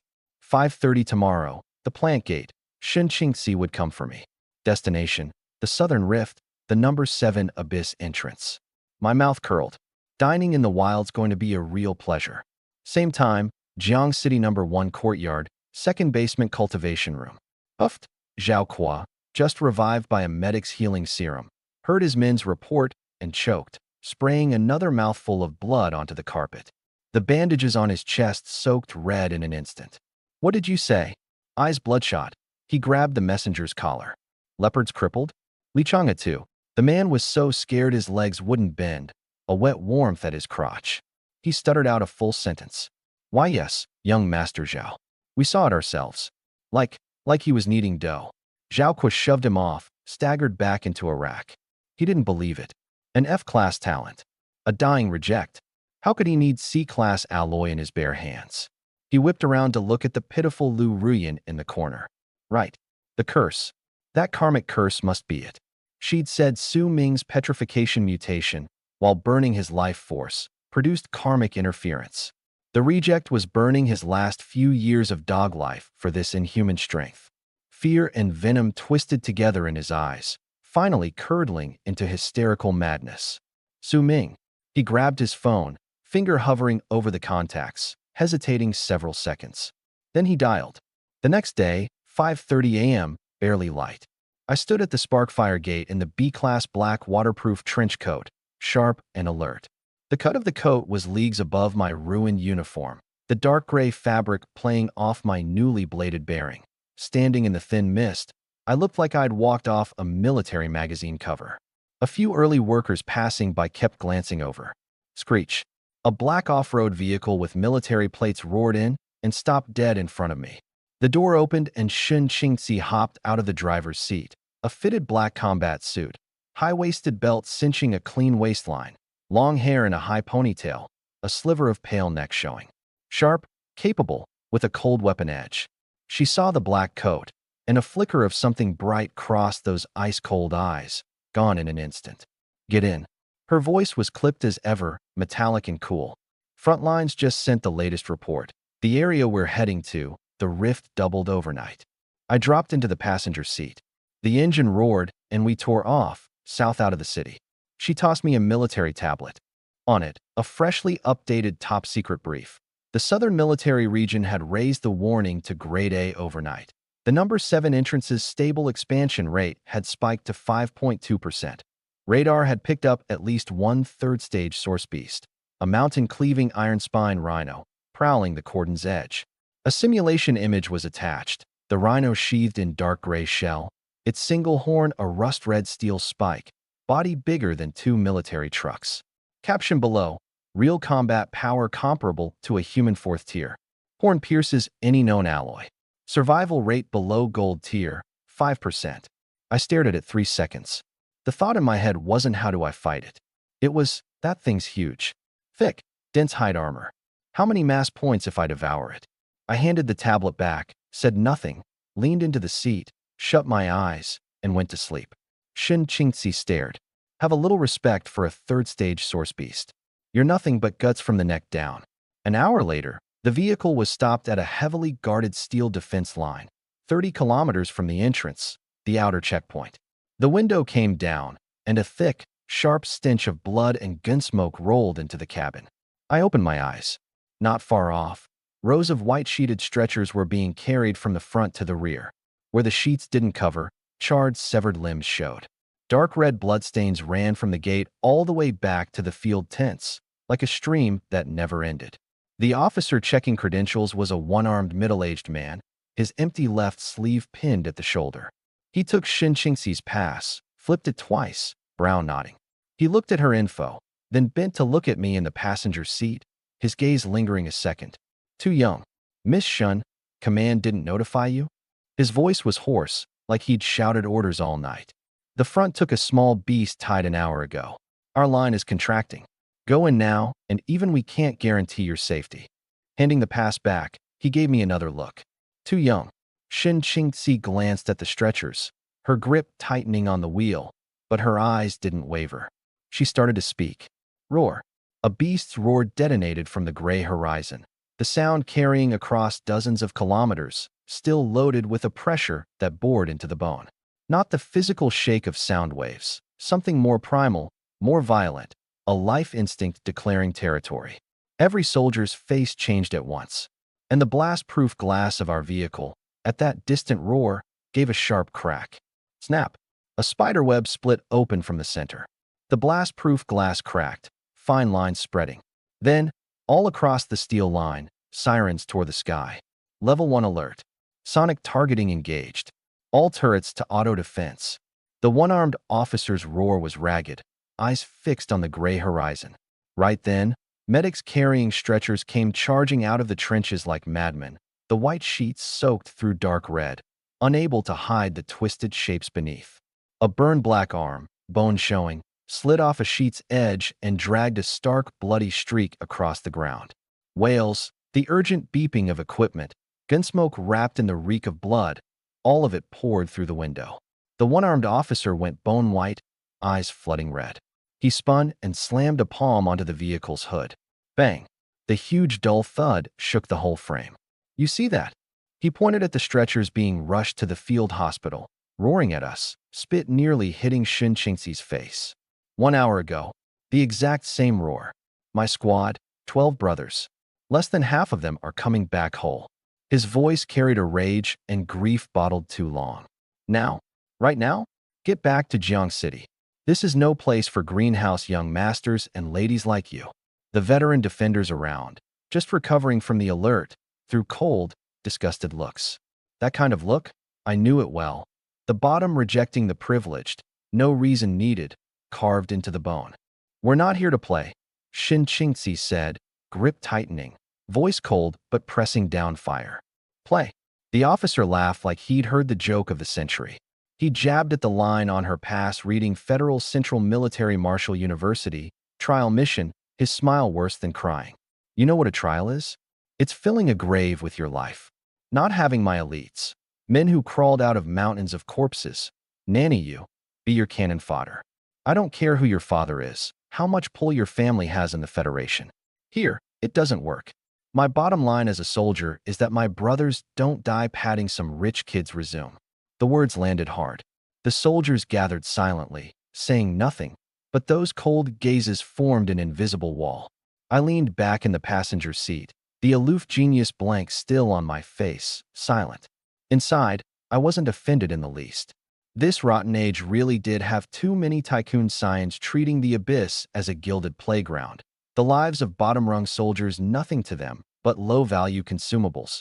They'd grieve half a day over a scratch on C-class armor, while a few veterans' lives weren't worth a fraction of the compensation thrown to the families after. So a rough officer who'd risked dismissal to point at the privileged and curse them, I respected him more for it. Facing the rage and hostility, Shin Chingxi didn't argue. She calmly raised her left wrist, bearing a plain military comm. I'll contact my instructor. She pressed a key. The veterans smirked faintly. Instructor? How big could that be? A field-grade officer at most. Can that reach frontline command? The next second, a blue holographic projection snapped open over the hood. A woman's upper body materialized in the shifting light, scarlet battle armor, a head of striking red hair bound carelessly back, the fitted design tracing a devastating figure, a few drops of dried blood on her face that, far from marring the beauty, added wildness and edge. Most striking of all, the gleaming colonel's insignia on her shoulder. She glanced at the lens, wiped a runnel of beast blood off her forehead, clearly fresh from a brutal fight. Shin Chingxi looked at the projection, respect and reverence in her voice. Instructor, I'm stuck at checkpoint 3. The red-haired woman wiped the blood, her husky voice rising. Give the comm to the sentry. The one-armed officer frowned and took it from Shin Chingxi. Calling in backup? Let's see who you can summon. Rules are rules, doesn't matter who comes. Before he could question, the woman spoke first. I'm Huang Fujing. 3 words. No title, no preamble, no waste. I sent Shin Chingxi on a special mission. Anything happens, I take full responsibility. The officer's mouth opened, but nothing came out. His gaze met the face in the image, that signature red hair, and he went rigid like a hammer had struck his crown.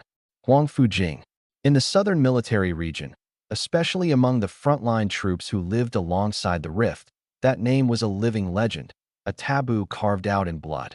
The hostile veterans around went silent as throttled ducks, every expression frozen. And just as her words landed, everyone heard a huge crash through the projection. Boom. The image shook violently. Behind her, a ghastly source beast the size of a hill, 3 pairs of compound eyes, crashed to the ground. A terrible cut from skull to tail nearly splitting it in two. Its shell, thick enough to stop a main battle tank's cannon, opened like nothing. Blood, bone, and slurry sprayed, staining the screen dark red. That's a 4th-stage, 6-eyed demon spider. A sharp-eyed soldier recognized it and sucked in a breath. To make sure he wasn't dreaming, his eyes went to the top right of the projection. With his officer credentials accepted, a short personnel file surfaced. Name: Huang Fujing. Rank: Colonel. Affiliation: Southern Military Region, Vermilion Bird Corps. Post: Commander of the Vermilion Bird 7th Independent Regiment. Special Combat Instructor, Southern Theater Joint Martial Academy. When he saw the gold characters Vermilion Bird, the color drained from his face. His throat dried, 1,000 thoughts surging. Heaven and earth, don't play the pig to eat the tiger like this. I was talking too loud just now. Is there still time to kneel and kowtow? Zhouke's eyes were nailed to the file. Short, but every word hammered his heart. Huang Fujing. Anybody who worked the Rift Front knew the name. 30, the Southern Military Region's youngest colonel. A peak 5th-tier awakener. She'd held the Abyss line solo for 100 days. The high-tier source beast she'd cut down filled pages of the merit system. And the Vermilion Bird Corps, not an ordinary field unit, but the sharpest blade of the whole region, the trump card guarding 13 Abyss entrances. The minimum to join was 3rd-stage silver, every one of them having killed a same-tier source beast. Zhouke's throat bobbed. What had he just done? Pointed at this kill god's student and roared, called her a greenhouse flower, told her to get back to Jiang City. That wasn't stepping on a landmine. That was hugging one and leaping into a fire. His back went instantly wet, the comm nearly slipping from his hand. I watched from the passenger seat. I'd thought Shin Qingzi had only summoned an ordinary instructor. Didn't expect the backing to be this absurdly solid. No wonder the heiress had been calm as a backyard stroll the whole way. She hadn't missed the danger. Her instructor was scarier than the danger. In the projection, Huang Fujing seemed not to notice the checkpoint stiffness. Someone behind her shouted, "Commander!" The left flank's pushing again. She tilted her head, took a long blade from a hand beside her, beast blood still wet on the edge. She didn't close the call, didn't explain, just swung a hand. A muffled crash sounded in the distance, the image shaking twice. A few veterans' eyelids jumped. This colonel was taking a comm call on the battlefield. Zhouke snapped his outstretched neck back, drove his heel down, his boot cracking against the ground, and straightened his spine in the most standard posture of his life. His one remaining right arm flashed to his temple in a flawless salute. Southern Military Region, the 32nd Sentry Post. Checkpoint 3 of the number 3 entrance, Station Chief Zhouke. All guards. His roar tore the air, trembling with a fervor he didn't notice. Greet the officer. The shout cut into every spine present like an invisible current. Every gathered veteran, almost in the same instant, slung their weapons, stood at attention, heels together, and saluted the most solemn salute toward the hood. The gazes were no longer cold and disgusted. They were scalding, marrow-deep reverence. Even I in the passenger seat turned to look. I'd seen Zhao Kuo crush people with money and power, seen Shun Hongyuan crush with strength. But a name alone making a crowd of battle-hardened veterans, fresh from death's door, performed this grand a salute that you couldn't buy. Zhouke, eyes blazing, roared into the comm, requesting the independent regiment's special task sequence priority. The number 1 heavy gate to the core zone. Open it fully. He held the comm back out to Shin Qingzi, reverent as presenting a holy relic, no doubt left in his eyes, only a natural, settled relief. No wonder. No wonder she's this young with this temperament and strength. She's that woman's student. It all makes sense. In the projection, Huang Fujing's gaze drifted off Zhouke and back to Shin Qingzi's face. In her merciless soldier's tone, a rare warmth surfaced, the kind only her own could read. Dead men's records are worth nothing. Staying alive is the only perfect score. Then her eyes passed casually over the passenger seat. They paused a beat on my face. Her brow ticked very slightly. My heart skipped. Young and old alike. Has this face's appeal crossed class lines now? Even an iron-blooded war god can't hold out? My face stayed blank. Inside, I was already writing myself extra scenes. Rumble. Before I could think it through, a deafening metal grind came from ahead. The meter's thick alloy gate rose on shrieking hydraulics, bearing a deeper, grayer expanse beyond. Shen Qingzi floored it, the engine roaring, and drove without hesitation into the gray forbidden zone the soldiers called the meat grinder. Passing through, I glanced reflexively at the rear view. In the swirling ash, the ragged soldiers who'd wanted to devour us alive a moment ago still held their salute, motionless, figures standing in the dust like steel spikes driven into earth, seeing us off solemnly until the vehicle vanished into the abyss mist. I pulled my gaze back, silent a few seconds, then turned with a sleazy gossip's grin and broke the quiet. Miss Shun, this instructor of yours is incredible. Who is she? She kept her eyes on the increasingly rough road, but a rare reverence, almost fervent, showed in them.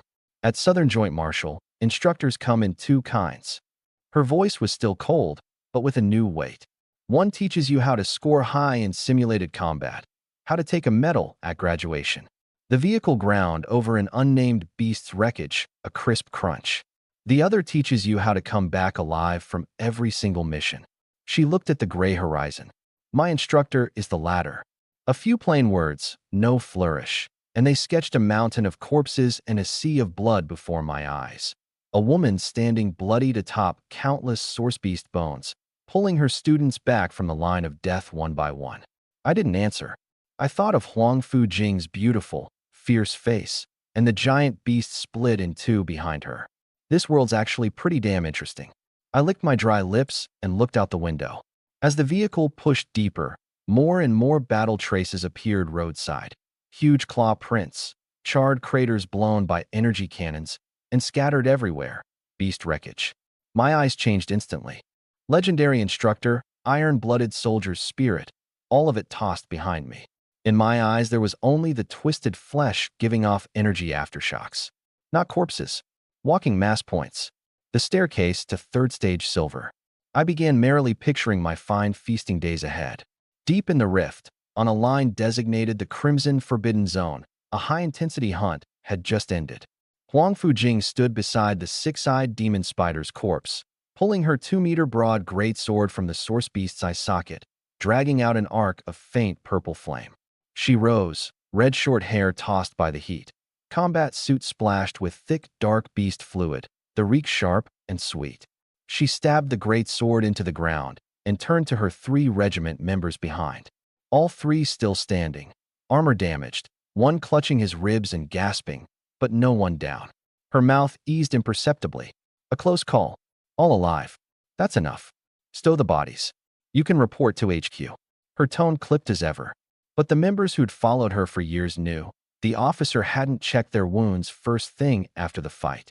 To this red-haired Shishura who'd seen mountains of corpses, no missing limbs was the best report of the day. The 3 answered in unison and got to work fast. She narrowed her eyes, gazed toward the deeper abyss. Under the gray sky, the silhouette of something massive moved slowly in the fog. Boom, boom, boom. The earth shook. 5 10-meter heavy source energy mechs, jets blazing, crashed down from above a broken valley, half encircling her. The chest hatch of the Central Silver Command mech hissed open. A young man in high-grade radiation-proof military dress, gold-rimmed glasses, stood on the pilot's platform, a refined smile on his face, a silver Federal Research Institute badge on his chest. He unhurriedly adjusted a glove and looked down at her. Colonel Huangfu, well met. The capital Liu family, here to pay our respects. Liu Beiyuan pushed up his gold-rimmed glasses. His gaze swept the 6-eyed demon spider, nearly halved, and deep in his eyes a hard-to-hide heartache flickered. His research institute's elite team had tracked this source beast half a month for the near-perfect source energy skeleton inside it, core material for next-generation heavy mechs. And now this woman had cut it in two with one stroke. Commander Huangfu, long time. His voice was warm and courteous, like old friends catching up, but the distance and the challenge in it weren't hidden. Only, this kill poaching is a rather ugly look, isn't it? He paused, a hollow smile. This spider's source energy skeleton is experimental material our institutes eyed a long time. We all serve the Federation. Do us a courtesy. You take the core source crystal. I bring the skeleton back. How's that? The 3 vermilion bird members behind her darkened. Poaching. In the rift, ownerless things go to the capable. Their commander killed this spider on her own merit. The spoils were theirs. This Lu came straight in wanting a cut, and opened by demanding the most valuable part. The skin on his face was no ordinary thickness. Lu Beiyuan ignored their faces and kept raising the stakes, leisurely. Besides, my younger brother is at this very moment running a trial mission paired with your beloved student. For the sake of the 2 juniors' happy cooperation, Commander Huangfu, won't you even spare us logistics research folk a few bone scraps? The meaning was plain. My brother's covering your student. As her teacher, you ought to repay a kindness. But the soft and hard pitch didn't make Huangfu Jing yield in the slightest. It lit a powder keg. The killing intent in those deep red pupils went ice cold. Clang. A piercing metallic crack. She moved. No more talk. Her right hand flicked up, the crimson lotus broadsword at her feet leaping into her grip, blade nearly half a meter wide, over 2 meters long, red as quenched lava, 1,000-gene blade light as nothing in her hand. The violent blade aura, wrapped in a sonic boom, split the air into a visible half-moon arc that rose against all reason. Crack. Lu Beiyuan's pupils shrank. He couldn't even react. He watched the blood-red blade light shear a whole mechanical left arm off his prized 100 million yuan silver command mech. The cut mirror smooth, the heat melting the complex circuitry and alloy into glass. Warning. Portside main armor 100% destroyed. Balance system failure. Red light flared, sirens screaming through the valley. Lu Beiyuan went white, stumbled, nearly falling off the platform. You, Huangfu Jing, have you lost your damn mind? He lost his composure entirely, the refined elite air gone. He'd never dreamed she'd actually attack him in the open over a disagreement, and lead by taking his mech's arm. That was his personally designed S-Class prototype, Silver Wing, 3 years of his blood.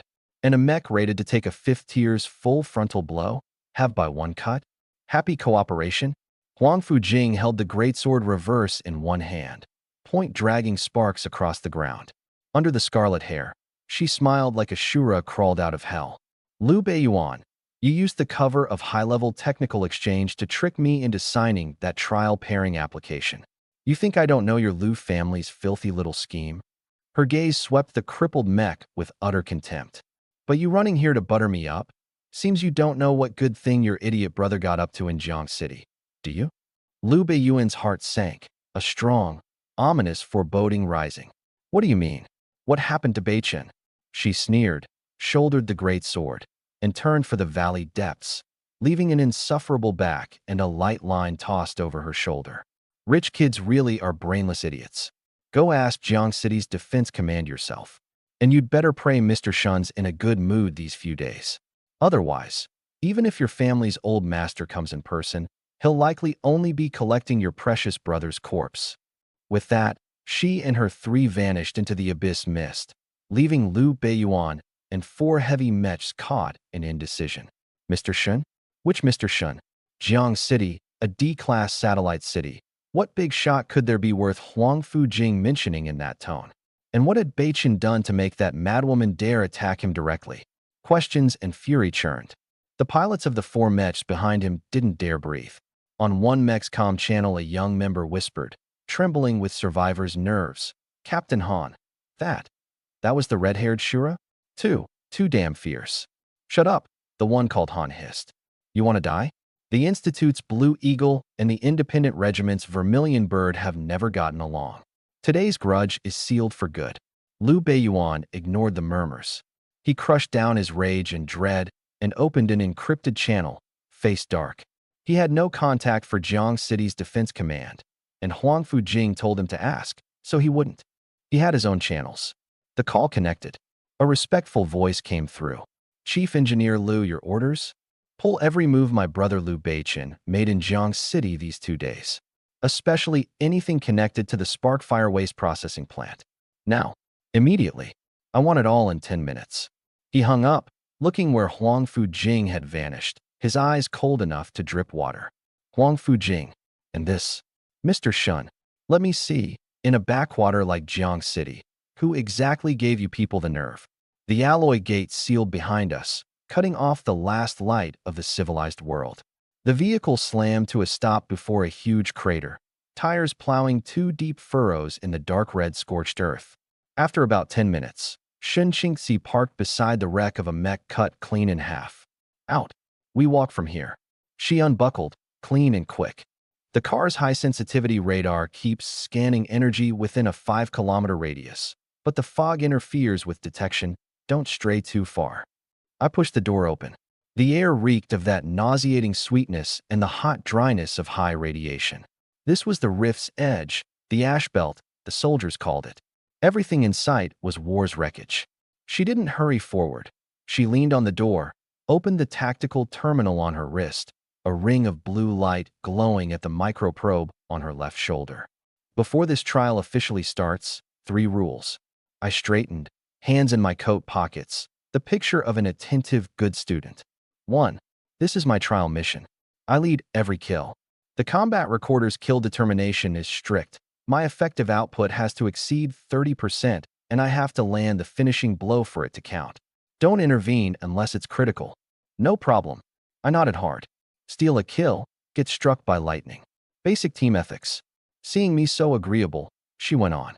Beyond the Academy's semester task, my personal goal is to break onto the National Heaven's Pride rankings. You've heard of it. Heaven's Pride? I raised an eyebrow. That one I actually knew. The ultimate brag for high schoolers. A board collecting every young powerhouse under 25 across the Federation. The 4 military regions, the top academies, the Research Institute, the In the Wild Hunter associations. Everyone on it was a monster among monsters. A rare note of top genius pride entered her voice. I'm a freshman, 19, currently 820 points. 16th in the Southern Joint Marshall Campus rankings. 188th nationally. My heart jolted slightly. That strong? A freshman, already in the national top 200? If I'd awakened a strong talent last week, the bootlickers would have slotted me straight into the school's top 3. Still useless me then. This rift trip, my goal is 2,000 points, to push for the top 100. She looked up at me. So, Rule 2, the most important. Facing a 3rd-stage source beast, obey my command unconditionally. If we've got the odds, we try the kill. If not, we retreat decisively. No reckless dying. Understood. I fear death most of all. 3. I'll keep your body density and defense absolutely secret. A deformed power like yours, traded for lifespan. Once the wrong people fix on it, it's trouble. The innocent who carries jade becomes guilty. A reject talent mutant with a body defying all reason. Exposed, it'd draw endless factions coveting and studying him. And she, with such a monster at her side, would be dragged into endless trouble too. The heiress has imagination, just like me, reads my clothes right off. I shrugged. Fully agreed. But, Miss Shun, since we're a team, I get to add one small condition, don't I? She turned to me. Besides the points and the valuable source cores going to you, the leftovers, stinking beast corpses, rotten meat, busted bones, scrap. I grinned. Can those all be mine? She froze, looked me up and down twice like I was an alien. Why would anyone want waste that takes up space, holds muddled energy, and fetches nothing? Even hauling it to a scrapyard to sell by the kilo wouldn't cover transport. Is this guy really almost done for? But to save time, she couldn't be bothered. Deal. She turned and walked into the abyss fog. We'd pushed in less than 1,000 meters when the fog churned and a reeking wind hit.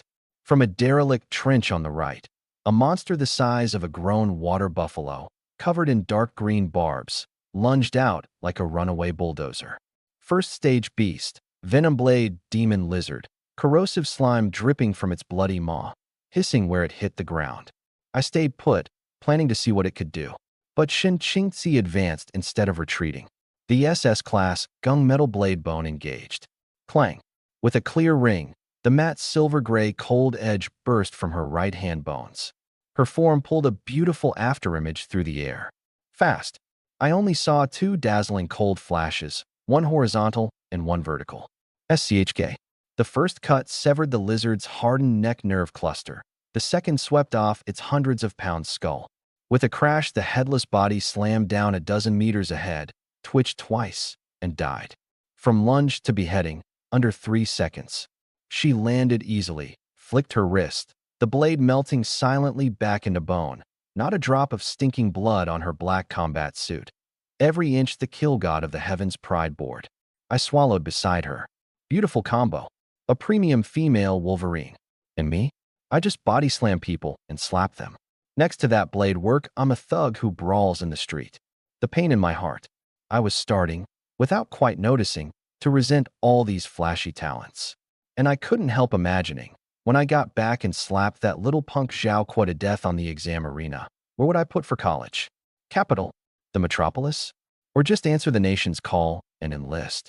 Given how Shen Qingzi carried herself, and her instructor Huang Fu Jing fiercer still, the Federal Central Military Martial University seemed a fine choice. But in my past life, I'd heard how deep the water ran in the military. A backgroundless, dirt-poor cheat like me, could I really get by?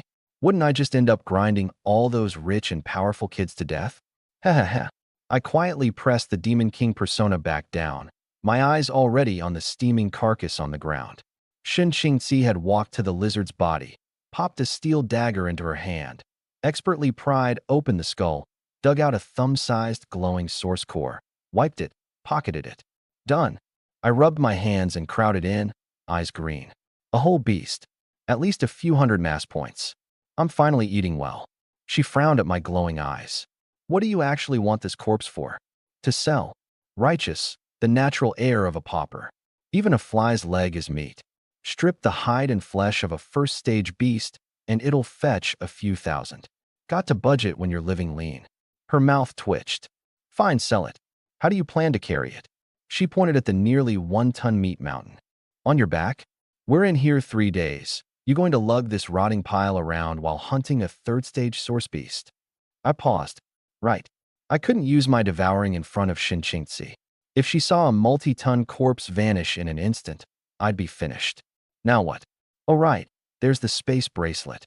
I raised my left hand, righteous, shaking the dark silver band on my wrist. Shun Hongyuan's gift. She glanced at it like I was an idiot. What my dad gave you is just standard militia grade. 10 cubic meters inside.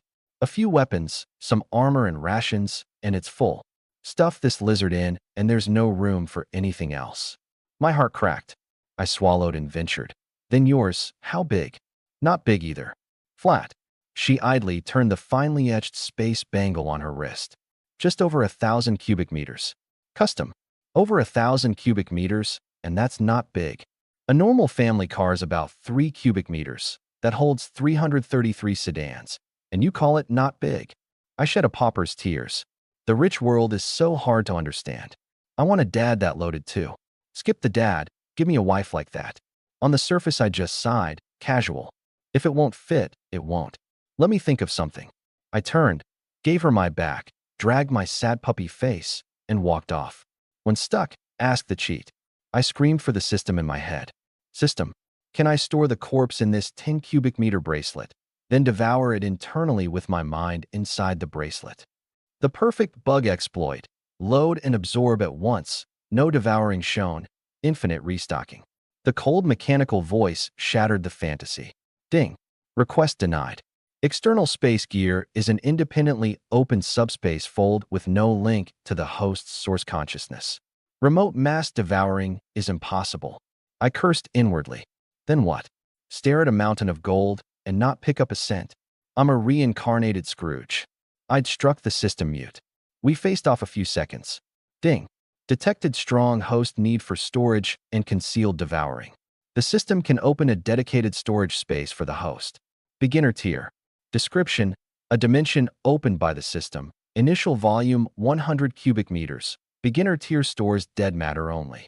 Spend mass points to expand.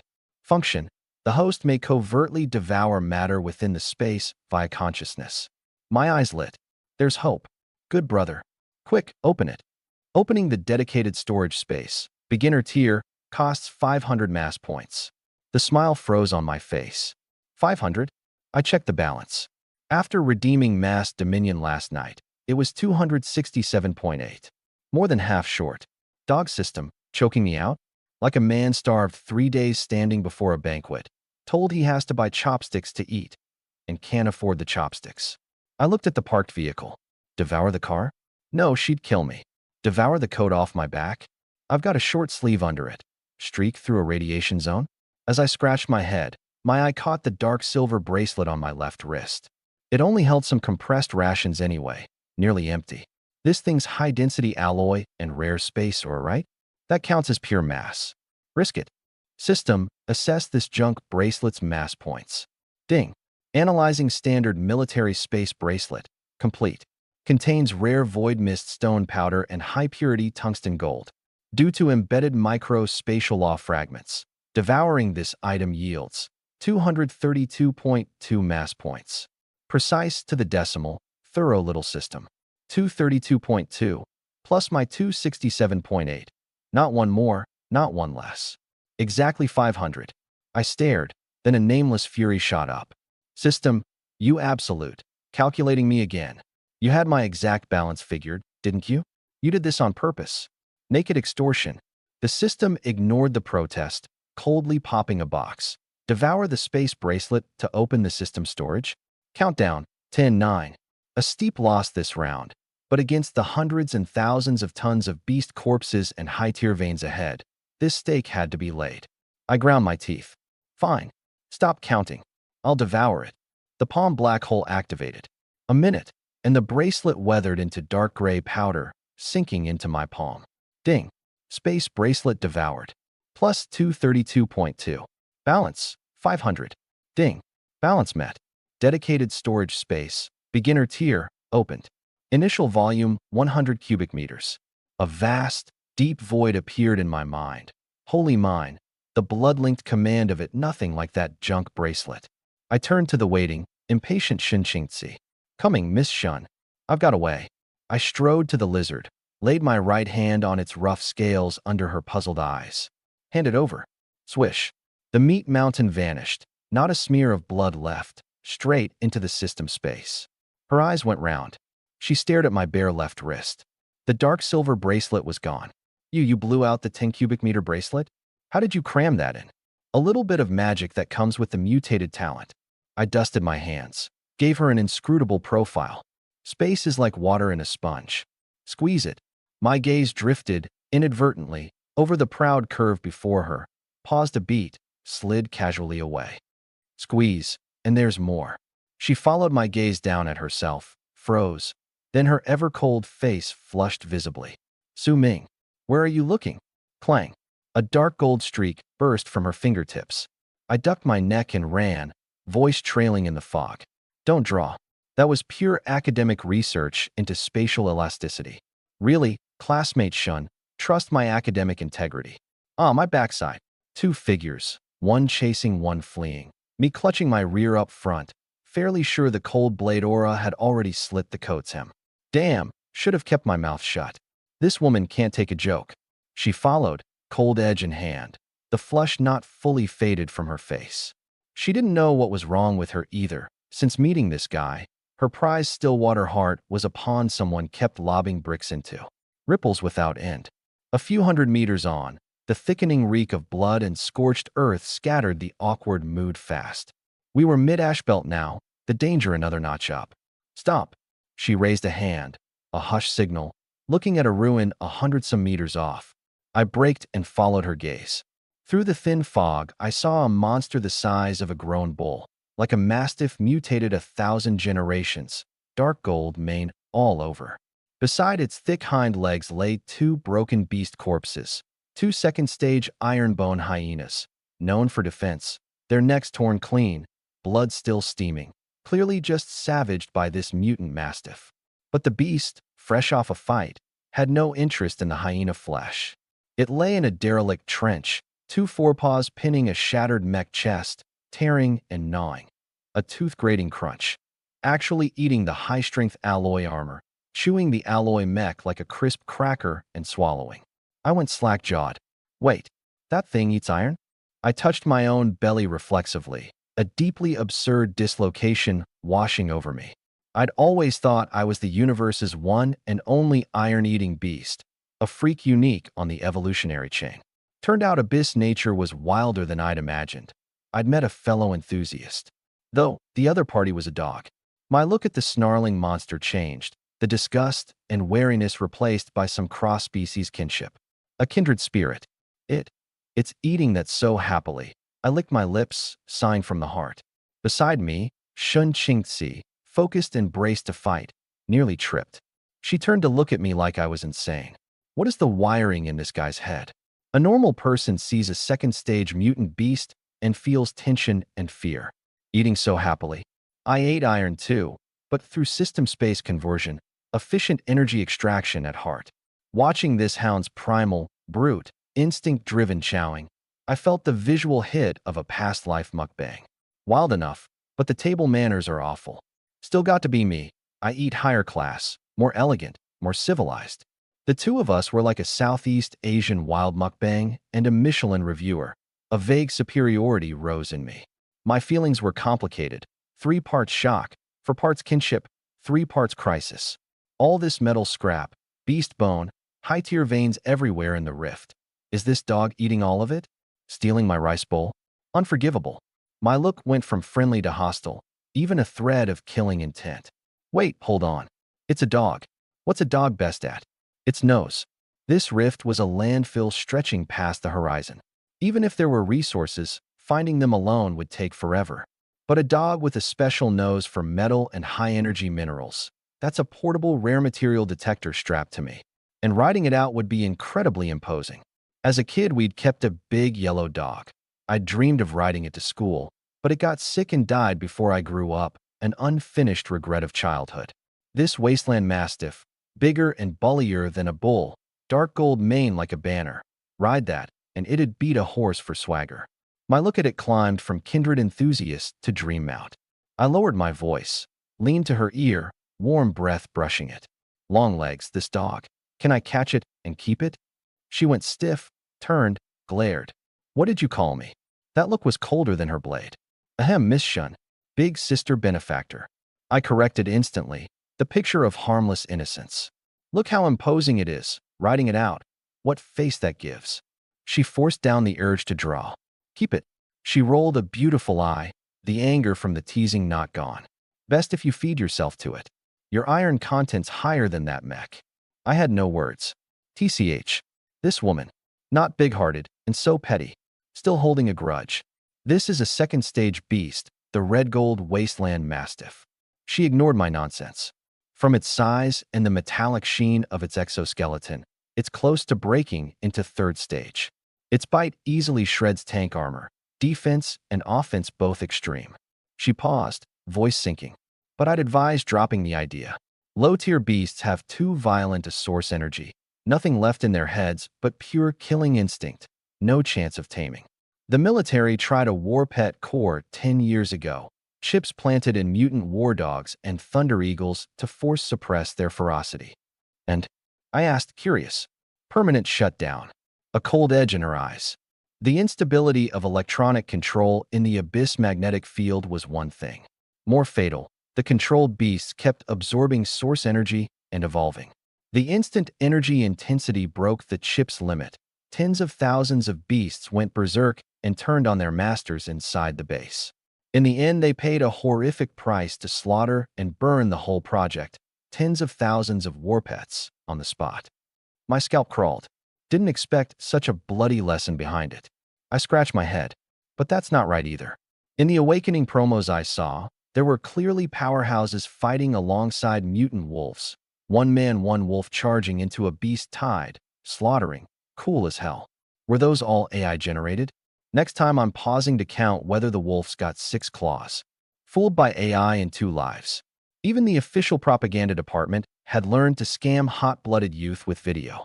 She gave me a look like I was a fish that slipped the net of common federal knowledge. Those are 7th-tier higher life forms. 7th tier. Once a beast or source beast hits 7th tier, it crosses the species barrier, intelligence rivaling a human's, even able to reshape its body and take human form. At that level, they can choose to form a soul pact with an awakener. She looked coldly at the mastiff. Below 7th tier, only instinct, no reason. You treat it as a pet, it treats you as a snack. She gripped the bone blade, dark gold light beginning to flow on the edge, ready to fight. I'll lead the attack. Find a chance to harass from the side, draw its attention. Don't. I shook my head, a let me at it curve at my mouth. I stepped forward, planting myself in front of her, the B-class coat snapping in the radiant heat. Big sister benefactor, let's change it up this time. She started. What are you doing? Let me be the bait. I rolled my neck, joints cracking. Let's see how strong my body is. I wanted to know whether my copper skin iron bones could take the full bite of a peak second stage beast that lived on shredding metal. If so, I wanted to field test mass dominion. Just hold back a little. A crazy idea, especially to her. My dorm mates called me a battle maniac. Could I out-crazy him? She didn't know what to say. Suit yourself. She wanted to see where this thing her dad called a monster topped out. Last time was just a taste, nowhere near life or death. Knowing a teammate's real strength would help coordinate the hunts ahead. Sure, I grinned, rubbed my hands, and swaggered out from behind cover, deliberately stepping on a loose metal plate for a loud clang. The feasting mastiff jerked still, lifted its huge head, basketball-sized eyes glowing violent red, and locked onto the tiny human 100 meters off. The next second it seemed to see a peerless delicacy that set its blood roaring. Roar! A low rumble from its throat, a reeking wind on it. It came at me like a moving iron tower, eyes greedy, aggression maxed. I just waited. Each step it took, the killing intent climbed. At under 30 meters, its nostrils suddenly flared. The whole giant beast slammed to a halt like it had hit an invisible wall. A wisp of profound scent had just entered its nose, a terrifying mass signal that towered over this whole land. The violence in its eyes was crushed, the bloodlust ebbing like a tide. The head that could shatter a city wall lowered naturally. Its dark gold neck swayed left and right with rhythm, like a lion dance at New Year.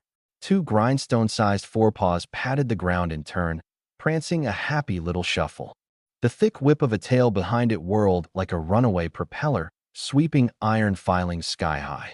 A multi-ton moving iron tower, somehow twisting out a deeply incongruous bashfulness, all but flipping its belly up for me, squeezing out fawning whines, rubbing its big head on the ground, then peeking up at me. 1 second a ferocious steel beast, the next a sucking up, clingy dog. My mouth twitched hard. I backed up half a step and looked at the wind-blown, stunned Shinchingtsi. You sure that's a second-stage beast? Not somebody's pet husky. The mastiff stopped 3 meters off, big head tilting, huge nose snuffling the air with a bellows-like rumble. The violence and bloodlust gone from those dark red eyes, replaced by extreme fawning. I couldn't quite place the feeling. It was like my past life, walking home with a grilled sausage and a stray golden retriever fixing on it with that clear, desperate, dare-not-snatch gaze. What was the mastiff craving? Not my flesh, that was sure. I had a guess. To a metal source-eating beast like this, I wasn't a person at all. I was a walking, 100% purity, peerless high-grade alloy vein. The sheer windfall had fried its peak second-stage brain, adopting me as daddy faster than I adopt anybody. Confirmed by the look. I'm the steel daddy it most wants to climb to this lifetime. Shinchingtsi edged out from cover, cold edge in hand, eyes locked on the mastiff, steps light, ready for an ambush. But the giant didn't even acknowledge her, all its attention on me, even tucking its huge tail to please me, brushing it gently over the ash. Su Ming, what did you do? Her voice was low, taut with disbelief. Nothing. Maybe I just have an approachable face, beloved by all. I rubbed my chin, lying without a blush. She rolled her eyes, not buying it, and scanned the mastiff, and quickly caught the wrong note. Its hind legs hurt. She stared at the right hind limb, the dark gold mane shed in a patch, a half-meter tear, bone deep, the wound edges an eerie gray-white, not bleeding, instead leaking threads of black mist. An old wound. The edges have keratinized and necrotized, too, 3 days old by the look. Drawing on hard experience, she moved her gaze to the gnawed mech wreck in the trench, frowning harder. Another odd thing. The red gold mastiff gnaws minerals now and then for upkeep, but what it was eating just now is the high-density manganese-chromium alloy specific to the Federation's 3rd-gen heavy mech. Picking that out of a heap of scrap means it's treating itself. There's high-tier beast energy on the wound blocking itself heal. It can only resist the erosion by swallowing military alloy for high-purity metal source energy. My look at the Mastiff went hotter. That's no dog. That's a living, expert metal connoisseur. Picking high-energy manganese chromium out of a pile of scrap in the abyss. A natural premium ore prospector. My whole worry was that blindly hunting high-density metal wasted time. With this dog leading me to the good stuff, my mass point accumulation would take off. This treasure dog, it's mine today. As I schemed how to con this moving meat mountain back to Jiang City, the temperature plunged. A thin, shrill cold wind cut from the deep fog, carrying a sharp rot. Shin Qingxi's face shifted. She stepped back and stood back to back with me. Almost at once the fog ahead surged. 5 or 6 low, gray-brown shadows crept in soundless from 3 directions. As they cleared the fog into the weak light, I saw the intruders, 6 hounds the size of calves, little fur, just a rough gray-brown bone armor, narrow muzzles split to bear interlocking yellow fangs, thick saliva dropping from the gaps, hissing corrosive on the iron filings below. Second-stage beasts, iron bone hyenas, notorious on the rift's outer edge, individually weaker than the demon lizard or the mastiff, but they never fight solo. Even against an early third-stage source beast, a pack of these could grind the prey to death with shameless flanking and a terrible bite. I see, Shin Qingxi said, gripping her hilt, eyeing the pack. They tracked the blood, fixed on this badly wounded mastiff, preying on a wounded high-tier of its own kind, the most common play in the abyss. But as the hyenas closed the circle, their attention shifted. They'd come for the dying mastiff, but now their crimson eyes rolled and fixed on the 2 humans at the center. Compared to the mastiff, hard-shelled, a bite likely to snap their teeth, these 2 sleek humans were the more perfect appetizer. Thin-skinned, juicy, crunchy. The lead hyena gave a short shriek. 6 bodies lowered, faint green light glowing in the bone armor seams, drawing all 3 of us, dog included, into kill range. They've taken us for a snack, she said, no fear, warlight in her eyes. Su Ming, get ready. Before she finished, an astonishing thing erupted. The mastiff in front of us moved, but it didn't flee. It didn't even strike the hyenas first. It wheeled its huge body, sidestepped, and planted that meat mountain bulk squarely in front of me, barbed tail low to guard its rear, head high, glaring at the closing pack, a thunderclap snarl bursting from its throat, the gust flinging surface ash, its dark gold mane standing on end, the terrifying pressure of a peak second-stage beast released without reserve. Its wounded hind leg trembled, the wound splitting again, black blood running down its thigh, pooling on the ground in a stark, dark patch. And still it didn't yield half a step, holding back the hyena's pressure to keep me behind it. In the abyss law of the strong eating the weak, this was as good as suicide. I looked at the broad, faintly shaking dogback shielding me, the hind legs splitting and oozing, and I thought of Old Yellow from my past life. His last winter before the illness, a mad dog burst into the yard. Old Yellow was already skin and bones, and still he dragged his sick body in front of me. I was 7. He bared his teeth, locked onto the mad dog's throat, and wouldn't let go. Same posture, somehow. Sigh. I rubbed my chin and pushed the untimely ache down. Big guys got loyalty. Haven't even paid protection, and you're already standing watch. I dusted ash off the coat and stepped forward. This dog suited my taste more and more. If it doesn't die today, this little brother's mine for keeps. The pack, jolted by the mastiff's resolve, hesitated. The leader paused 2 seconds, then changed tactics, 2 low growls signaling the others to split and weave. Couldn't gnaw the hard-bone head on, so divide. 2 to tie up the mastiff, 4 to slip the line and shred the 2 frail humans first. 6 gray-brown bodies dropped low, drawing 6 eerie arcs through the fog. The circle tightened. The mastiff bled. Shin Qingxi drew, and I smiled. The battle was about to break. The leader's shriek became a charge horn. Swish, swish, swish. 6 gray-brown blurs scattered, coordination beyond expectation. The 2 bulliest leapt straight for the bleeding mastiff. Purpose clear, pin it. The other 4, gray lightning, slipped over the mastiff's fragile line at vicious angles, wreaking wind on them. Targets the 2 of us. Battle erupted. Shin Qingxi's pupils tightened. Her wrist turned, matte silver edge throwing a chill light, and she instinctively moved to step in front of me. In her mind, I was a defense monster shield with poor combat experience, and the abyss wasn't an arena. Beasts don't stand still and let you hit them. She didn't watch the two on the Mastiff. That beast couldn't hold long. Had to end this fast. But I was faster. I stomped forward. Boom. The scorched earth caved, a spider web spreading, the coat hem flicking dashingly in the gust, and barehanded I met the two lead hyenas head-on. Showing off again, she cursed inwardly, forced to drop the assist. No time for him. Two hyenas were already on her right. Clang. Cold edge out, silver light splitting the fog, striking the lead hyena's neck. A screech of metal, sparks flying. A huge recoil up the hilt numbing her tiger's mouth. The gunmetal blade's sharpness was beyond doubt, but the cut only broke the hyena's bone armor surface, a few dark green drops welling, nowhere near a vital. The hyena yelped, knocked 2 steps off, then bared its teeth and growled with zero intent to retreat. Her heart chilled. So hard. These hyenas' defense was sickeningly tough.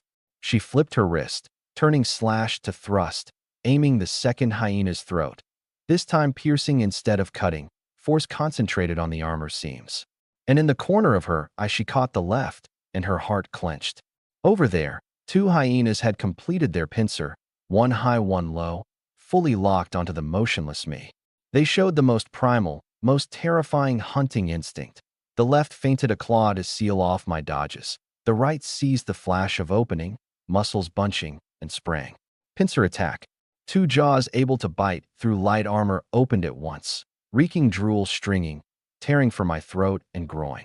The upper one hit first, jaws clamping the right arm I'd raised to guard. Faint green source energy on the fangs, 1,000 gene bite snapping shut. Su Ming. Her breath stopped, shock and attention she didn't notice surging up. A second stage ironbone hyena's bite ran to several tons. Her SS class blade couldn't cripple one in a stroke. A flesh and blood Su Ming. However dense the bone, it was still grown of flesh. That arm is... Crack. A clean snapping sound. But what snapped wasn't bone. Yipe. The hyena's jaws on my arm jammed mid-bite.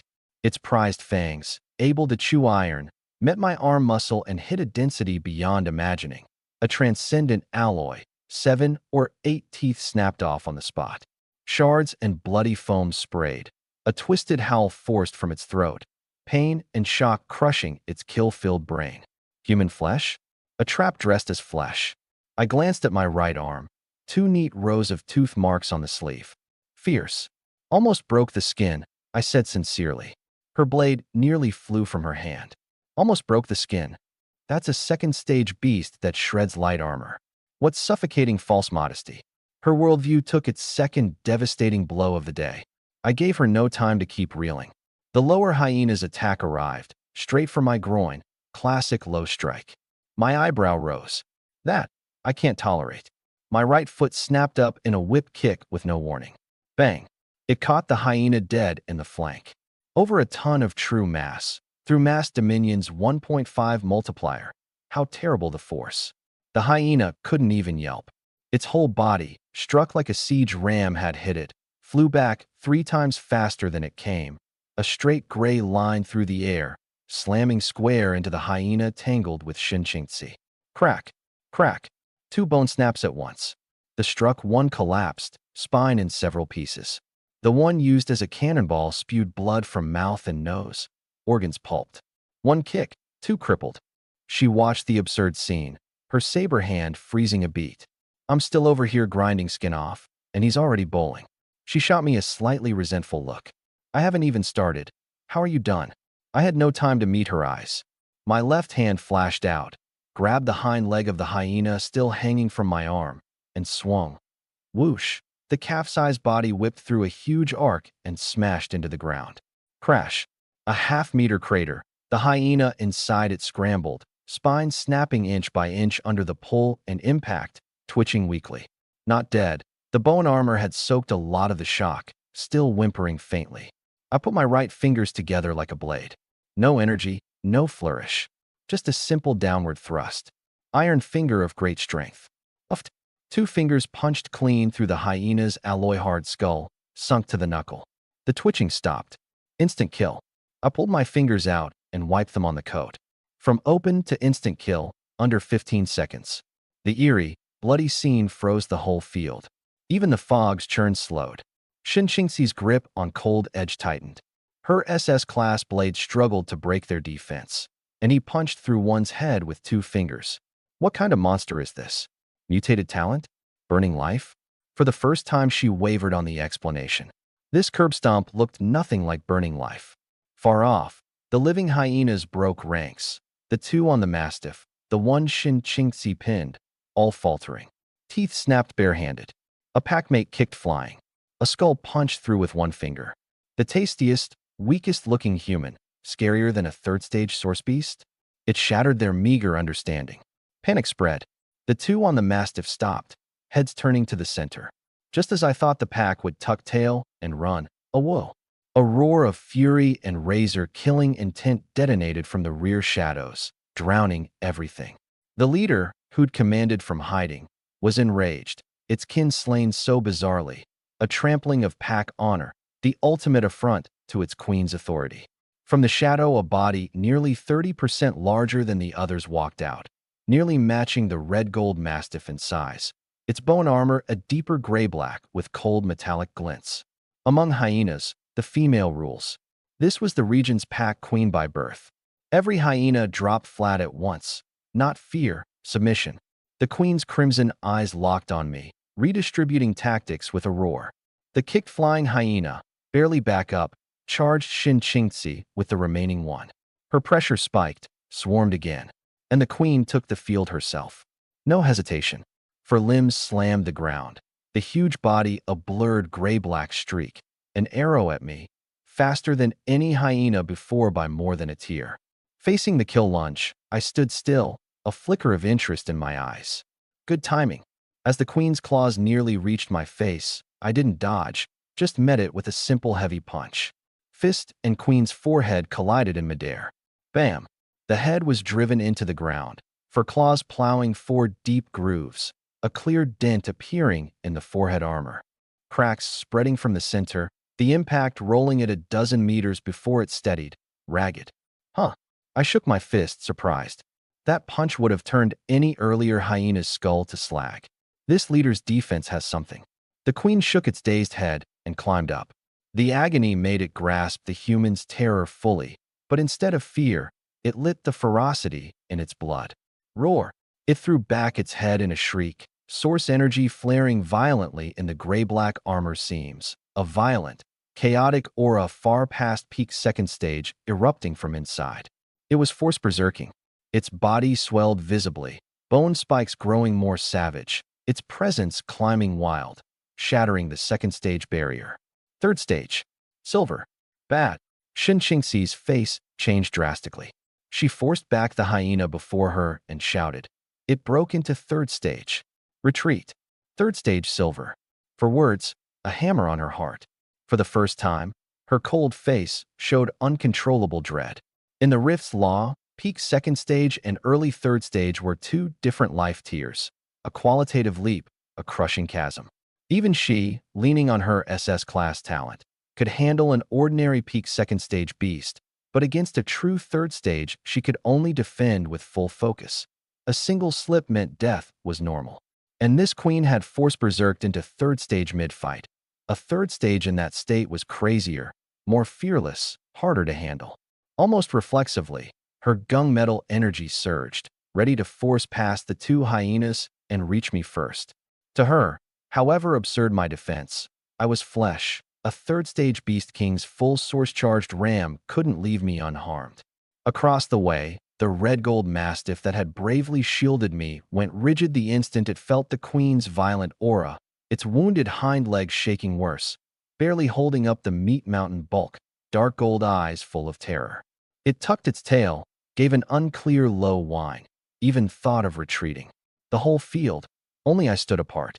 Watching the queen swell and surge, my face held no fear, only interested anticipation. The iron finger sounded fine, but poking a hole has no visual impact, only good for low-key flexing. In this high martial world, you need a domineering, brutal move, special effects maxed.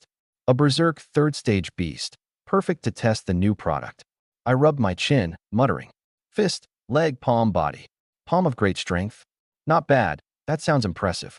The moment the naming impaired me finished naming the new move, the berserk completed. Roar, a deafening roar, no longer shrill but thick with power.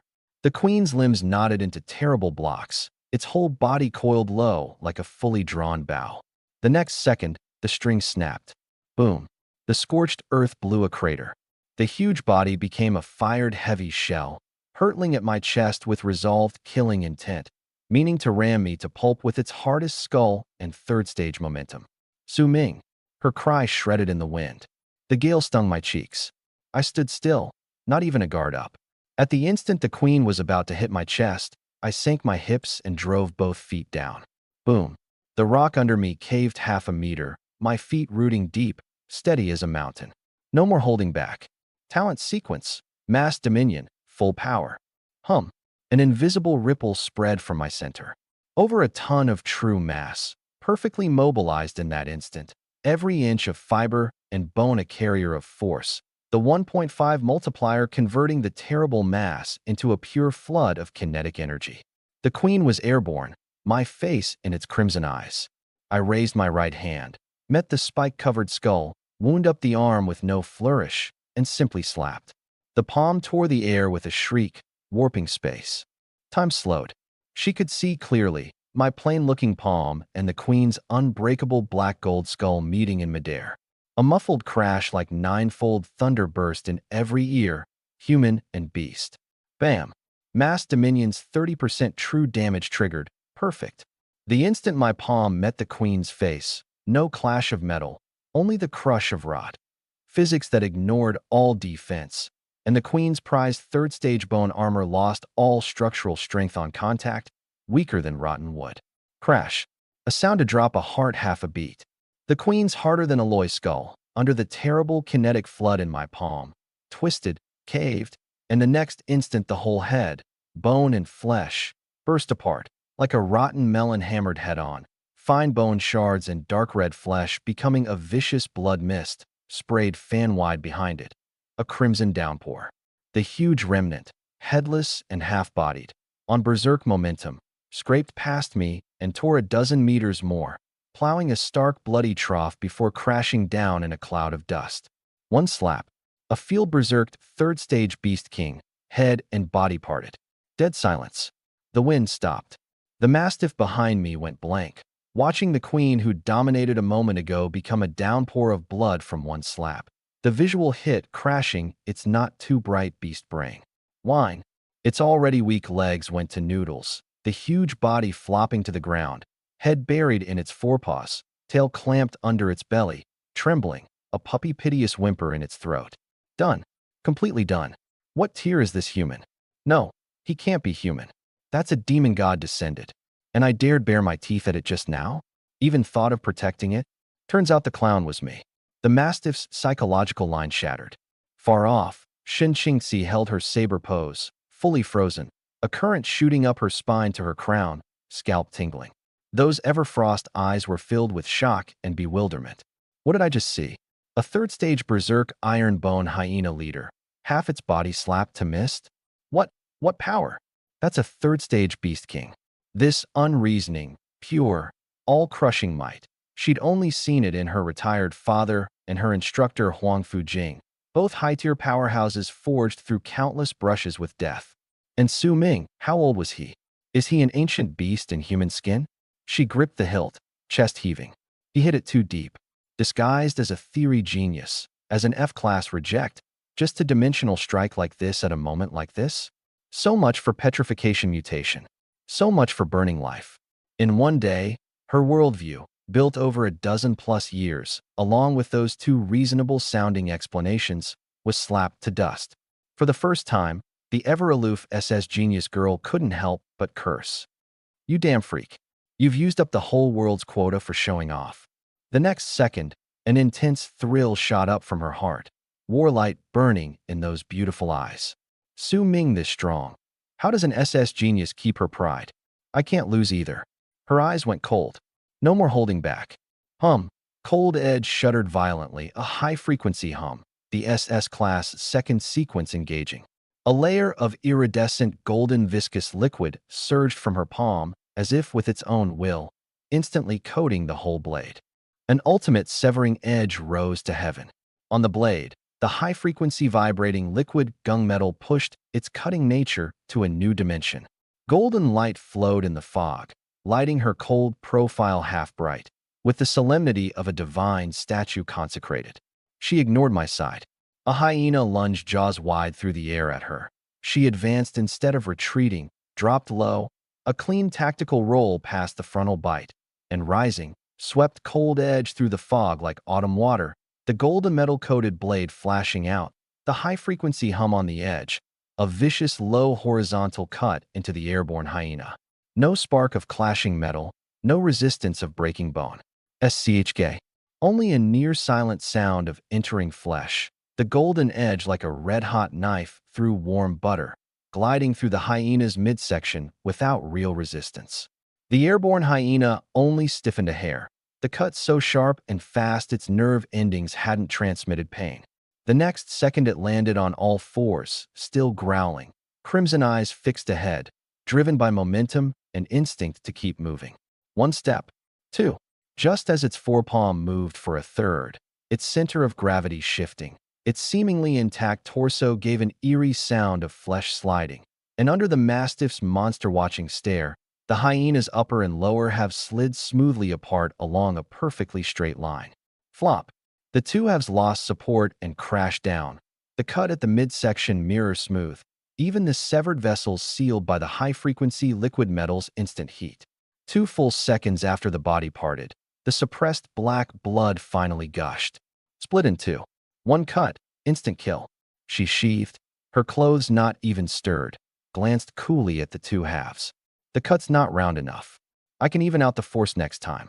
That sight jolted the slumped mastiff again, the huge body shuddering.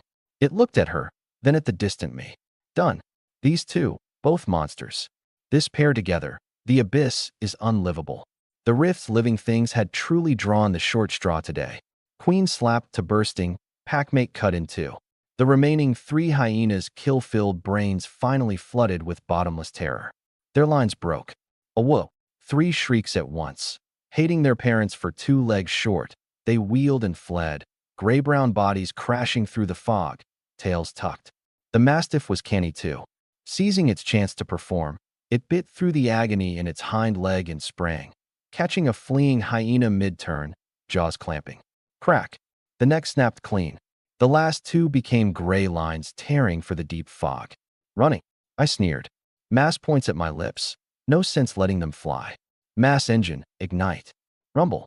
The ground caved a crater over 3 meters across. Violent reaction force erupting, leaving a faint afterimage in place as I became a runaway supersonic train, a ghost white sonic cloud behind me, screaming at the 2 fleeing shadows. The pure, savage, unreasoning straight-line ram. Bam! A crash-mixing impact and crush. I rear-ended the first hyena with no pause. Mass engine's worst flaw showed fully. The kinetic energy didn't even let the hyena fly off, just shoved it into the second hyena running ahead. Bam! Bam! 2 thuds stacked. The 2 fleeing hyenas, before that landslide of force, didn't even yelp. I drove the 2 fully deformed hyenas onward, plowing scrap and rubble, straight into the rock wall of a derelict trench. Boom. The earth shook, dust skyward, gravel raining, a dust pillar 2 stories tall settling slowly. The whole area was silent a few seconds, only whined through the trench. Shin Qingxi ran up, saber in hand. The fog cleared and she saw it, her eye twitching uncontrollably. In the 4-meter-plus hard rock wall, a human-shaped crater, me embedded spread eagle inside. And in front of me the 2 once fierce hyenas crushed completely out of structure, 2 dogs and 1 man. A heavyweight sandwich pressed by a 1,000-ton hydraulic press, seamless. The mastiff hobbled over with the throat-bitten hyena in its mouth, saw me stuck immovable in the wall, and the meat dropped from its jaws with a plop. The ashbelt wind swept past, 1 man and 1 dog left utterly speechless before the rock. Longlegs, don't just stand there admiring. My voice ground out of the wall. Come help pry me out. If you don't, brother, those hyenas' spoils all vanish. She looked at the sky, exhausted. I need to seriously think about what exactly is wrong with this abyss today. She stood before the wall about 3 seconds, blinked, rapped the hilt on the crack twice. Get out yourself. Can't. My hands pinned. Give me a hand at least. She reached out, irritated, grabbed my coat collar, channeled gunmetal energy, and yanked. Pop. I came out of the crack with the rubble, like pulling a particularly uncooperative scallion. I landed, dusted off, rolled my shoulders left and right, turned my neck with a few cracks. Better. She looked me over. No scrapes. Even my forehead skin clean and healthy, not a bruise. And the wall, the 2 second-stage iron bone hyenas used as cushion had completed a flawless transition from three-dimensional to flat, pressed doorboard thin by the 1,000-gene force. Most absurd, I hadn't lost a single hair. She wanted to skip over the question in her head. She was too curious. She couldn't. Su Ming. Exactly how much have you hidden from me? She raised a hand. The cold blade laid flat across my chest, edge under 3 inches from my throat, deadly chill on it. Her face was dead serious. Her eyes were no longer the early pity, no longer the easy attitude toward a logistics hand. Now she treated me as a truly unfathomable danger. Slapping a third-stage beast king to bursting is absolutely not something a life-burning side effect explains. Her words were cold, straight to the point. Jiang City first highs reject genius? Osteoporosis secondary mutation? Are you taking me for a fool? A cold wind blew. The mastiff shivered in the corner, head buried lower. Facing the direct interrogation, my face didn't change. I glanced at the blade across me and, instead of retreating, leaned half a step into it, chest nearly against the cold flat. The motion was deeply pressuring. I dropped the usual clowning, my eyes turning deep and mysterious, a deliberate gravity beneath them. You really want to know? I lowered my voice, a hint of huskiness and allure in it. Her spine straightened slightly, her grip tightening. Cut the crap. Talk. I let out a breath, tilted my head close to her. The two of us very near, my warm breath brushing her pale ear, intentionally or not. Since we're our own people, I'll come clean. But you must keep my secret. My tone sank, as if making a great decision. The truth is, my body structure differs from a normal person's. She slowed, even her breathing. Is this guy really the ultimate weapon of some top-secret human modification program? A strategic meat shield the military secretly raised? What I awakened is an extremely rare bodily control. I stared dead into her beautiful eyes, the corner of my mouth ticking up almost invisibly. Put simply, I can control certain specific parts of my body at will. She frowned. Certain specific parts? Right. I nodded gravely. If I want, I can make my body, in an instant, harder than third-stage alloy. I paused half a second, voice deepening. And of course, when I don't need it, it can also become very soft. Big or small. Extends and retracts as I please. The whole ash belt went quiet. Even the wind tactfully stilled. For the first second, she analyzed the scientific feasibility with the rigor of a federal central military martial honor student. Body tissue density freely altered? That seems to touch the source laws of micromatter. The next second, body parts? Harder? Softer? Big or small? Extends and retracts as he pleases? The words reassembled in her head, a thunderclap going off. Her gaze slid down half an inch on its own. Some not suitable for minors imagery detonated in her CPU. The flush rose visibly from her cheeks, swept to her swan neck. Even her pale ears red enough to drip. The eyes once full of killing intent and interrogation were now all panic and furious embarrassment. Su Ming, you filthy damn pervert. She shook with rage, cold edge humming, and not quite controlling it, swung straight at my lower regions. This dog, cracking dirty jokes in a deadly place like the abyss. Whoa, Longlegs, what are you doing?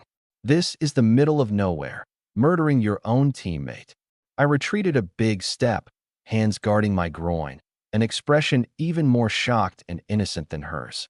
What are you blushing about? I was talking about my fists and arm muscles. I looked her up and down, anguished. In danger, they tense and harden into iron fists. After, they relax to normal. Big or small is the muscle fibers engorging and swelling. Doesn't that fit martial common sense? I held up my right hand, clenched a fist before her, joints cracking, flexed a bicep. Then I clucked and shook my head, full of distaste. Classmate Shin, what is your head spinning all day? What kind of improper reading material are you into? You're not. What? Hot for me because I'm handsome, craving this body. You.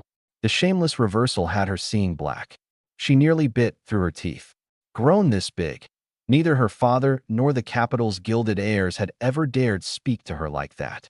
She'd never met a scoundrel who made being a creep sound so fresh and elegant, nor anyone who could tease her to her face and then, victim posed, accuse her of shamelessness. Cold edge was already raised.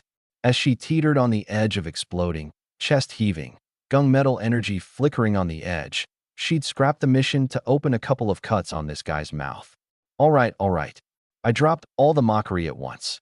My gaze fell on the Tang saber in her hand. No more jokes. Since I've told you a core bodily secret, fair exchange, I'll ask you a secret too. I fixed on the cold blade, my tone certain and deep. That golden liquid metal coating your blade when you killed the hyena, that's the thing that only exists in top secret files. Source gold, isn't it? I looked up, meeting her suddenly contracting pupils. Little one, you think you've got my handle. You don't know I've found your weak spot too. The wind cut from the ash belt's depths, carrying scorched earth and rust. She didn't answer at once. The silence was the answer. How do you know about source gold? She studied me, her look moving from shock to scrutiny, finally settling into a complicated quiet. Source gold's file couldn't be found anywhere in the Federation's public system. Even the top students at military martial universities, even most instructors, had never heard the name in their lives. Read more, study the news, eat fewer snacks, sleep more. I shrugged, casual. Federal high school theory texts really don't teach it. But who told me to moonlight in a good place? I tapped my head. As a 3-year theory chart topper, I knew best what was in that shell.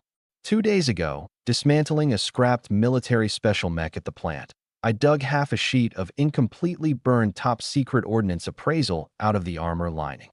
I stared at her blade and recited like an exam question, spitting academic terms one by one.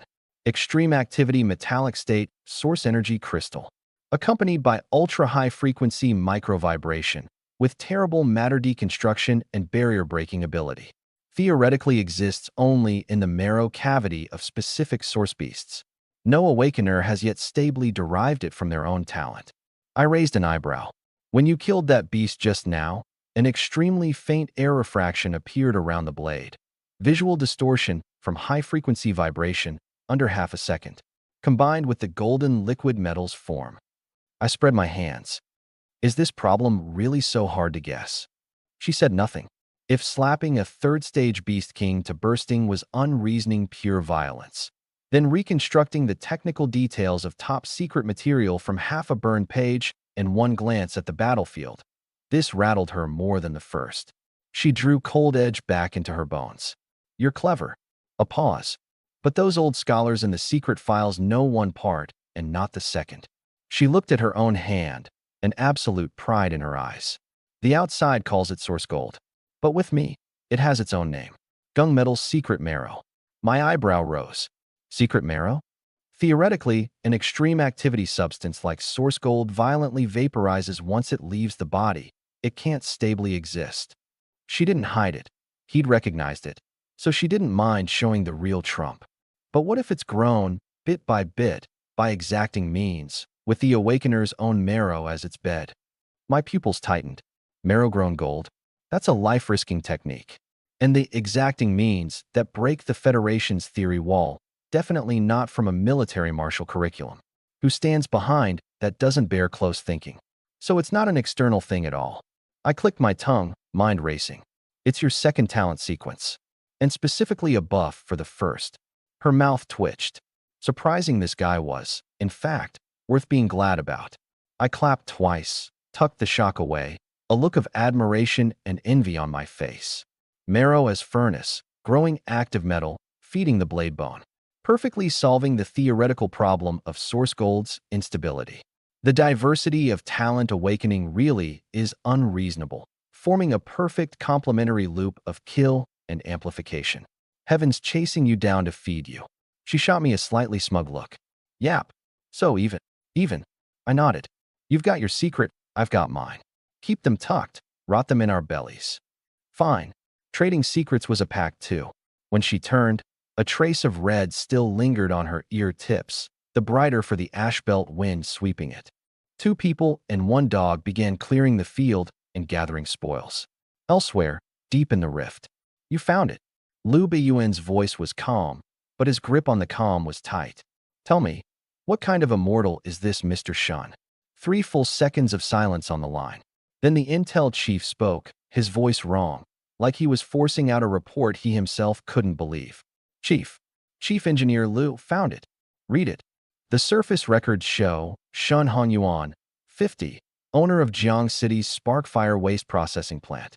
Main business, recycling second-hand metal and scrap machinery. A junk collector? Liu Beiyuan sneered, his eyes colder behind the lenses. Huang Fujing pulls a junk collector to lean on me? What is Beichen doing, getting tangled with such bottom feeders? Chief, let me finish. Something fell off, so I used your S-Class clearance to try to pull the Sparkfire plant's baseland deed and personnel change records from the federal intranet. And, he paused. Your S-Class clearance was denied. The comm jolted in Liu Beiyuan's hand. He was the Research Institute's youngest chief engineer. S-Class clearance. Enough to access all federal records short of the highest secrets. A D-Class satellite city's scrap plant bounced his clearance? Not just denied. The chief's voice began to shake, teeth chattering. The system popped a red SSS level highest warning. 10 seconds ago, the central AI reverse-locked my terminal, warning me I was prying into. He swallowed and read the words out one by one. A federally designated extreme danger target. Chief, I think we've crossed someone we shouldn't have. Liu Beiyuan's brain hummed, cold sweat on his back. SSS warning? Extreme danger target? A junk collector?